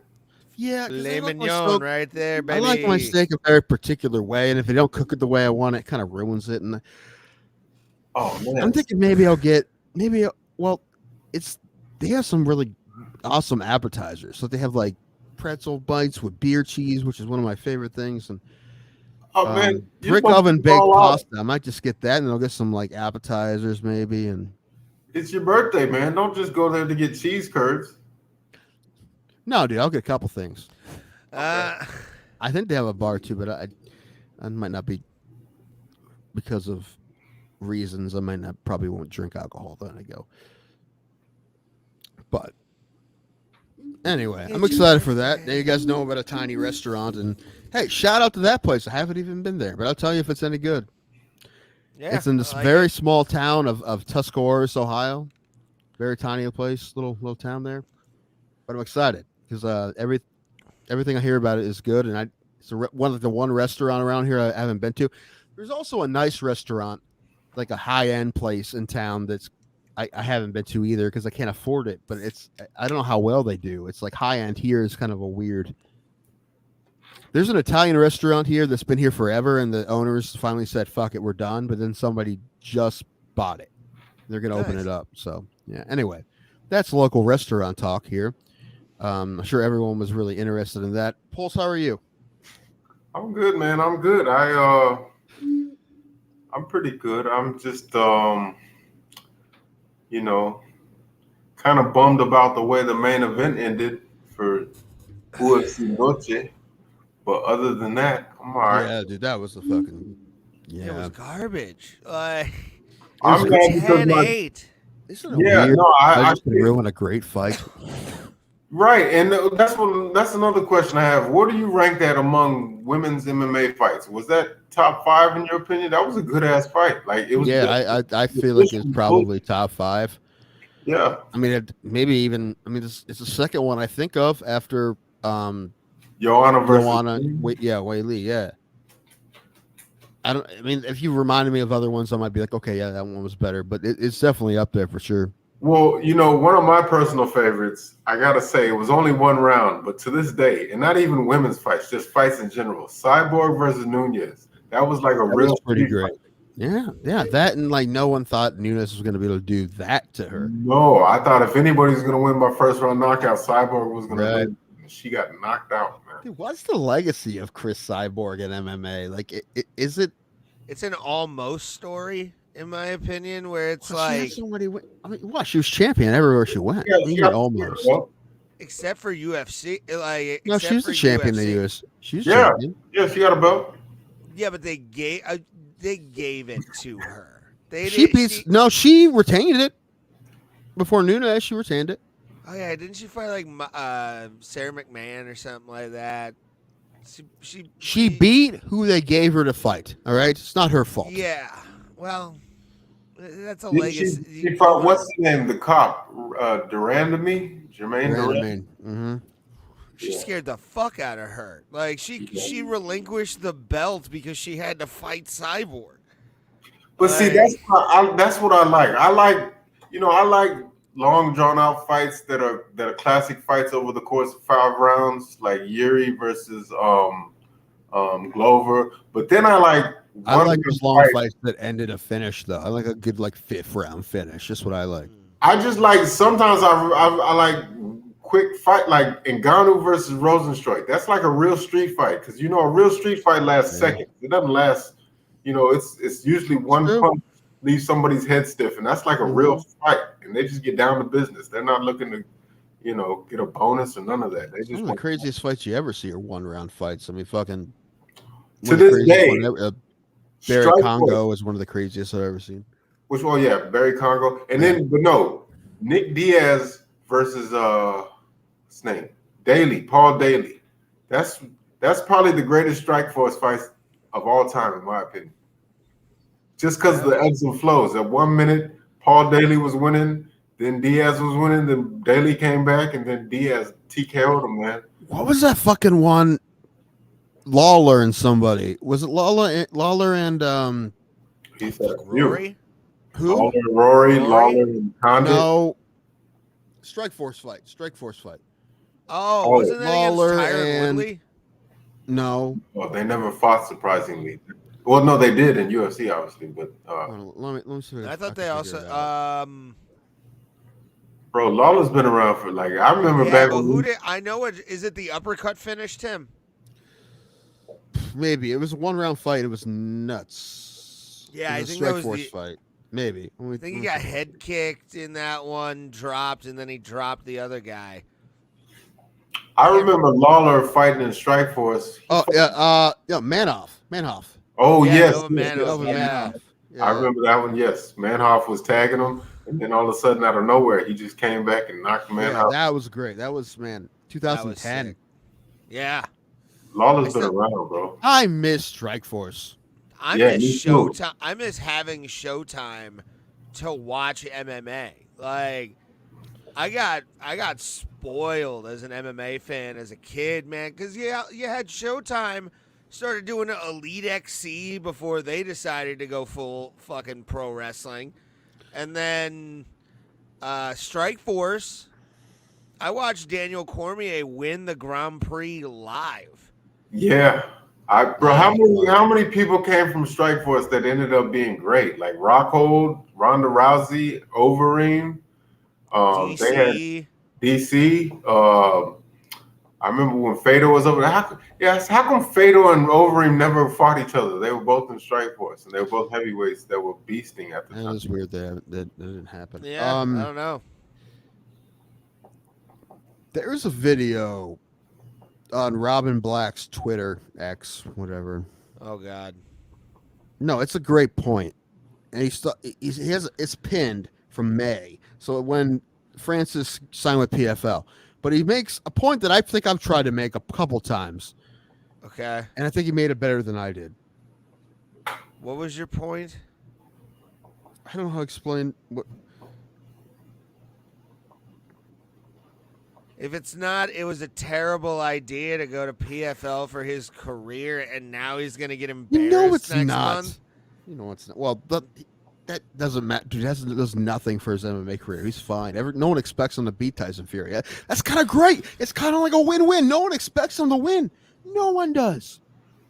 No one. So where's the loss? I'm not going to lie. Unless he gets fucked up. I'm not saying this blindly. I'm not saying this without acknowledging how insane Francis Ngannou is, power-wise, but he looked scared after facing off with Tyson Fury. In boxing, he probably is, so no one expects him to win. All right, I'm going to play the audio here if I can't play the video of this Robin Black thing. It's a minute and a half, but it might piss Ray off because it's against things Ray believes, but he makes really good points about Ngannou and just the UFC as a whole, and what the UFC does and make you think it's better than it is. Because we're talking about Strikeforce and how great Strikeforce was, and this is kind of. Hold on, make sure it's all the way up here. Here we go. Francis Ngannou's the scariest UFC heavyweight champion ever, and now he fights for the PFL. This is a big deal for Francis, for the PFL, for every athlete in the fight business. Big. Yeah, today the PFL gave Francis the money and the influence he deserves when the UFC would not. Truth is, the UFC's brand first model doesn't depend on having the best fighters, only the best marketing. It is not easy to control a fighter like Francis. It's way easier to spend the money and control the messaging instead. Just look in the comments. How many people are amplifying the UFC's words? Just start your own promotion if you don't like it. He's afraid to fight John Jones or whatever. These reactions prove their corporate theory that marketing spend is more important than fighter pay. They don't need the best fighters if they can convince enough of us to automatically think they're the best because of a logo. This model works for McDonald's and for Red Bull and for Facebook, and it's working for the UFC too. No hate. Like they like to say, it's their business. They can run it how they want. PFL cannot outspend the UFC in marketing, but they can give fighters like Francis the money and the influence and power they deserve. They can find the best, pay them the best, and prioritize athletes in action over hype and promotion. They can make fighting about fighting. Maybe it'll work. Only time will tell. My friends, martial arts can be about so much more than sizzle and corporate power. It can be about emotion, art, and inspiration as well. Martial arts can teach us about life. Congrats, Francis. Congrats, PFL. And thank you for trying to create change. It's a calm down, bitch business. Number one, everything he said was true, but also at the same time, like he's allowed to do that. It's not that there's a problem with them doing that, but they're it's 100% true. They're a marketing firm that specializes. But yes, it's more about the marketing than it is about the fights. 100%. Yeah, I always said that. Yes, but that's what puts. He articulated it better seats. than I did. That's what. Like, the marketing is what then brainwashes us all to pay $400 in Las Vegas, Nevada for a fucking fight. And you know what? Good for them for doing it because they're doing something right market-wise. And he even said that. Good for them. But the thing is, it's nice to be aware of what's happening. And that is what's happening. Yeah, but again, who cares? It's one of the lowest forms of entertainment. I only care when people like you think that Ngannou should shut up and take what he's given by the UFC for no reason. Yeah, if you're not selling fucking pay-per-views, whatever, man. The back away. If AEW has more pay-per-view buys than you can go. Much. Francis did so much for fighters, and I don't know if how many people Robin Black realizes it, Tim Danko realizes it, Ray refuses to believe it, but it's How true. many? Tell me, out of all the fighters, and we haven't asked this question in a while. I want to ask this of fighters. Who's the biggest bitch you ever fought? I didn't forget. Besides that actually we need to bring back. That's one of them. But would you cross a fighter picket line if a union strike would happen? And a majority of them have said they would cross that line. Well, we only asked Andrew, I believe. I think he's the only one we asked. No, I think we asked Brogan. I think we asked. Well, listen, Andrew said he would, but you know what? I forgot to congratulate Andrew on his new job. He's writing for the Drew Barrymore show. But anyway, He's on Real Time with Bill Maher. He's got a real knowledge of global political goings on, does Andrew? It's weird. Did you see? Like, I didn't realize this, but he said the reason he wore the purple shorts is because he wanted the. Pulse, what is happening? Are you cooking spaghetti? What is going on out there? No, I gotta feed my dog. My bad, y'all. All right, no, it's fine. It just sounded like something. Yeah, for real quick, buddy. Yeah, it sounded like he just like went head first into pots and pans. No, he's wearing a shoe to come across the screen for some reason. Just the Nike going across. He wore the purple because he already wore orange, blue, and red because he was doing Ninja Turtles. I'm like, you need to not say that out loud. Well, you could have kept that one to yourself. That's funny. I do like purple though. Yeah, the purple was pretty sweet. It was royal purple. We too. need a new logo. Nice. Agreed. One needs a strong word because I like our placeholder is pretty nice. I like the placeholder. It looks professional. It just doesn't represent what our show is. I don't know what our show is, but I know that doesn't represent it. Ask AI. Ask AI to generate a photo or a logo for us. No. That best encapsulates Bro Plata. That would actually kind of be hilarious to see what it comes up with. It's gonna have two characters of us with like dicks jacking off on their faces. It's like that's gonna be the logo. No, I think Brian Gallagher is a good guy to ask because I think Brian would do it, and he's a good artist. Yeah. He's done a couple other podcasts around here, but that doesn't matter. Do it up though. I'm down.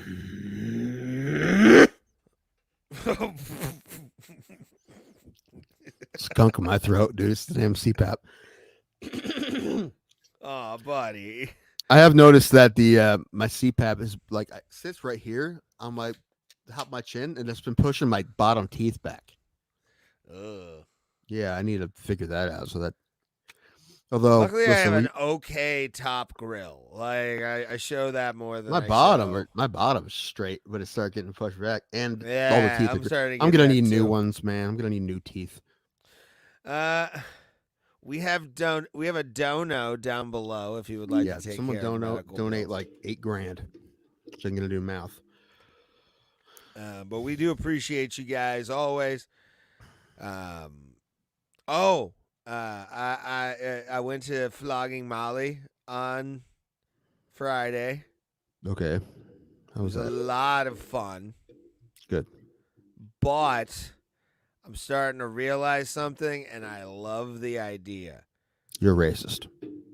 No, being the guy in the back of the room, like right by the exit door, you post up on like a not used side of the bar, and you're just like, I'm gonna sit right here and just listen to the music. Best choice I've ever had.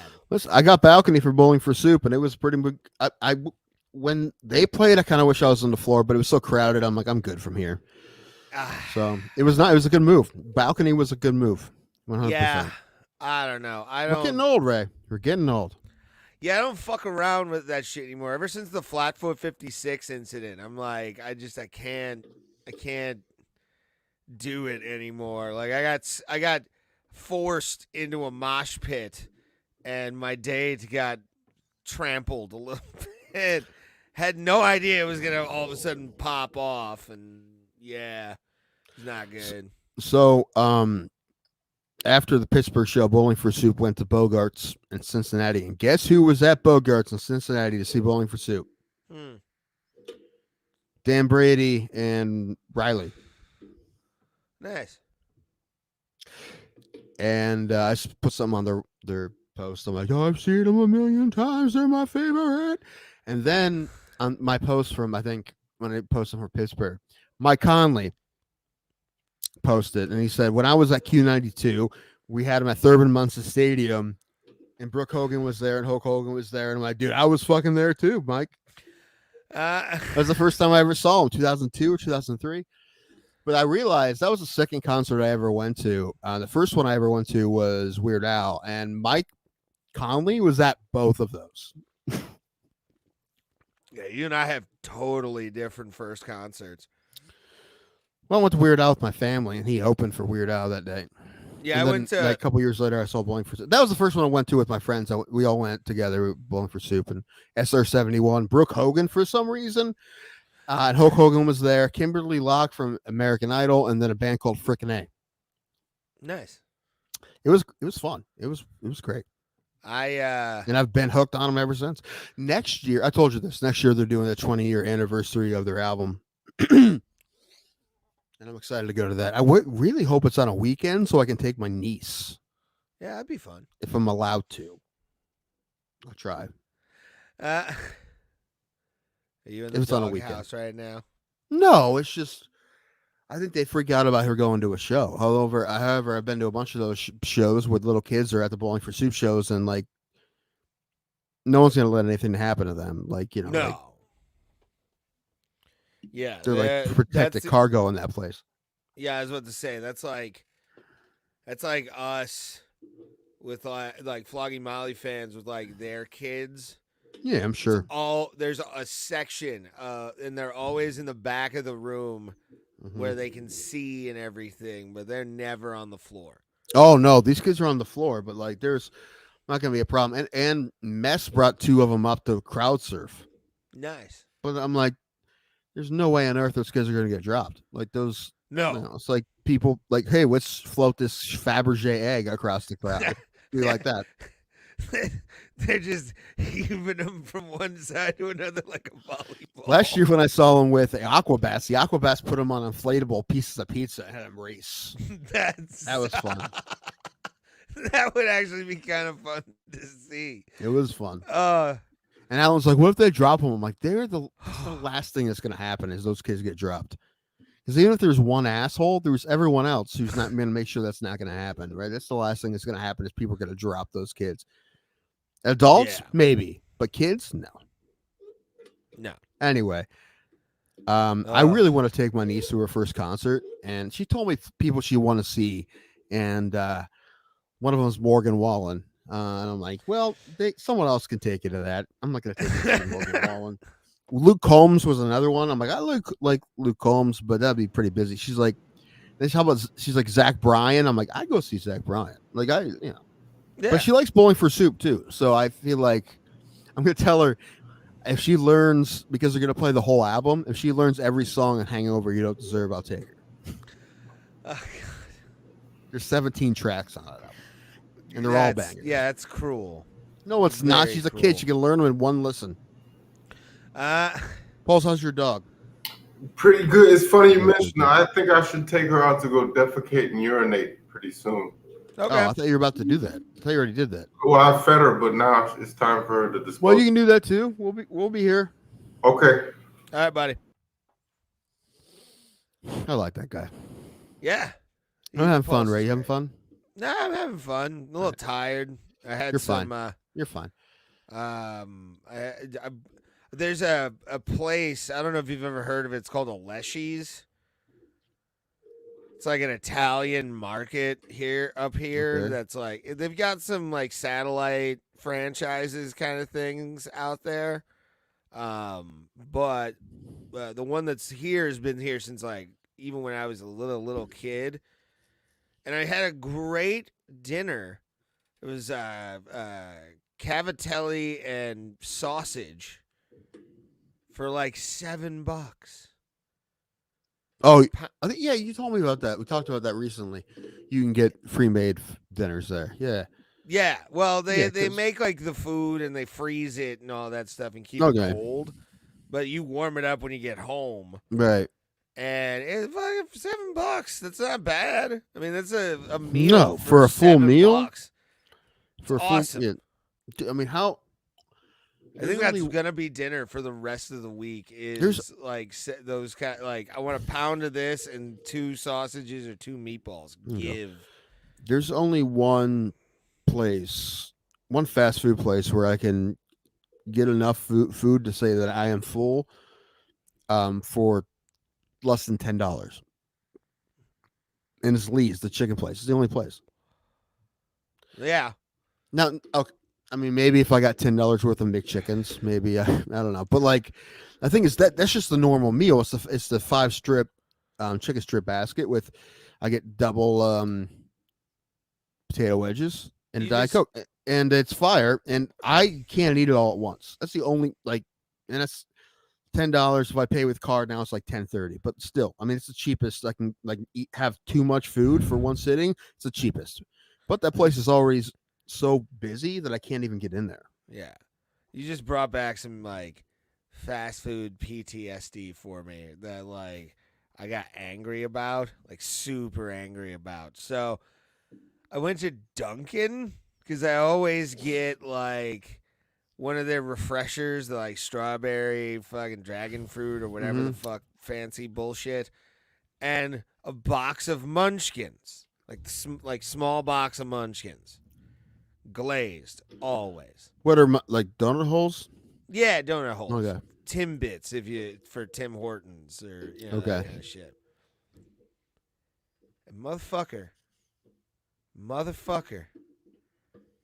I said I said the smallest amount of munchkins, a small, and the fucking thing. The drink sucked.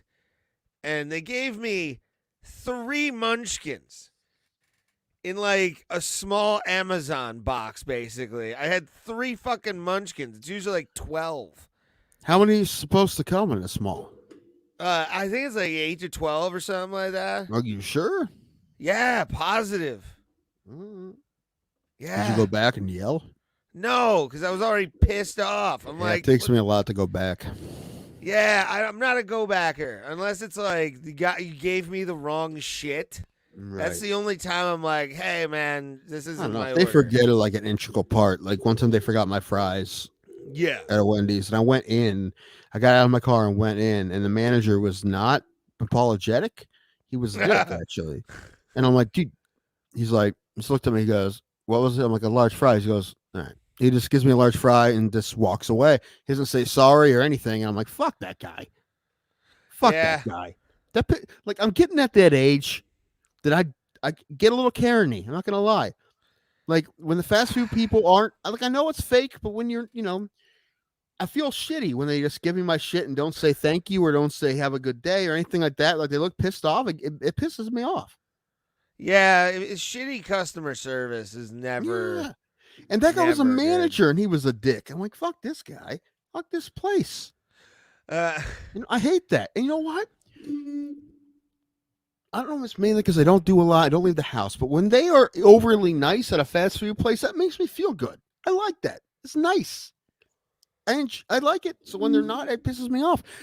I have a lot of love for any customer service people that are overly friendly, even though I know you don't fucking want to be there. You fucking hate your life. But the fact that that's not my fault, right? And I am the customer that day helping you have a job, and you're very nice to me. I appreciate that. Tenfold. A lot. I have a lot of love for customer service people. So when I think the opposite happens, it's kind of a bummer.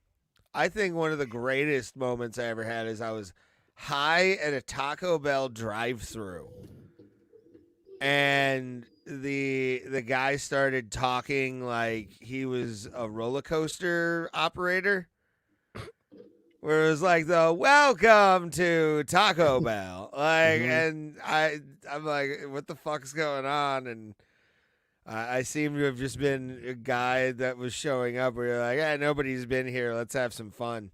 That was a fun one. But I've had shitty fucking. I called once. This was mental illness where I was taking everything way more personally than I should have.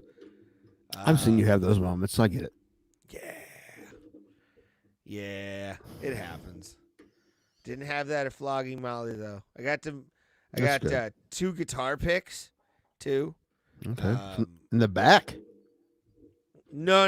I went down Mm. to see if I could get a picture with. Did you go by yourself? Members. Yeah. Did you sell the other ticket? No, couldn't find any takers. Why didn't I would have went? Oh, really? Yeah, you didn't ask. If you told me free ticket, I would have came. Well, you don't strike me as the kind of guy to go to Flogging Molly. I'm not. I'm a yes man. Have you not figured this out about me? No. So like, hey, let's do something you haven't done before. I'm like, because usually what you do is you say no to everything I want to do. If you would have said the words "free ticket to concert," I would have went. I would have came up. Well, I that's would have bought good you to beer. know in the future. Yeah, that's weird that you didn't think I would have. You didn't even think to ask. Because you don't strike me as a Flogging Molly is so niche. I'm sure I would have had a fun time. Oh yeah, I like concerts, dude. Dude, I went to the concert. Listen, I went to that concert with Alan. I didn't really want to go to because he paid for it. Listen, if I don't have to pay for a ticket, I'll go to almost anything. All right. I would have bought you beer or something. I would have figured it out. But like, if you're like, hey, I can't find anybody to buy, so you had to eat it. Well, you got it for free, but still, you had to eat it. Dude, the beer situation was fucking wild. It was like at least 14, Mr. Smalls at 20 least for a had fucking Guinness. Really. Yeah, dude. I might go like start looking at Mr. Smalls lineup just to see who else is there that I want to go see because I want to go back there. It's a cool fucking place. And if I just drank beer, it's fucking. I mean, that a 16-ounce IC Light or PBR can was $5, which is pretty solid. Not bad. That's how much it was at the fights. Grog Shop's gone up. Like their PBR is now $6, and I'm like, fuck, dude. God damn it. Yeah, that actually bums me out now. You didn't even think to ask me.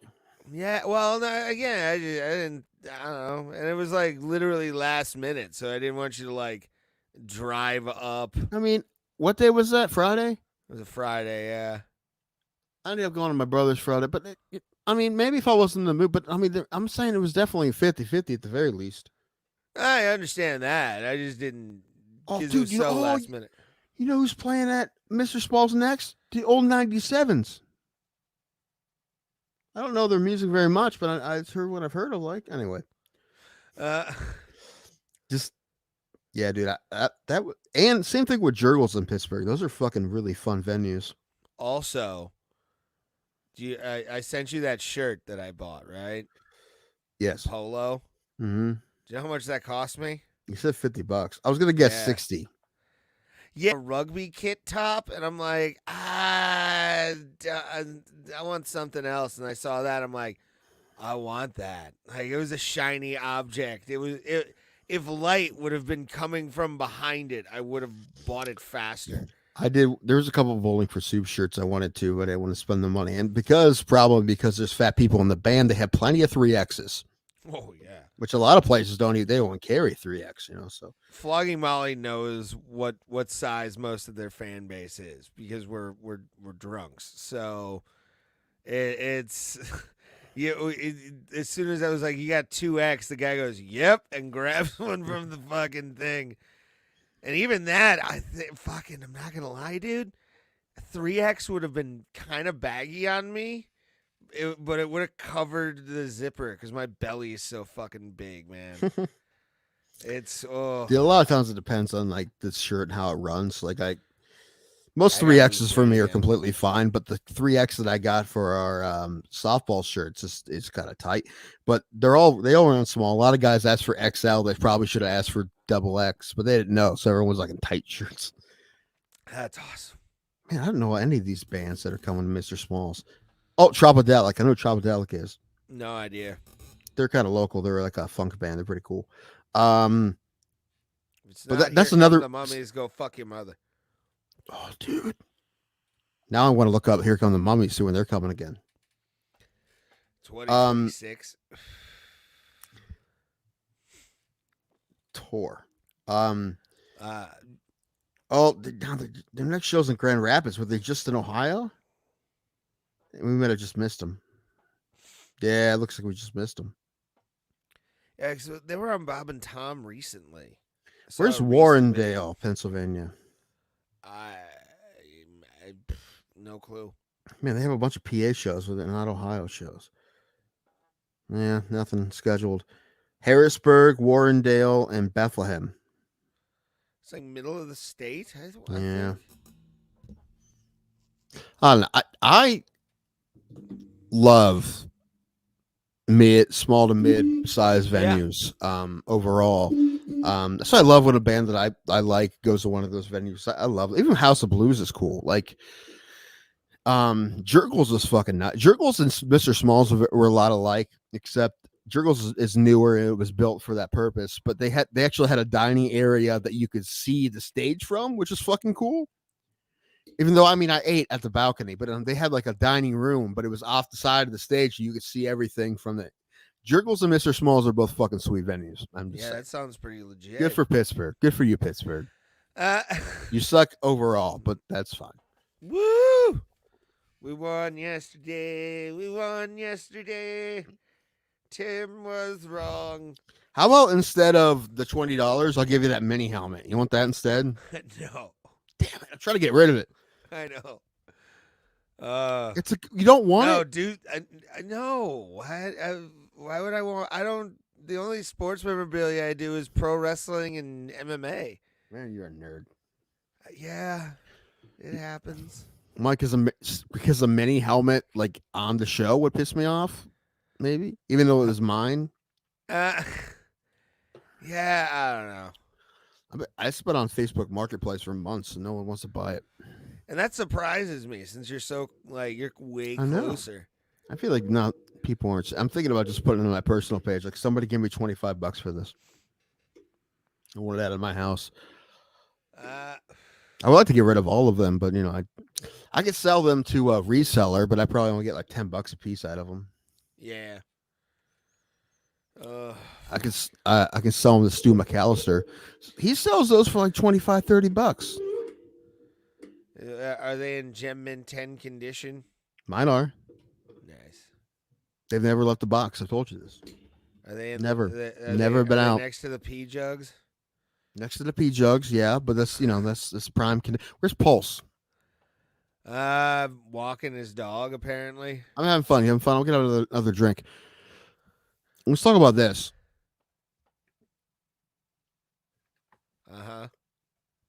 Don't give me shit right now because I'm having fun and you're not. No, I'm having fun. I'm just. It's been multiple days since I drank alcohol. It's been 3.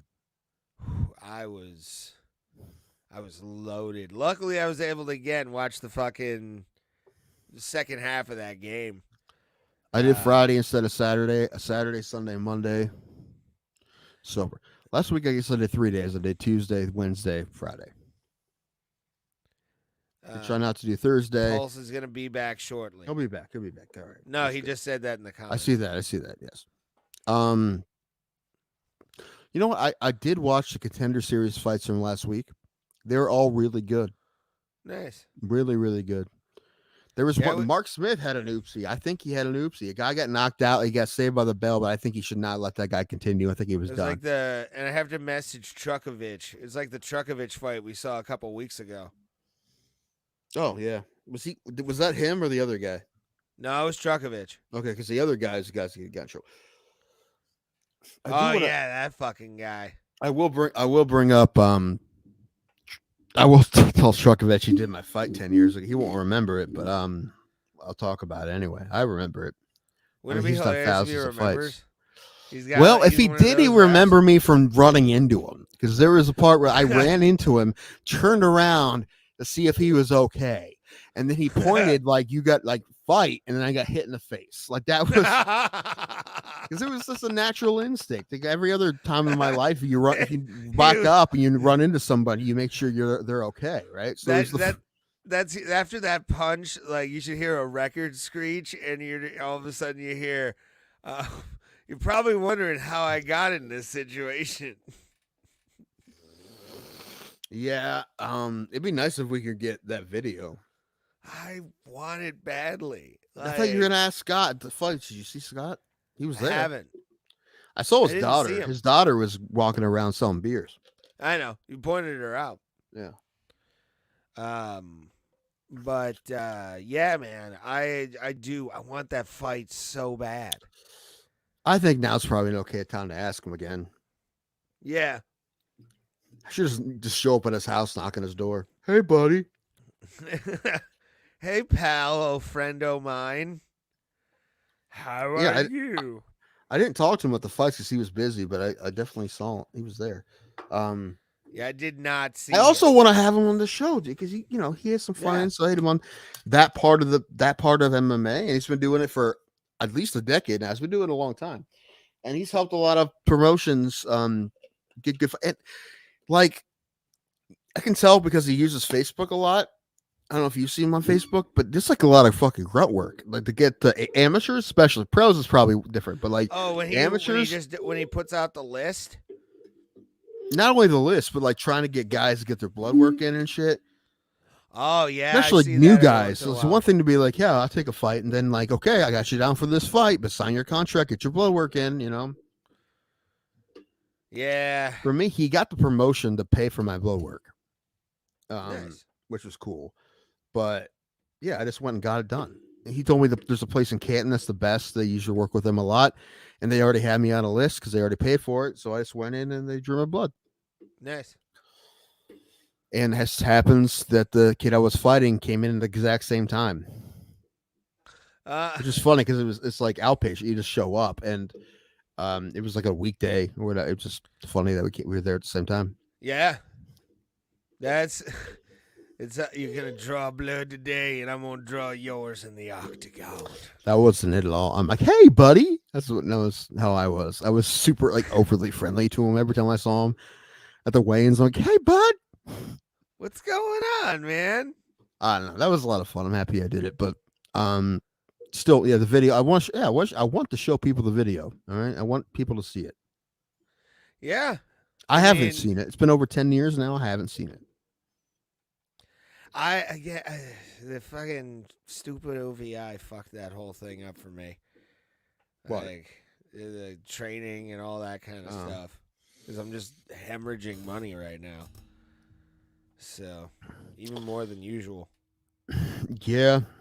So yeah, I'm figuring out how little money I do have and get. Although I did buy a ticket. I owe my brother money because I bought a ticket to the next gun raffle. Because I can't. My dad's coming out to it, so I want to go. But like, although if I told my dad, I'm like, hey, if you pay for my ticket, if I win a gun, you could have it. He would do that in a heartbeat. But I'm like, no, I'll get my own ticket. But that's on the 21st of next month, I think. So nice. Those are too fun not to go to. I probably won't buy any extra tickets because I don't have the money for it. But maybe I'll win one on my ticket. Nice. Some good gats, man. Some good Glocks. Nice Glocks. There's like the last gun's like an $1,100 gun. Really? Which would be nice to win because I know my dad wants one. If he can get one for like one of those guns for $800, yeah, he'd do it right away. So that'd be nice for me to win that. I get $800. That'd be nice. You sound like you're getting an erection right now. Just like from money, dude. That's how much money I get a month. If I got an extra 8, that'd be a great month. Oh hell yeah, dude. So would you have to pay taxes on that? No, because no one's gonna know. True. Well, I mean, listen. The last one I won, my dad has, and it's still under my name, which isn't a big deal. It doesn't matter. It's not illegal. What I did wasn't illegal. You can private sell guns, without changing names. You're allowed to do that. Yeah, I don't know. You are. But yeah, I mean, they wouldn't give it to me until I registered it. So I passed the. That's what's cool about that place is they'll give them to you, but they won't let you even touch it till you pass the background. They do it right there. Yeah, and I'll pass. So I'll get the gun and then I'll sell it to them. And I like the other one probably still be in my name, but I'm not worried about it. Thank God the OVI was a misdemeanor. I don't think, or does that mean I can't? Oh, you can. You're fine. I had one. You're fine. No guns. Yeah. Takes a lot to keep people's guns away. Hey, that's why we're the greatest country, baby. Unless they gave you, he had like an aggravated one or something. He was drunk and he ran his car into someone's house, his ex-girlfriend's house or something like that. Then Yeah, you he wouldn't be pulled able to up. get one. Yeah, if I pull up Billy Joel, yeah, that would definitely be a terrible thing. Did Billy Joel do that Yeah, Billy Joel hit someone's house on Long Island. on purpose? Yeah, no, he was just fucking hammered because he was a raging alcoholic. Well, you know, things happen. Hit my house, Piano Man. How many times do you think he sang Piano Man? 20,000? I mean, even with his residency, I mean, it's like, yeah. I mean, he plays he would play every week, I think, or every It month. has to be I think. such a weird thing. Like you're fucking tired of playing it, but the thing is, somebody there has never heard you play it before, and how much joy they get out of Bless it. You you. know. Thank you. I'm sure that's part of it too. Like I've played Piano Man a billion times. I don't really care to play Piano Man ever again. But somebody here paid a lot of money to see me play Piano Man. Oh, And it's a big deal to them. I wish I had a better computer right now. I really do. But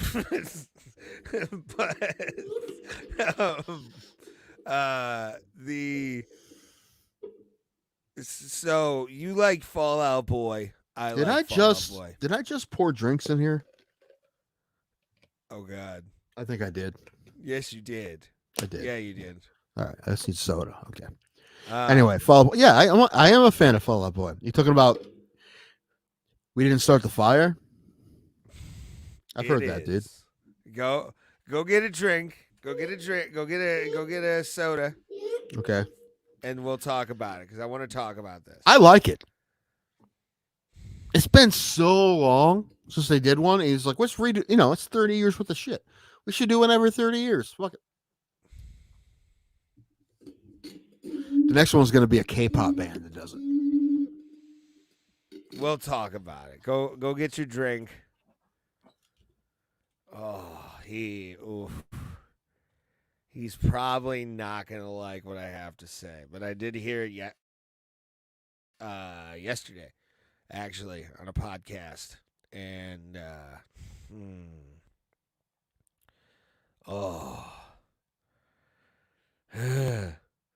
so we'll discuss that in a hot minute.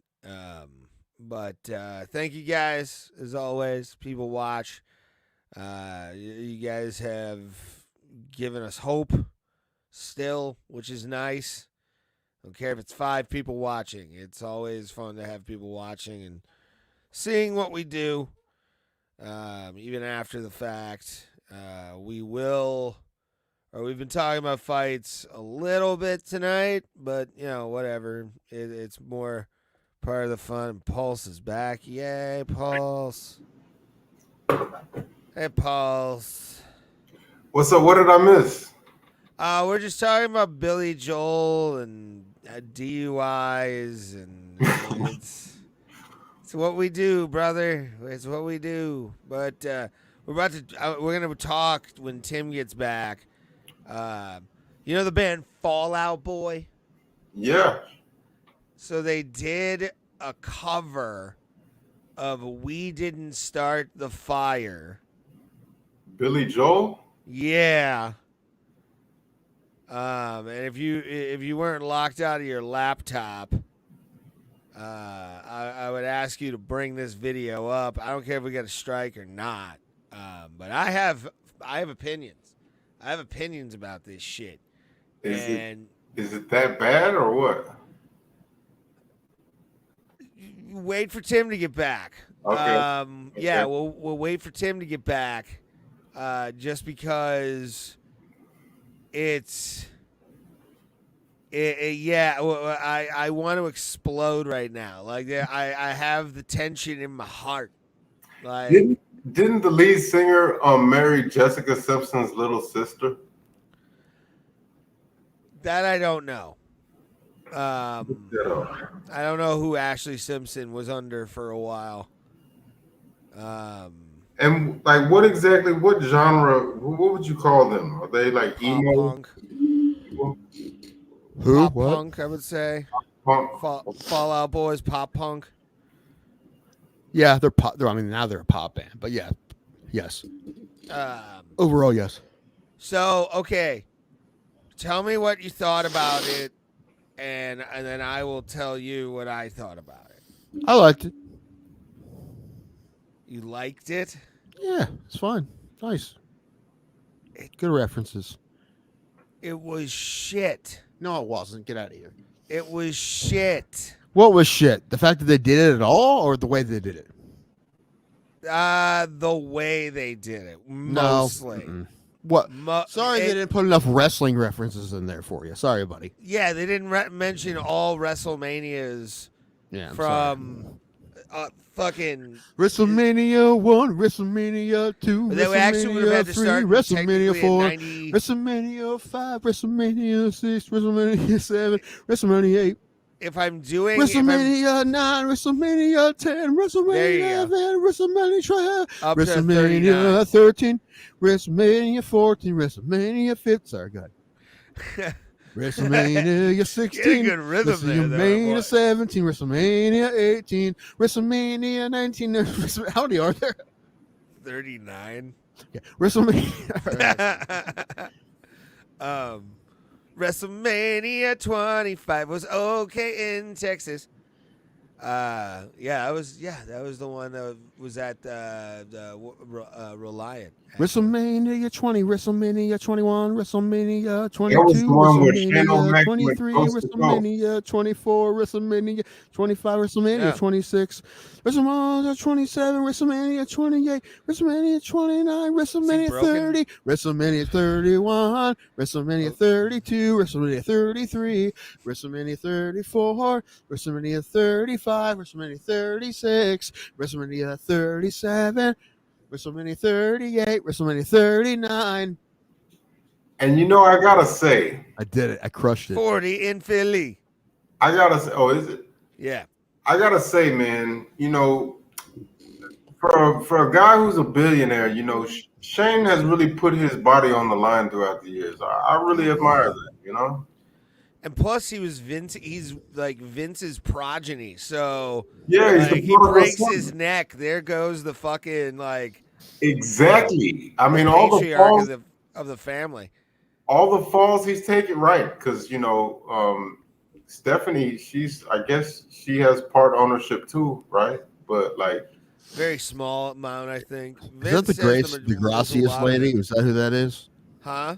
Is that the Gracious lady? Stephanie is his daughter.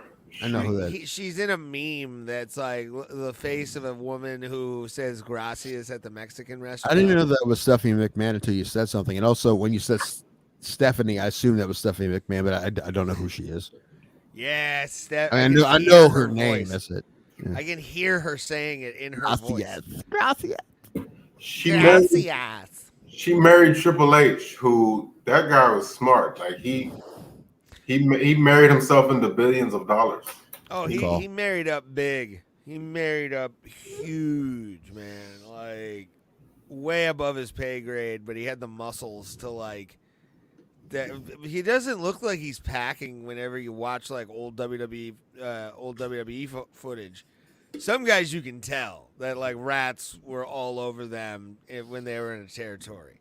You can tell. Too Cold Scorpio, one of them for sure. What did all of a sudden happen to you? Like you get famous enough that all the hood rats wanted you. What? You think you'd be? What if you just became famous for whatever reason? And all the hood rats wanted some. Like, do you think you'd be like smart enough and wise enough now to be like, Tim, don't do it, or you'd be like, no, I got to give myself a couple months of this, and then maybe I'll wean off of it. Nah, I wouldn't even do it. I'd be like, I probably. Well, I think like you get it. Be and smarter than that. Rats are female fans that fuck wrestlers. Like they'll hang out at a bar or something and try. No, I was just talking like the term hood rat in general. Do you guys happen to have like a PO box? No. Why? Okay, because I want to send you guys some. I work at a liquor store, right? I'll give you my address. Okay, I want to send you guys. I found something. You know Duff Beer from The Simpsons? Yes. Well, apparently they make it in real life. And Yeah. you have you tried it? I didn't know this. No. No, I haven't had it, but I know it exists. Well, I want to send you guys some, and I want to review it. Like, Oh, 100%. yeah. You send me free alcohol, I will drink it. okay, yeah, I want your honest opinion. Why does this taste like cyanide? Oh, yeah. Yeah, man, I miss Phil Hartman too, man. Oh man, Phil Hartman was the man, wasn't he? Yeah, his fucking wife, man. What was her deal? It's fucking crazy. Psycho. Yeah, dude. That's another reason why I was so happy with the Amber Heard Johnny Depp thing. Exactly. Guys like like Phil Hartman who didn't really get justice. Like she wasn't stood on trial. She was dead. No, and it took her killing him for people to be like, well, maybe he was right. Maybe he wasn't making this up. Yeah, I know. Bro, he was like everybody who knew him says he was a genuinely good guy. You talk about a guy who did not deserve that. Like he was, of course. I guess nobody deserves to be murdered in their sleep like that. But I'm just the thing about that is there apparently was like a crazy verbal fight between John Lovitz and Andy Dick about Andy Dick giving her cocaine. That's what I heard. The only thing I could think. I'm sorry, I was going to say that the only thing I could think of is like how hilarious that would be. Like it's like them going out verbally about something serious. I'm like I couldn't help but laughing. Like those two voices going at it. Wait, okay, I'm putting it together now. So you're saying on the night she did that, you're saying Andy Dick? I don't know about the night. Well, because I've heard John Lovitz had in the past. He had in the past. I don't know about then. I don't know. I have no idea. No, because I have heard that John Lovitz rather holds Andy Dick responsible for that. So that's what that is about. I have nothing to do. I have no idea about the night of, but I know that in the past she had gotten blow from Andy Dick. Yeah. Wow. It's crazy. John Lovitz, blamed Andy. Well, see, I'm just putting this together. I just put together the night Tupac was killed. Andy Dick too? Nah, that'd be funny as shit. But no, it indirectly has something to do with Biggie Smalls, you know? Mm-hmm. I don't know if you guys are familiar with the whole story. It's about all I know about it, honestly, is that. I don't know about the details. Yeah. Well, I know where he was shot. Tupac was shot because yes, you guys visited that place, didn't you? Yeah, we passed it on the way to the weigh-ins and the live Q&A that they were doing. I want to go back to Vegas. Me three. I'm probably going to New York next. What for? Comedy. Book myself as many shows as I can in a week. Yeah. Just do them. You might have to pay money for some of them. Well, yeah, I'm talking about like independent shows more than anything. Like, hey man, there's like 7 of us. Do you want to come on? Yeah. Have you ever been to Gotham? Or have you ever been to New York? Yeah, I've been to New York, but I haven't done Gotham. I've never been to New York proper. You haven't? Mm-mm. Close I've been is Newark. With Sean Lynch there. It's pretty fun. Yeah, I want to do shows. Have you ever done the Comedy Store? No. I've been there, but I didn't do it. My friend was doing it when I was there. Do you I've never. The farthest I've been west is Vegas. To go to the Comedy Store, do you have to you don't pay to go up there, do you? Or no. How does that work? Like, do you have to get invited or? Yeah, you have to, yeah. Somebody that is past who is a regular there has to get you a set. Okay, because I heard one of the promoters that does one of those promoter shows has to get you a set. But yeah, somebody has to vouch for you to get any time there. And do they allot you a certain amount of time to go up there? Or? Yeah, probably. But we would need I know some people like Joe Howard got up because Sam Tripoli got him on. So like that has to happen. Like one of the regulars has to vouch for you and ask for you to get a spot.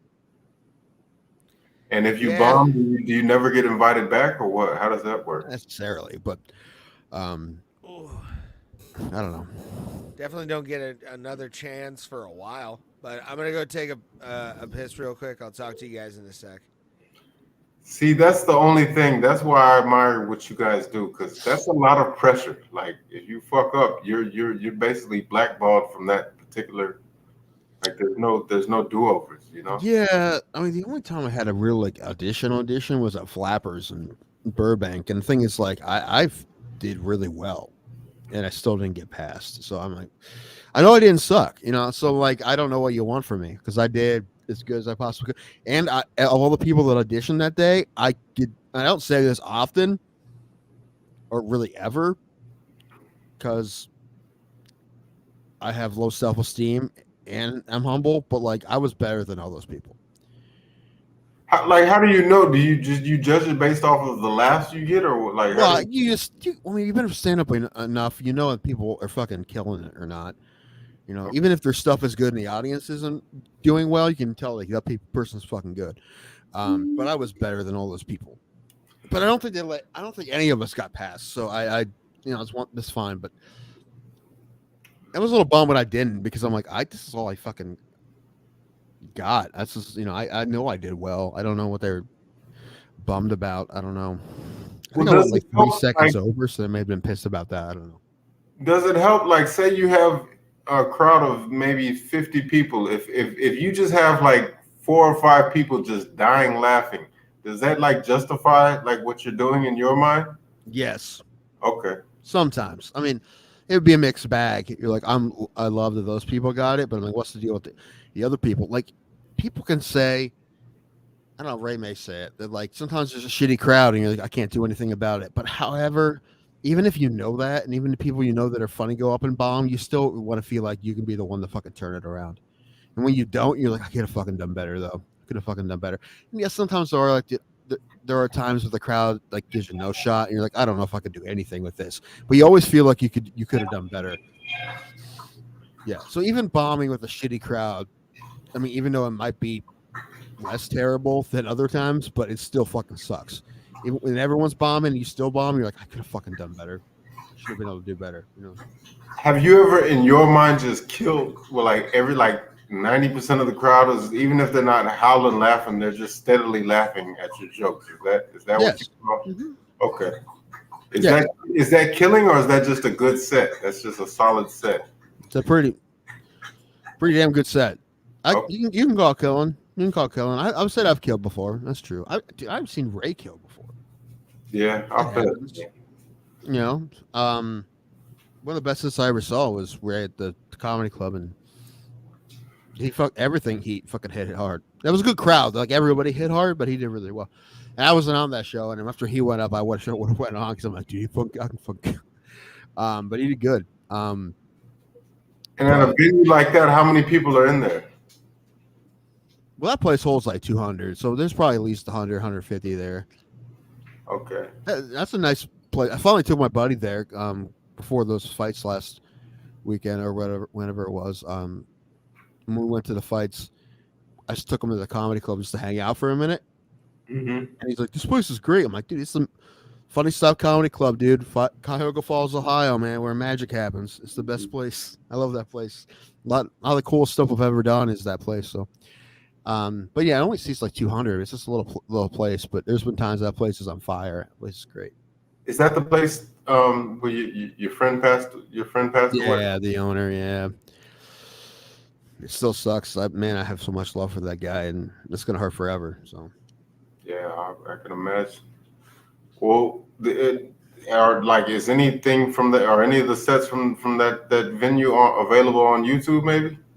I have one on there. That's not bad, but it's from like 2019. I have a video of a 5-minute that I did, but my friend has the video and she hasn't gotten it to me yet. I don't want to keep bothering her because she's busy. But she was gonna film it for me on my phone, but my phone was locked, so she just like did it on her phone and said she sent it to me, but she never sent it to me. I wanted that because I wanted to watch it and it was decent. I was gonna put it up. But I don't know. The last thing I have is from 2019, but that's that place, that comedy club. Well, see, I don't feel like I got the balls to go up there and do it, but I have always wanted to write comedy. Like, how do I get into something like that? Get into what? Like writing. Do I just start writing and like writing for what specifically?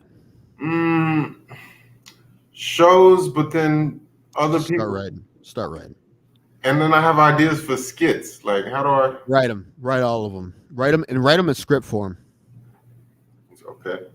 If you don't know how to do that, it's actually not very difficult. I figured out how to do it. There's a cool, a free app called Celtics, Celtix, Celtics. Okay. and there's like pay for versions, but you can save all your scripts on there. And I have an account and my stuff is saved from like years ago. So, and I didn't pay for any of it, but you can write. I do it on my phone because I type better on my phone than I do on a computer. So I write shit on my phone, and anything I've written on Celtics, and it's pretty easy. But yeah, just write, even if you never show anybody, it helps, you know. And if you have ideas, you have, and eventually you'll meet people that like to do shit. I still want to make some films. Me too. That's my dream. Yeah. I have so many ideas. Like there's I have a script I'll send you. Want to read my script for my short I've been trying to do for like a decade? Not a decade, like 7 years. I gotta change part of it though, because it's kind of homophobic and I don't want that. I mean, it's a joke, but I'm like, this isn't gonna. It may have flown in 2015 when I started writing it, but it probably won't fly now. So I gotta change it. I gotta know how to change it yet, but. Well, I have a friend. I keep meaning to ask her. Her name's Rachel Jackson. Are you guys familiar with her? She's a Scottish comedian. I don't think so. Well, she's in a group in LA, an improv group called the Groundlings. Okay. Yeah. And I keep asking, like, how does somebody? Well, I haven't asked her. I'm lying. Don't get in improv is a cult, Paul. So we don't want you to get involved in cults. Don't get involved in improv. Yeah, don't do improv. Are you serious?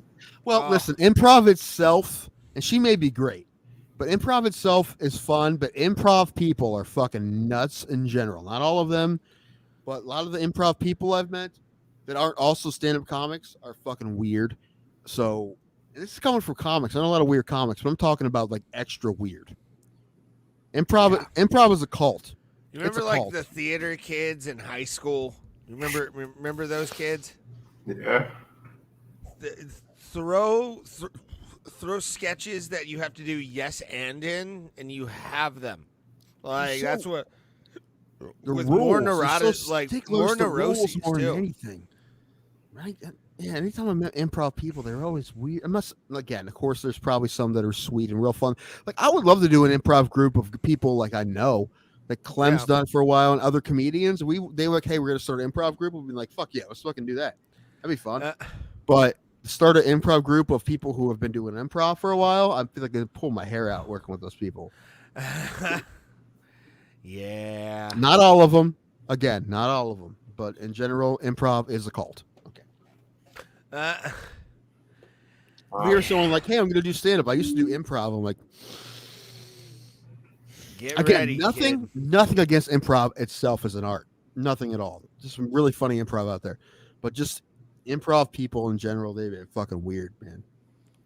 Thanks for the warning. I've never heard that, but thanks. Listen, I'm not telling you not. Listen, you want to get involved with something, fucking get involved with it, man. All right, but like, if you want to find it, I'm sure there's improv troops in Houston. But I'm just saying to you, it's possible that you're gonna get there, and they're all gonna be assholes. It's very possible. I'm not saying 100%, but don't be surprised if you walk in there and everyone's just weird about you being the new guy and weird about the way you do things. Don't be surprised. That's what I'm saying. Don't be surprised. Not guaranteed, but don't be surprised. Like this is what Tim told me about. It's not guaranteed. You should still do it if you want to do it. Yeah. I tell everyone, always make art. Even if you think you're gonna suck at it, you want to write, fucking write. You want to draw, can't fucking draw. Always make art. Always. Make art, not war, man. Sure, that too. Or make war. Whatever. What's your thing? But always, you want to do something like that, always seek it out and do it. However, don't be surprised if you're like, these people are assholes. Yeah. You can if you do improv, it's. Now I've also met shitty stand-ups. I've gone to places where there's shitty fucking stand-ups where they're assholes to new people too. Yeah, I was gonna say, I've heard Andrew Dice Clay say that. He says in the comedy world there's no loyalty because if you're friends with somebody, the moment you make it, they'll talk shit about you They'll be like, yeah, that guy, he smelled bad.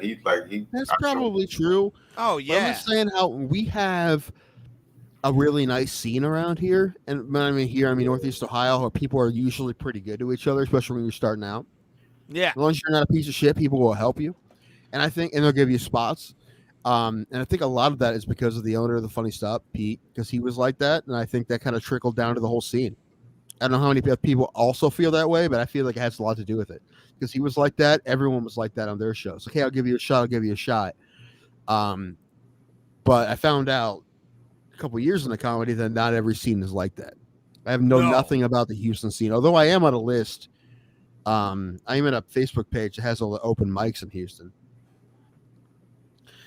But if you want to do stand up, just fucking do it. No one gives a fuck, dude. You probably bomb, but everybody bombs. Ray bombs once a week. Yeah, once or three. I mean, The first time you did it though, did you have to take a shot before you got on stage, or did you just go? oh up no, there? I got PBR drunk and then spilled my beer while I was performing. Pulse, while I was still do holding that. it. I still do that. I don't know if I did that the first time. I thought we had some beer, but do you prefer to be inebriated before you go up, or I do. I mean, But not inebriated, but like feeling good, you know? Well, I think it's usually now it's a security blanket, especially now that I'm not on an anxiety medication anymore. I feel like I need to have one or two. One usually, at least one. One's good. I don't One's do. Usually good. Do you know Ron White? You know of Ron White? Yeah. Legend. Okay, so you know he'll actually go up on stage with a drink in his hand. I've done that a lot. So have I. Well, I'm wondering, is that like a prop, or does he really like drink while he's performing? It might be a little bit depends. of both. It might be a little bit of both. Yeah, some nights it might be like, oh god, I need the thing of iced tea that looks like tequila or whatever looks like tequila, but not tequila. And then there's nights where he's ripping down fucking, Tim bought me one, like the style of glass, like the Ross glass. Tumbler. Yeah. You just rolling that, but it's sometimes you do. Sometimes like I'm gonna be at a show tomorrow, just to like hang out, and I'm probably not gonna drink tomorrow. So I do it because of self-medication, kidding my anxiety issues. Well, yeah. Because when I don't drink and I go on stage, it looks like there's something wrong with me. Like it looks like the opposite. It looked like, what, did this guy fucking hammer? Like, what's wrong with him? He's like, it looks like the opposite. So that's, that's a problem. But if I have an important set, like I'm getting paid for it, I've learned not to get too hammered for those. So no, one or two, just to keep me from being fucking insane. But yeah, I don't get hammered for those. Although there have been like mics where I like to get pretty good and drunk before I go up, especially open mics. That's pretty fun. Yeah, if you do it at an open mic, it's acceptable. Like, Stone Tavern, Anthony used to put me like towards the end because I knew I liked to hang out. So I used to hang out and drink some beers, and then I go up towards the end. Yeah, I wasn't trusted enough to like go up anywhere towards the end, so I was pretty hammered if I did Stone Tavern. Same thing. Well, no.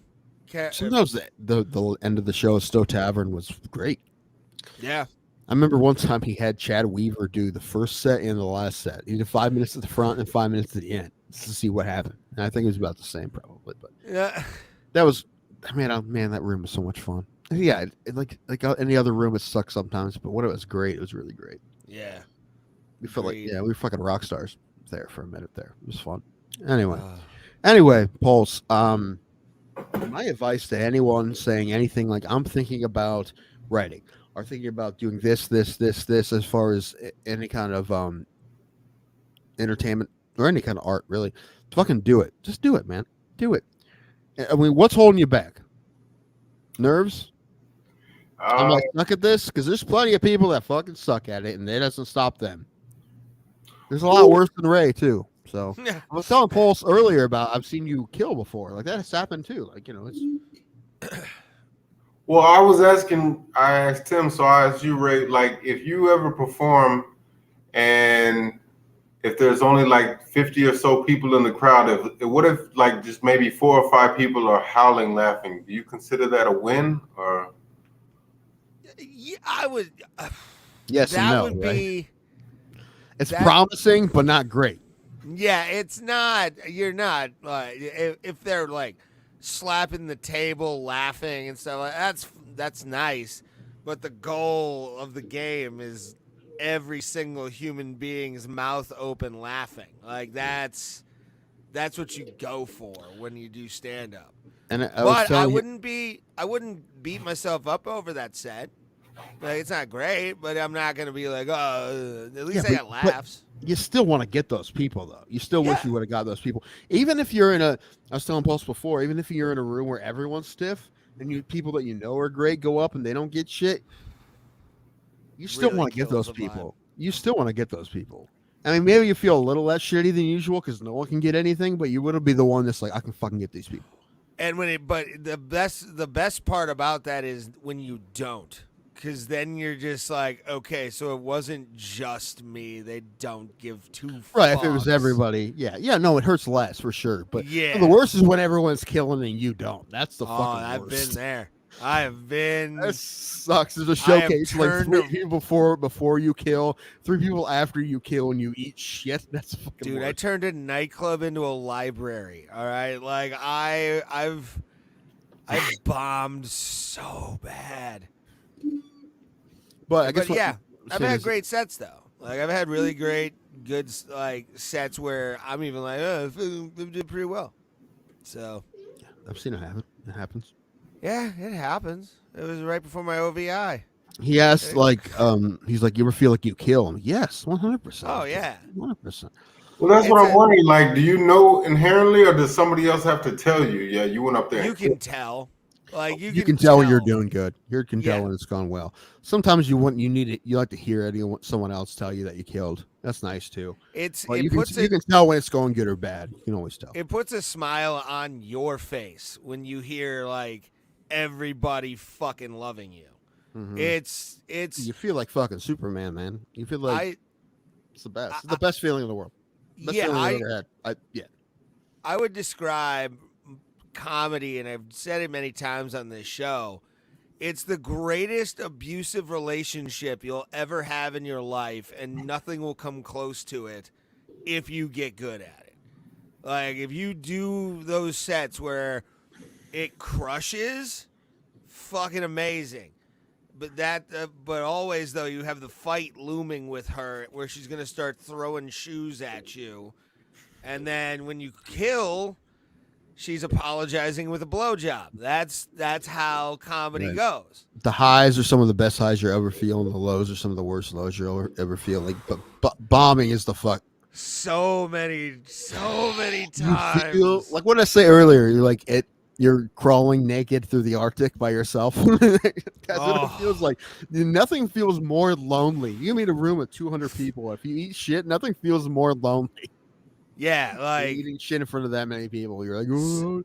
and Sound even of Silence by like comic friends are Disturbed. like they don't want to like talk to you. They're just like they don't know what to say. They're just like, Yeah, see, if that ever happened it to me, off. I don't think I'd be able to recover. I'll probably never do it again.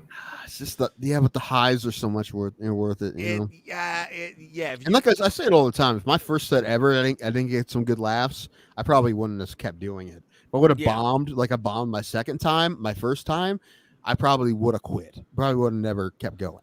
Yeah, So, my 15-minute video on YouTube is probably one of my best sets. And it was one of the smallest crowds I'd ever performed in front of, but they loved everything we were doing. And it was a fun show. Like, you can feel when a crowd is really hot, or you can when you tell your first joke or what I consider to be a joke. And you get nothing. Oh, I would rather have Israel Adesanya punt me in the balls 100% than to have that first joke die. Because it's all up to your next one. And if that one doesn't, it's over. it's also a great feeling though when you get out of the hole though. You know? Yeah. Oh, that Especially I a hole love you you. put yourself in, and you're like, fuck. When you can get it back, you're like, oh, thank God. Then you definitely know, like, oh, I just fucking sucked at the beginning. When you Yeah. get it back, like, we can get them back. That's good. That's Yeah, when the energy builds, or you try and like get your energy up to actually do this shit, that's when and you can tell they're going with you. It's like, oh, thank God. Pulse, do some stand up, do some open mics. All right. Listen, go to the open mics first for like a week or two. And we want Watch the video open mics, evidence. watch other people bomb, and see them surviving it. Okay. I mean, that's before you start going to local open mics. You think that every stand up is, Bill Burr or like the ones you see on TV, and Yeah. you don't see anyone on TV who's learning. So when you see people who's learning who are new, and you're like, oh, okay, I get it, then it helps you go up. And then, like, you bomb, it sucks. It's gonna suck, but you'll be all right. There's a lot worse things that can happen to you. Oh, And I don't know hurts. about that. I mean, No, I mean in your life in general. I mean, of all. I don't things know in about life. that. Really. To be it's to. I'm talking like, about real life tragedy compared to bombing. some things. I would put like the death of my parents, Like that. Like I'm like saying, there's worse things than bombing.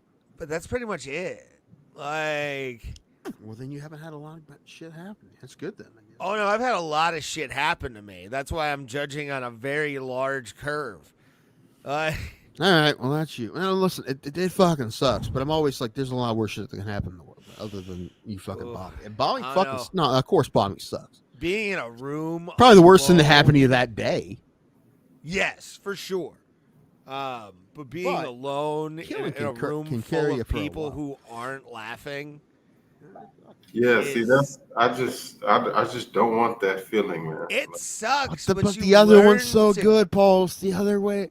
Because I feel like that validates us. Like, shit, you couldn't make one person laugh, then you really. Yeah. Dude, no Again, one's good when it's they all- start. Except It's for maybe about Chappelle. ethic. It's about work ethic. That's all it really is if you if you go to enough things, if you write enough, or you have stuff in mind that you want to talk about to try and make it funny, that's when it all kind of starts to kick in. I still, every once in a while, will have a moment where like punchlines just run through my fucking head. Or what I want to in the long run, it's fun. It's also nice that the people over 10 plus years that I've seen that are started around when I did that are now the most successful are the ones that worked the hardest. Yeah. Like it's it's not like and a lot Not of the saying ones put who all fell of off, your if they would have time worked into it. if they would have worked just as hard, they probably would be at the same spot. It's just same thing with me. I know that if I would work as hard as say Mary or Dan Brown, that I'd probably be doing pretty well too. Yeah. Yeah. I'm saying I better could- or I worse, could but I'm grab saying I'd onto be your doing coattails. sure. I would. Feature for you. I don't think it's like just he's just not funny. He just doesn't have it. I don't think it's that at all. It's just me not working hardly hard enough ever. Yeah. And when I was, sure. is when I was doing the best, and that was a while ago now. But yeah, That was right before COVID.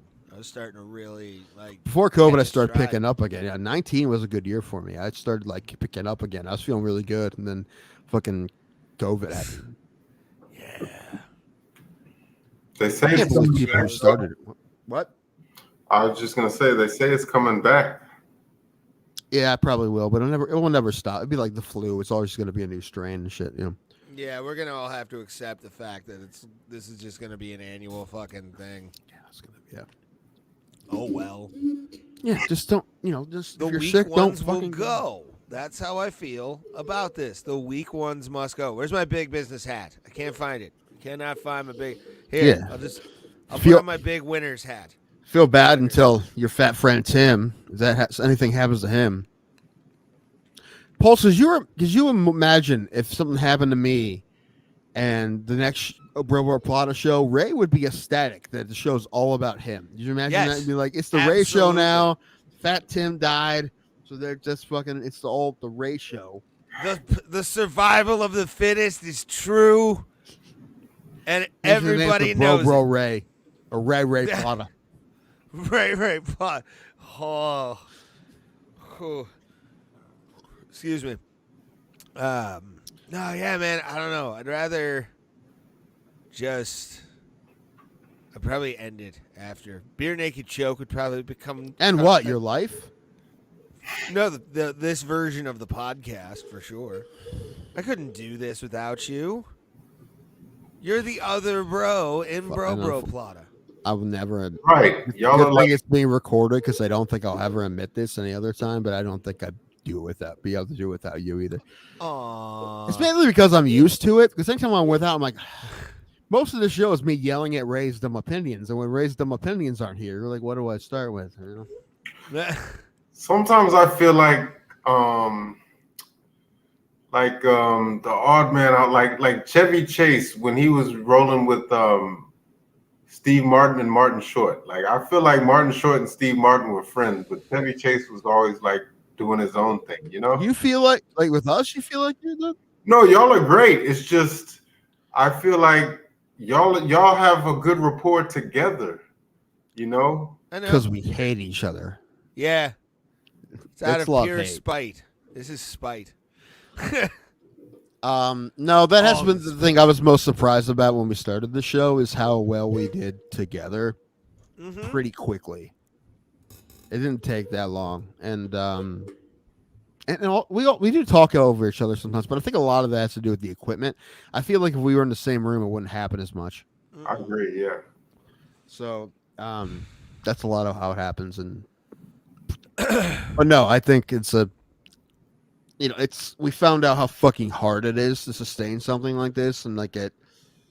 But I think we're good. I think we are good together, and again, admitting that is hard. Yeah. Sometimes I wonder how Thomas feels though. Like I just wonder if he ever watches this like Thomas is in his own lovely world that I am jealous he lives. He is. Man, I am. This is one of my favorite things about this show is that you introduced me to Thomas Pope because I fucking love that guy. He's such a big softy and a sweetheart, and he's such a great guy. And I'm so happy that I've got to talk to him so much on this show. I met him one time in person, but That's my guy, man. He's the best. I fucking love that guy, and it was kind of Pulse. We love you, we really do. But it was a bummer that he can't be around. It is anymore. funny though that you wear Seahawks hats too. That's like. No, I'm wondering if he watches the show and he's like, "Fucking Pulse, I knew it. You were always trying to take my spot." He's not like that, dude. No, I know he's great. Thomas is great though. He's a fucking great guy, man. Like I said, that's one of the best things about this show is meeting Thomas because he's a fucking great guy. Hell yeah, man. How often do y'all converse with him still? Never really. I mean, I think he messaged me a little bit ago. Like I don't know. Every once in a while he'll say something, but I miss the guy. I tell you. Yeah, well, I'll hit him up every once in a while just to see what he's doing, and he had some opinions on the Browns.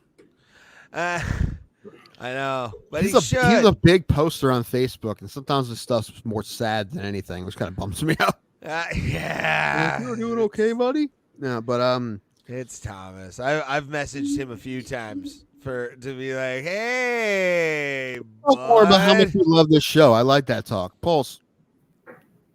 Yo, have you said this before? Like, why are you here? Have we gone through that? I think we have. Why am I here? Yeah. Why do you want to be here? Give me compliments. Well, tell me I'm pretty. Tell me I'm pretty. In all honesty, I gotta say, like, yes, don't lie to us. That's the number one thing. Don't fucking lie to us. No, lie. Help my ego. No.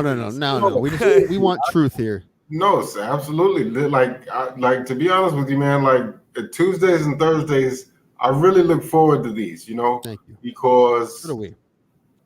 I mean, it's just, you know, for so long I wanted to stream on my own, but I never really had the guts to go up and do it. And I feel like, you know, because I fear dead air. And it's like sometimes that's why I admire Moss. He'll go up there and he has the ability to just freestyle, talk about whatever. It doesn't even have to be MMA. And it's like, I feel like that guy was like that his entire life. Yes. Like he was there's never been any dead air with that guy. You were talking to him, but then he started. No, he's definitely good at it. 100%. Oh, fuck yeah. Moz is amazing at it.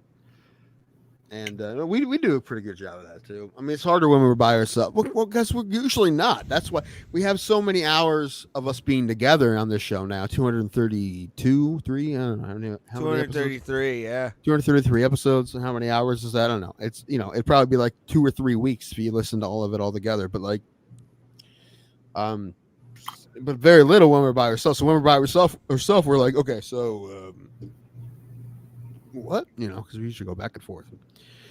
But no, that's good. I just enjoy the camaraderie, and I like I feel like you guys have. I know sometimes y'all are self-deprecating, but I don't think y'all realize how funny you are. Like you. Oh, you know no, what? It's really. I'm fully aware of my mediocrity. It's okay. I honestly, this is 100% true. I didn't realize that people actually thought we were funny until really recently. Until Cousin Mike and Cousin Mike's lady, mother of his children, de facto wife, all but married, right? All but married. She told me that she watches sometimes with Cousin Mike, and she thinks we're really funny too. I'm like, oh shit, really? And then Paul said the same thing. I'm like, oh shit, are people laughing at? That was the first time, and I'm like, yeah, I mean that's what I mean. It's like that, and see, that's what I was saying. Like when asking about when y'all perform, because I feel like comedy is subjective. So certain people will laugh at certain things, but I feel like other people, it's on the outside looking in. People have to tell you you're funny. You can't. 100%. Yeah. I think I'm funny. Even if you hear people laughing, which we don't hear here. But even if you do, it's still nice to hear someone else say it. We're the thick girl in the tight dress. We wore it for attention, and when people say we're pretty, we're happy. Okay. Yeah, but we're also be like, what's your motive here? Like, like what are you're so brave, pretty, like that kind of pretty. Yeah. No, but no, we appreciate it. How do we become better, Pulse? I mean.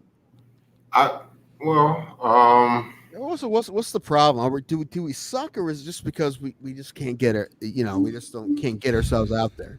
No, honestly, a little bit of both. I mean, one idea I have, I think it would be really dope if you could, if maybe in spurts, like in segments, you could have people, if any way you could vet them so that they won't say anything that will get you trouble. But if you could have segments where, if only for like maybe a couple of minutes or so, people call in and just give their takes on events that have happened. We would love that. Phone calls. We got to figure out phone calls. Yeah, phone calls. Some people just want to be heard, and that's why I like the Monday nights on the MMA holes. It's like I think some people just want to be heard because they type in chat, but then that's one thing. But then I think they actually want to be audibly heard. And I know some people, like my boy, granted, he can be a little long-winded, so I think it's important to have a time limit to how long they're talking. But I'm thinking about experimenting with that, like buying what do you call those? The soundboards, like the adjustables, and plugging it into what do you call that thing? Tablet. Yeah. Tablet, and see if we can do calls from Discord that way. Yeah, we got to figure out a way to do calls from Discord. We've been talking about that for a while. Yeah. And then also, one thing that we did one time, the MMA trivia, or even just like pop culture trivia, I think those are really fun. Yeah. Pulse, I thought you were gonna make trivia for me versus Ray. I thought we were gonna do that. Yes, that's right. Okay, well, I'll work on something for Thursday. Yes, I'm excited. I'm excited, and I'll come up with another thing for you versus Ray. I had something. I don't know. I think I was too worried about how good of an idea it is, but really, who fucking cares if it's a mediocre idea? Get a fucking go. Who cares? Yeah. Yeah, because do you ever watch Jimmy Fallon? Do y'all watch that show on occasion? I watch the clips they make. Like that's what he does. He makes clips. That's all they really do. Fallon is so good doing what he does. Well, his interview style is one thing, but one thing I like about that show is sometimes they will have segments where celebrities will come on and they'll just straight up play like Pictionary or something like that. Yeah. And that's the best thing. You don't know, certain actors, like one time they had Wiz Khalifa on there, and it's like, I had no idea Wiz Khalifa could draw. but apparently he can draw. So it's like this is like I like the variety type thing rather than just bringing people on to interview them. You know. One thing I thought about doing, and I think this might be a good idea. My idea was to do this with Sam Alvey. If we should get Sam. Oh yeah, Sam Alvey. Yeah. I wanted to do like match game.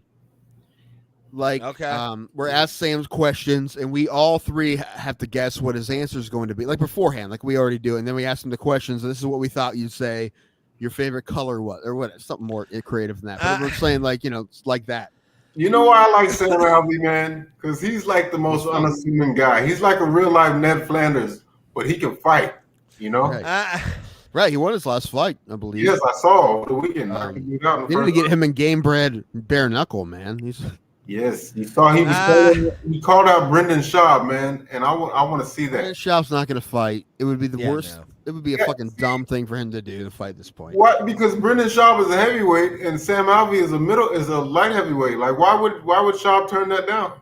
Why? Because he doesn't want to fight anymore. That's the you could back the Brinks truck up to Schaub. He's not gonna. He's not gonna fucking do it. He doesn't want to, and I respect that. You don't want to fight, don't fight. That's fine. The reason he got out of fighting because he didn't give a shit about it anymore, and he had other mediums because of. And he went on a streak of getting knocked the fuck out too. So don't. He did. And you know what though? 100%. He beat Crow Cop. He had some good wins. Beat LeVar Johnson. He wasn't bad. He was decent. He was middle of the road. You know what? Middle of the road plus 6.5. It wasn't bad. But he got out because he didn't love it and he didn't want to do it. And he had other options. Good for him.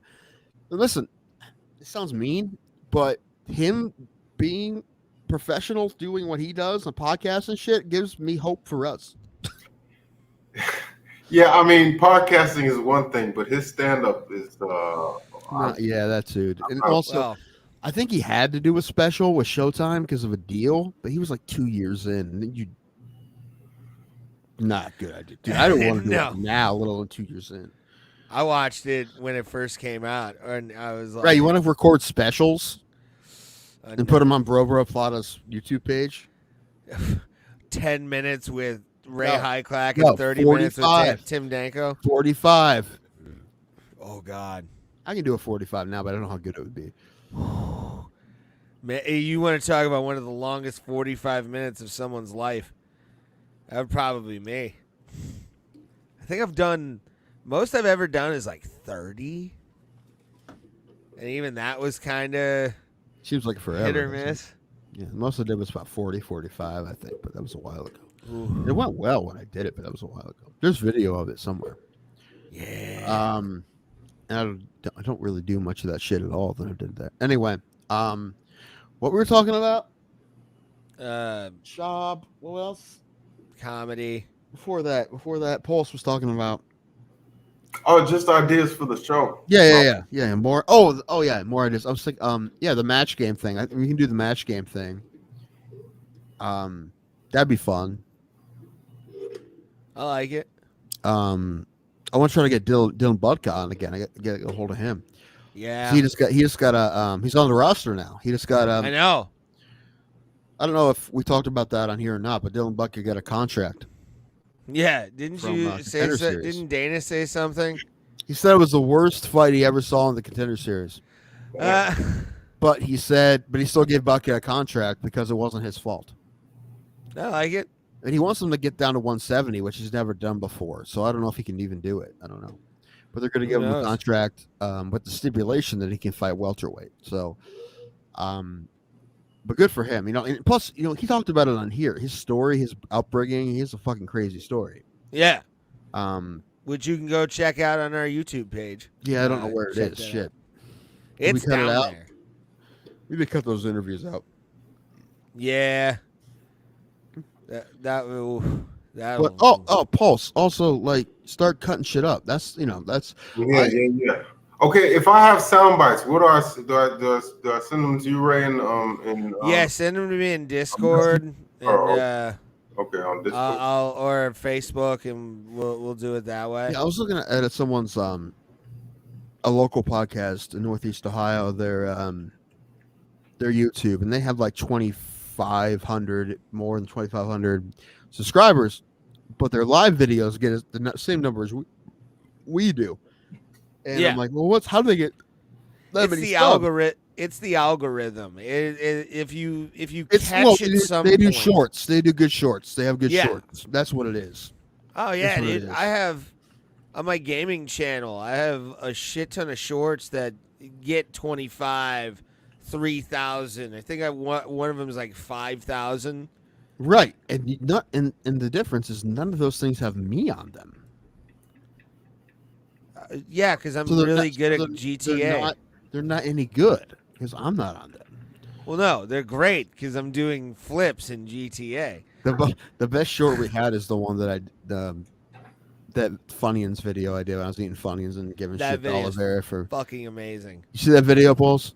No, what happened? No, the short I did, it was the best performing short we did. When I did it myself, that I was talking shit about Oliveira for missing weight back when that fight he had missed weight, and I was eating Funyuns. Oh, okay. No, yeah, I did. I think I did see that. Yeah. Yeah. But yeah, that got like a couple thousand views, didn't it? Yeah, it was I think 2,000. Which is good. I think our subscribers are up to like 140 now. Yeah. The slow is crazy. trudge to 200 is happening right now as we speak. Can you imagine the beginning of 2022? Our goal is to get to 1,000. It seems impossible. That is possible. I'm calling it. I'm putting. How is it possible, Pauls? I'm putting. Well, first of all, I'm going to because I have, not that it's great or anything, but I have about 800 subs, and I'm going to try to convert as many of them over here as I can. Get the. I know Yes. that's a lot. You're going up there and talking to people at MMA holes, and they were helping us for a while, and they are still. They're still, but and we wouldn't have 140 if it wasn't for them. Like, we'd be at like 12 still. So I do have a Pulse got mentioned on MMA holes when Izzy lost to Strickland. I said that Izzy looked like beef jerky after or during the weigh-ins, and Pulse or Maz was like, just because you have Pulse on your show doesn't mean you can insinuate things. I said a while back that Israel Adesanya looks like one of those pirates from the movie Captain Phillips. Have you ever seen that with Tom Hanks? Yes. I also said he looks like one of the paintings that JJ from Good Times used to do. You remember those paintings he used to do? No. Oh, okay, well. That what's his name? Watched a lot of the Jeffersons. Didn't watch a lot of Good Times growing up. What is his fucking name? I've met the guy several times. What is his name? Jimmy Walker?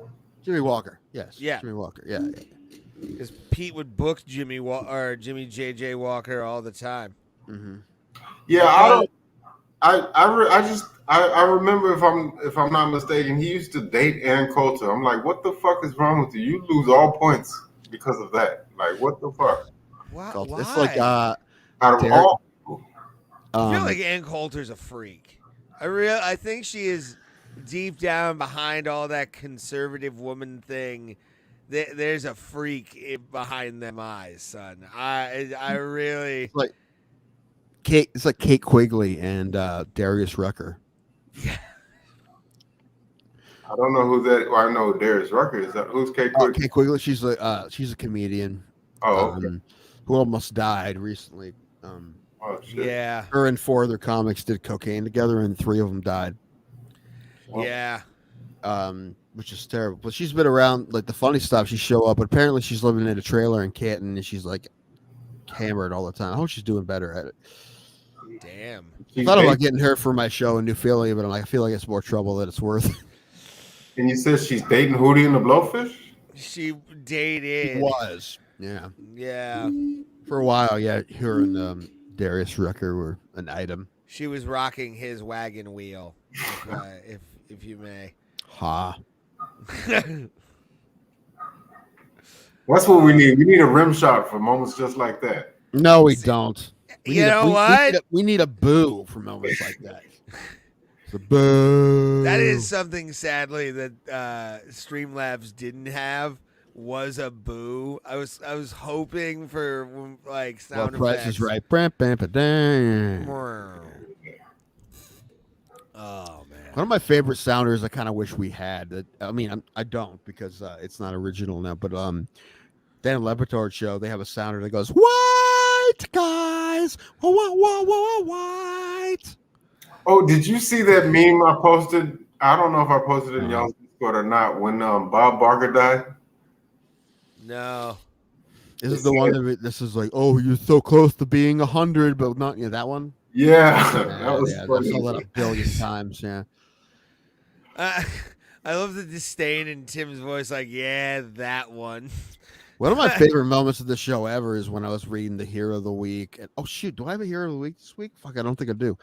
Okay. When I was reading the Hero of the Week, and it was that guy who rode from America to England or something. He rode to England, and I was reading it, and like the article said he rowed his boat. And when I read that, I'm just like, fuck. that was. I think that's posted somewhere. I think it's on like our Instagram.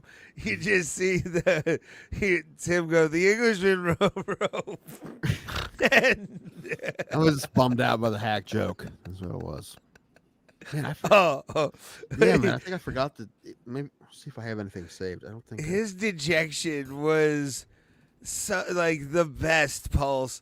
It's very few things make me happy, but when people get sad by hacky things, it's the best like reaction ever to me, ever. Because I don't know why, but just seeing somebody be like, he took the easy way out. You're like, yep, yeah, he did.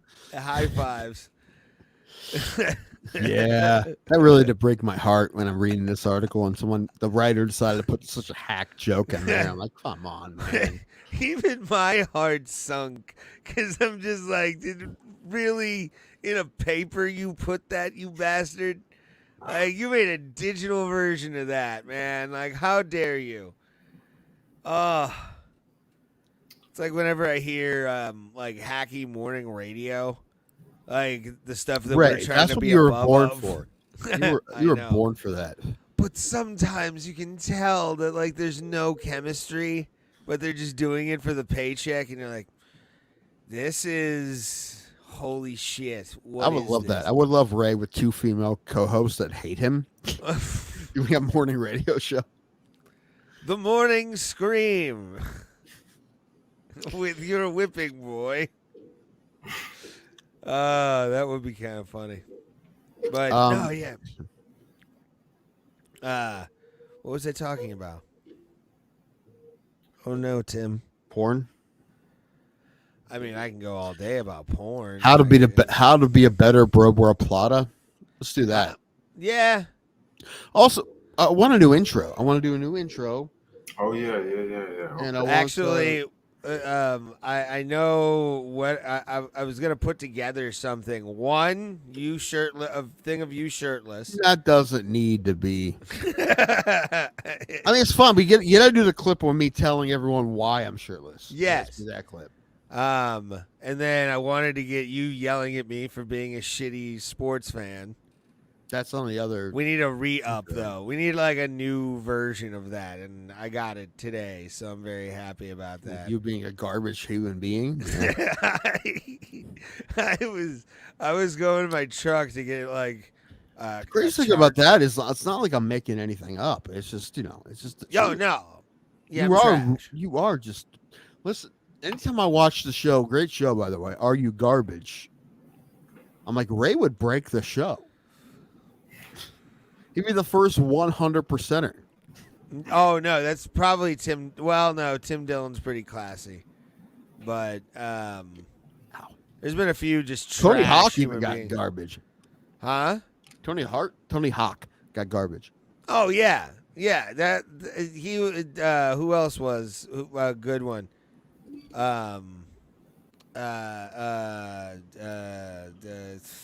Fuck.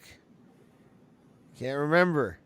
Anyway, that show fucking rules. They've had some really good ones recently, but like a lot of them have been returns. So they've been return guests. But Pulse, learning have you seen that show, Pulse? Are You Garbage? No, I've heard about it. Are You Garbage? What is that about? It's two comedians that just talk to a guest and ask them questions, and they figure out if they're a garbage person or not. It's one of the best shows on the internet. It is a great idea, and it's great because people want to be on that show. That's the great, it's kind of the goal of this show. Tony Hawk's kid wanted him to be on that show, and that's why he was on Are You Garbage? I wish one day to have us on that show and just be like, what the fuck is this person that's sitting in front? Because as soon as they got to me, I'd be like, you're fucking, you're garbage. I would love to see like a Ray versus Stu Gatz. Who's more garbage? From Levitard? Yeah. Because I think he beat you, but not by much. I will take that. Pulse, are you familiar with Stu Gatz from Levitard? Yeah, I can't stand Dan Levitard, really, though. Yay! Well, but I have no dog in the race. Poppy is cool, but Poppy's the shit. His show's great. I love the show's real fun. I don't watch it every day, but it's fun because they just, they're nonsense and it's fun. And their sports and nonsense, which is kind of like what we do. And I don't like him that. And Eric, I gotta say it, man. Ariel Helwani, I don't see why anybody enjoys. Yes, thank you. He's the best journalist in the sport. That's He's why. a fucking narc. Yes, he is, because everybody else isn't a fucking real journalist. Any real journalist did the exact same fucking thing he did. Any real journalist in any other fucking sport. I'm not even talking about the Brock Lesnar thing. He's like a woman trapped in a man's body. Like he's just a Weasley, like slimy snake fucking guy. I just don't like him. Journalists are, not all of them, but a lot of them are. He reminds me of Niles Crane. Just a snarky little. That Pierce the shit. Get out of here. Would you rather him be John Morgan? Is that the guy's name? Dude, John Morgan is just like asking questions with a dick in his mouth. That guy. See, John Morgan's cool to me, man. You're drinking. That's why you ever notice the UFC press conferences, they always go to John Morgan first. Yeah, you know why? Because he sucks the cock. I like him. Out of all the MMA media, I can't stand Ariel Helwani. I fucking really don't like that guy, the schmo. Fuck him.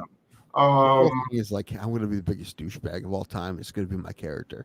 Well, it's not. He doesn't even care to be in character anymore. Now he just talks normal. So it's like, what did you create this guy for? I don't know. Yeah, stick to the fucking gimmick. Like that's the thing about it committing to a bit. You kind of have to. I'll say this about John Morgan. He realized what he had. If he's doing what he's doing, he will make money that way. If he gets on his knees for this company and just asks softball questions, and he will make money that way. Juggle the balls a little bit. It's fine. He made his decision. He's doing that. That's fine. But if he calls himself a real journalist, he's full of shit because he's not a fucking real journalist. He's a puff piecer. He's a puff guy. He's a puffer. Now, Ariel Helwani, who's gotten in trouble for promotions because he's made the real journalism, there's a difference. Ariel Helwani once told, I forget what Darren Till said to him, but he actually wrote back to him on Twitter. He's like, it's not too late for you to apologize. I'm like, who the fuck are you talking to? What are you gonna make Darren Till apologize? No, you're not. Like, I just don't like that guy. Like, it's funny. You like all the people I don't like. Like, yeah. Who's number one, Pulse? Tell him who's number one. Some people, for some reason, they just don't like Luke Thomas, and I'm like, why? He's very knowledgeable. I guess because he uses big words, but I'm like, I'm fine with Luke Thomas. I have no problem with Luke Thomas. I heard people say like, what you have to have a thesaurus listening. I'm like, dude, you're telling on yourself. So what? He's fucking educated. Yeah. No, Luke Thomas is like the best of both worlds. He's like in the middle there. Luke Thomas is good. Yeah, and so him and Helwani are like the only real journalists in the sport. I don't like Helwani, and then you don't like Robin Black, right? I like Robin Well, no, radio. I like Robin Black. I'm just not a fan of his commentary. From what Yeah, I saw he from wasn't a good commentator. Yeah. from Game Bread MMA, he was. I love to have Robin Black on here. Yeah, I would love to. No, I like and respect Robin Black. I really do. Like, that's a guy I really like.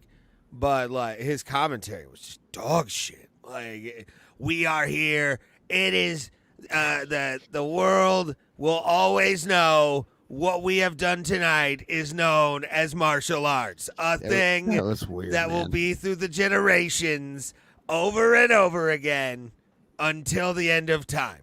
Like, where the fuck did you go, It was Ultimate also Warrior? weird. It was also weird that I said it before, but that he was cursing. That's weird. Like, I understand when you're on YouTube, you're allowed, but it's a professional sports broadcast. It's just weird. When he did say bullshit, I was like, oh, what the fuck? Like, Rogan has done it a few times. You know, Bullshit's one thing, but when he starts saying "fuck," and you're like, "What the hell?" You know what? It's so funny you bring that up. I actually said this last night when I called into the whole show. Do you ever notice that fighters, for some reason, and I said it last night, I'm not a snowflake by any stretch. I don't think so. But they, for whatever reason, when they're being interviewed after a fight by Daniel Cormier, they really ham it up with the swear words, man. Like they it's like they now it's become it's started to become overdone. Like, I've noticed. Yeah, it's like they're like middle schoolers who just found out how to cuss, and it's like every word is fuck and shit, and it's like, whoa, bro, like what the fuck are you doing? Like, talk normal, man. Just like speak like, yeah, I won, I fought well, but they're like other F words as well. Yeah, and it's like. Yeah. I mean, an entire country. It was like I feel like when I was in junior high, it was real fun to swear because it was like we were doing something. Sure. We were 12, 13 years old, saying words we shouldn't say. But when you grow up, it's like I feel like it's lost its luster. Like I don't know if y'all feel me on this, but it's definitely an overdone thing that people have started doing that I've even noticed, where it's especially when they're on big ESPN. Like, this is a network, like a network where they're owned by Disney. You cannot use on pay-per-view is different. I will say this though. A pro fight interview, you've just been in a fight where you're getting hit a bunch, so you're just normal. How you speak every day is what's going to come out. Like I don't think they're doing it on purpose. You gotta be somewhat mindful. I get it. They're amped up after a win, but still. But you were just in a fucking fight, though. None of us here have been in this situation, so I don't. Where you get punched in the face, even if you want to get punched in the face a bunch, and then you have to speak on national television. That's a big ask, anyway. But see, that's why I respect the people who can reserve themselves and be like, "Yeah, you know what? I fought well." But it's hard. It's not easy. Yeah. I always feel you got to downplay your success. I remember a few years back, Peyton Manning, he threw like 7 touchdowns in the season opener. And they asked him, Peyton, he's like, you just threw 7 touchdowns in one game. What do you have to say for yourself? And he's like, yeah, we did some good things. We moved some chains. Like, football players. Play what you do. And there's a reason why, because there's going to have games where you throw like 5 picks. And you never want to be, because they're gonna rip you apart if you start saying, "Yeah, I'm the shit" and all this. So I feel you always gotta downplay what you do. There's no one more boring than quarterbacks and NFL and football coaches. They're the most boring people on earth. Especially Bill Belichick. Well, I mean, there's a couple that are good. Lane Kiffin's fun. I think the best football player for interviews was probably Marshawn Lynch, but he piggybacked that into a career now. He's in that new movie Bottoms. Yeah, I was about to say, yeah. You want to watch? I mean, I'm pay attention. I've always been a fan of that guy ever since he was in college. He's fucking in acting now. He's acting and shit. Bro, he's not only that, as a he's probably the most gangster running back that there's ever been. He was. I'm just here because I don't get fun. Yeah, and the Beast Mode play is legendary. Oh man, that might have taken over the Immaculate Reception as the greatest singular play in the history of the NFL. It's up there. For sure, it's up there. His Immaculate Reception, it was just a series of fumbles, right? No, it was a ricochet and a guy being in the right place at the right time. And I'm not talking shit about Franco Harris. I have a lot of respect for that guy. Guy was a man, but but that was a bit lucky. It came to his hands, and it was a great Oh, play either way. absolutely. But the Beast Mode was just a guy being a fucking monster. But it's not even you watch that. I'm not necessarily a Seahawks fan, but I mean that was like as he has a Seahawks hat on. But it was a playoff game. It won them the game, right? Yeah, it was a playoff game too. Yeah. Did you see? There was a show on Netflix called Murder Town, which was like, did you see that? It was they had a different celebrity like play Will Arnett's. Like, yeah. Will Arnett was a detective, and he had like a training detective that was like a celebrity, and everyone was in script except for that celebrity, and they had to try to figure out the mystery. It was funny. But one of was them, a good the best one had Marshawn Lynch. It was the best. I'm like, can they make this a show? Can they make? I want to see 10 episodes of this with Marshawn Lynch never knowing the script. Bro, he's doing his rounds. I saw him. Do you ever watch that show, Bar Rescue with John Taffer? Yeah. I saw Marshawn Lynch on there. I was like, man, he's everywhere now. Like, what? Yeah, he's in that new movie, Bottoms, which is like a high school comedy, but he plays a teacher. Shit, I gotta see that. I know. I want to see it. I heard it's got good reviews. It's like about like high school lesbians starting a fight club is basically what it's about. Yeah. And Marshawn Lynch is one of the teachers, so I'm excited for it. I really am. You know what I really want to see? I might have the money. I might have to go up to Canton because the movie theater down here isn't going to have it. Haunting in Venice they will have, and I do want to see that because I like the Hercules Poirot movies. But Dumb Money. I don't know. The GameStop movie. The GameStop saga movie. Oh yeah. With Paul Dano and Seth Do you know Rogen. how angry I am for not paying attention to that at the time? Right. Hindsight's 2020. I didn't know how cheap the stock was. That was years ago. No one did when it was real cheap. Know. And also, it's funny because everyone. I watched a documentary on it. Like, all those hedge fund people thought it was Blockbuster again. It was going to be Blockbuster all over again. But there's a handful of people that were really into it, especially the guy who Paul Dano plays.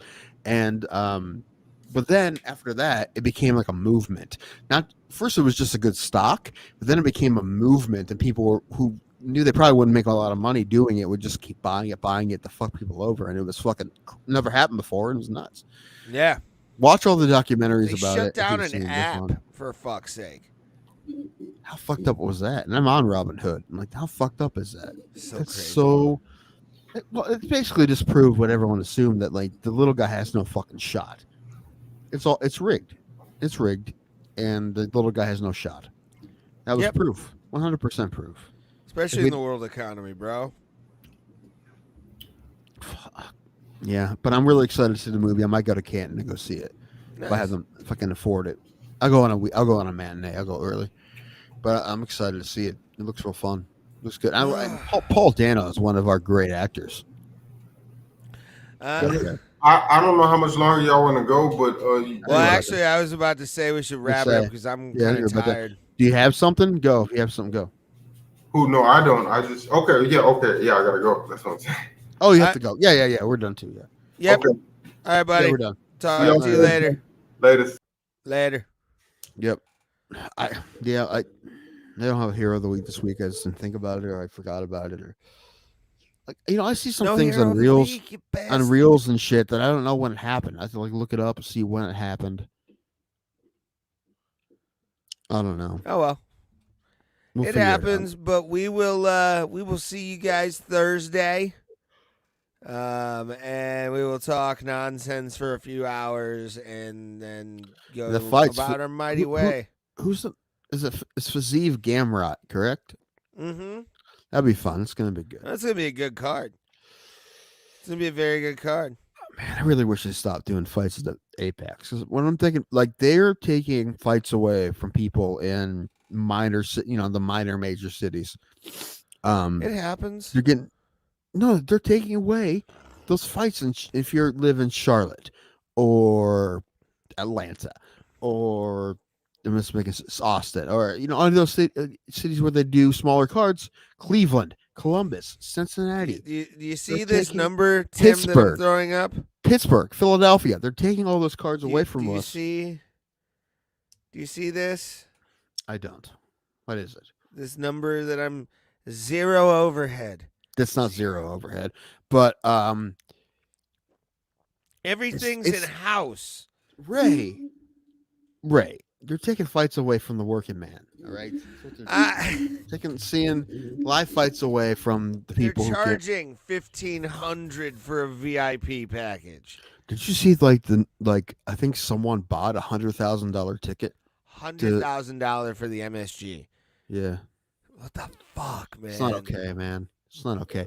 Listen, hats off to that kid, Oliver Anthony, who canceled a show because he found out they were selling $90 tickets. Oh, yeah, I saw that. Yeah. He canceled it. He said, I'm not going to play there if you're going to spend. I wouldn't pay $90 to see him.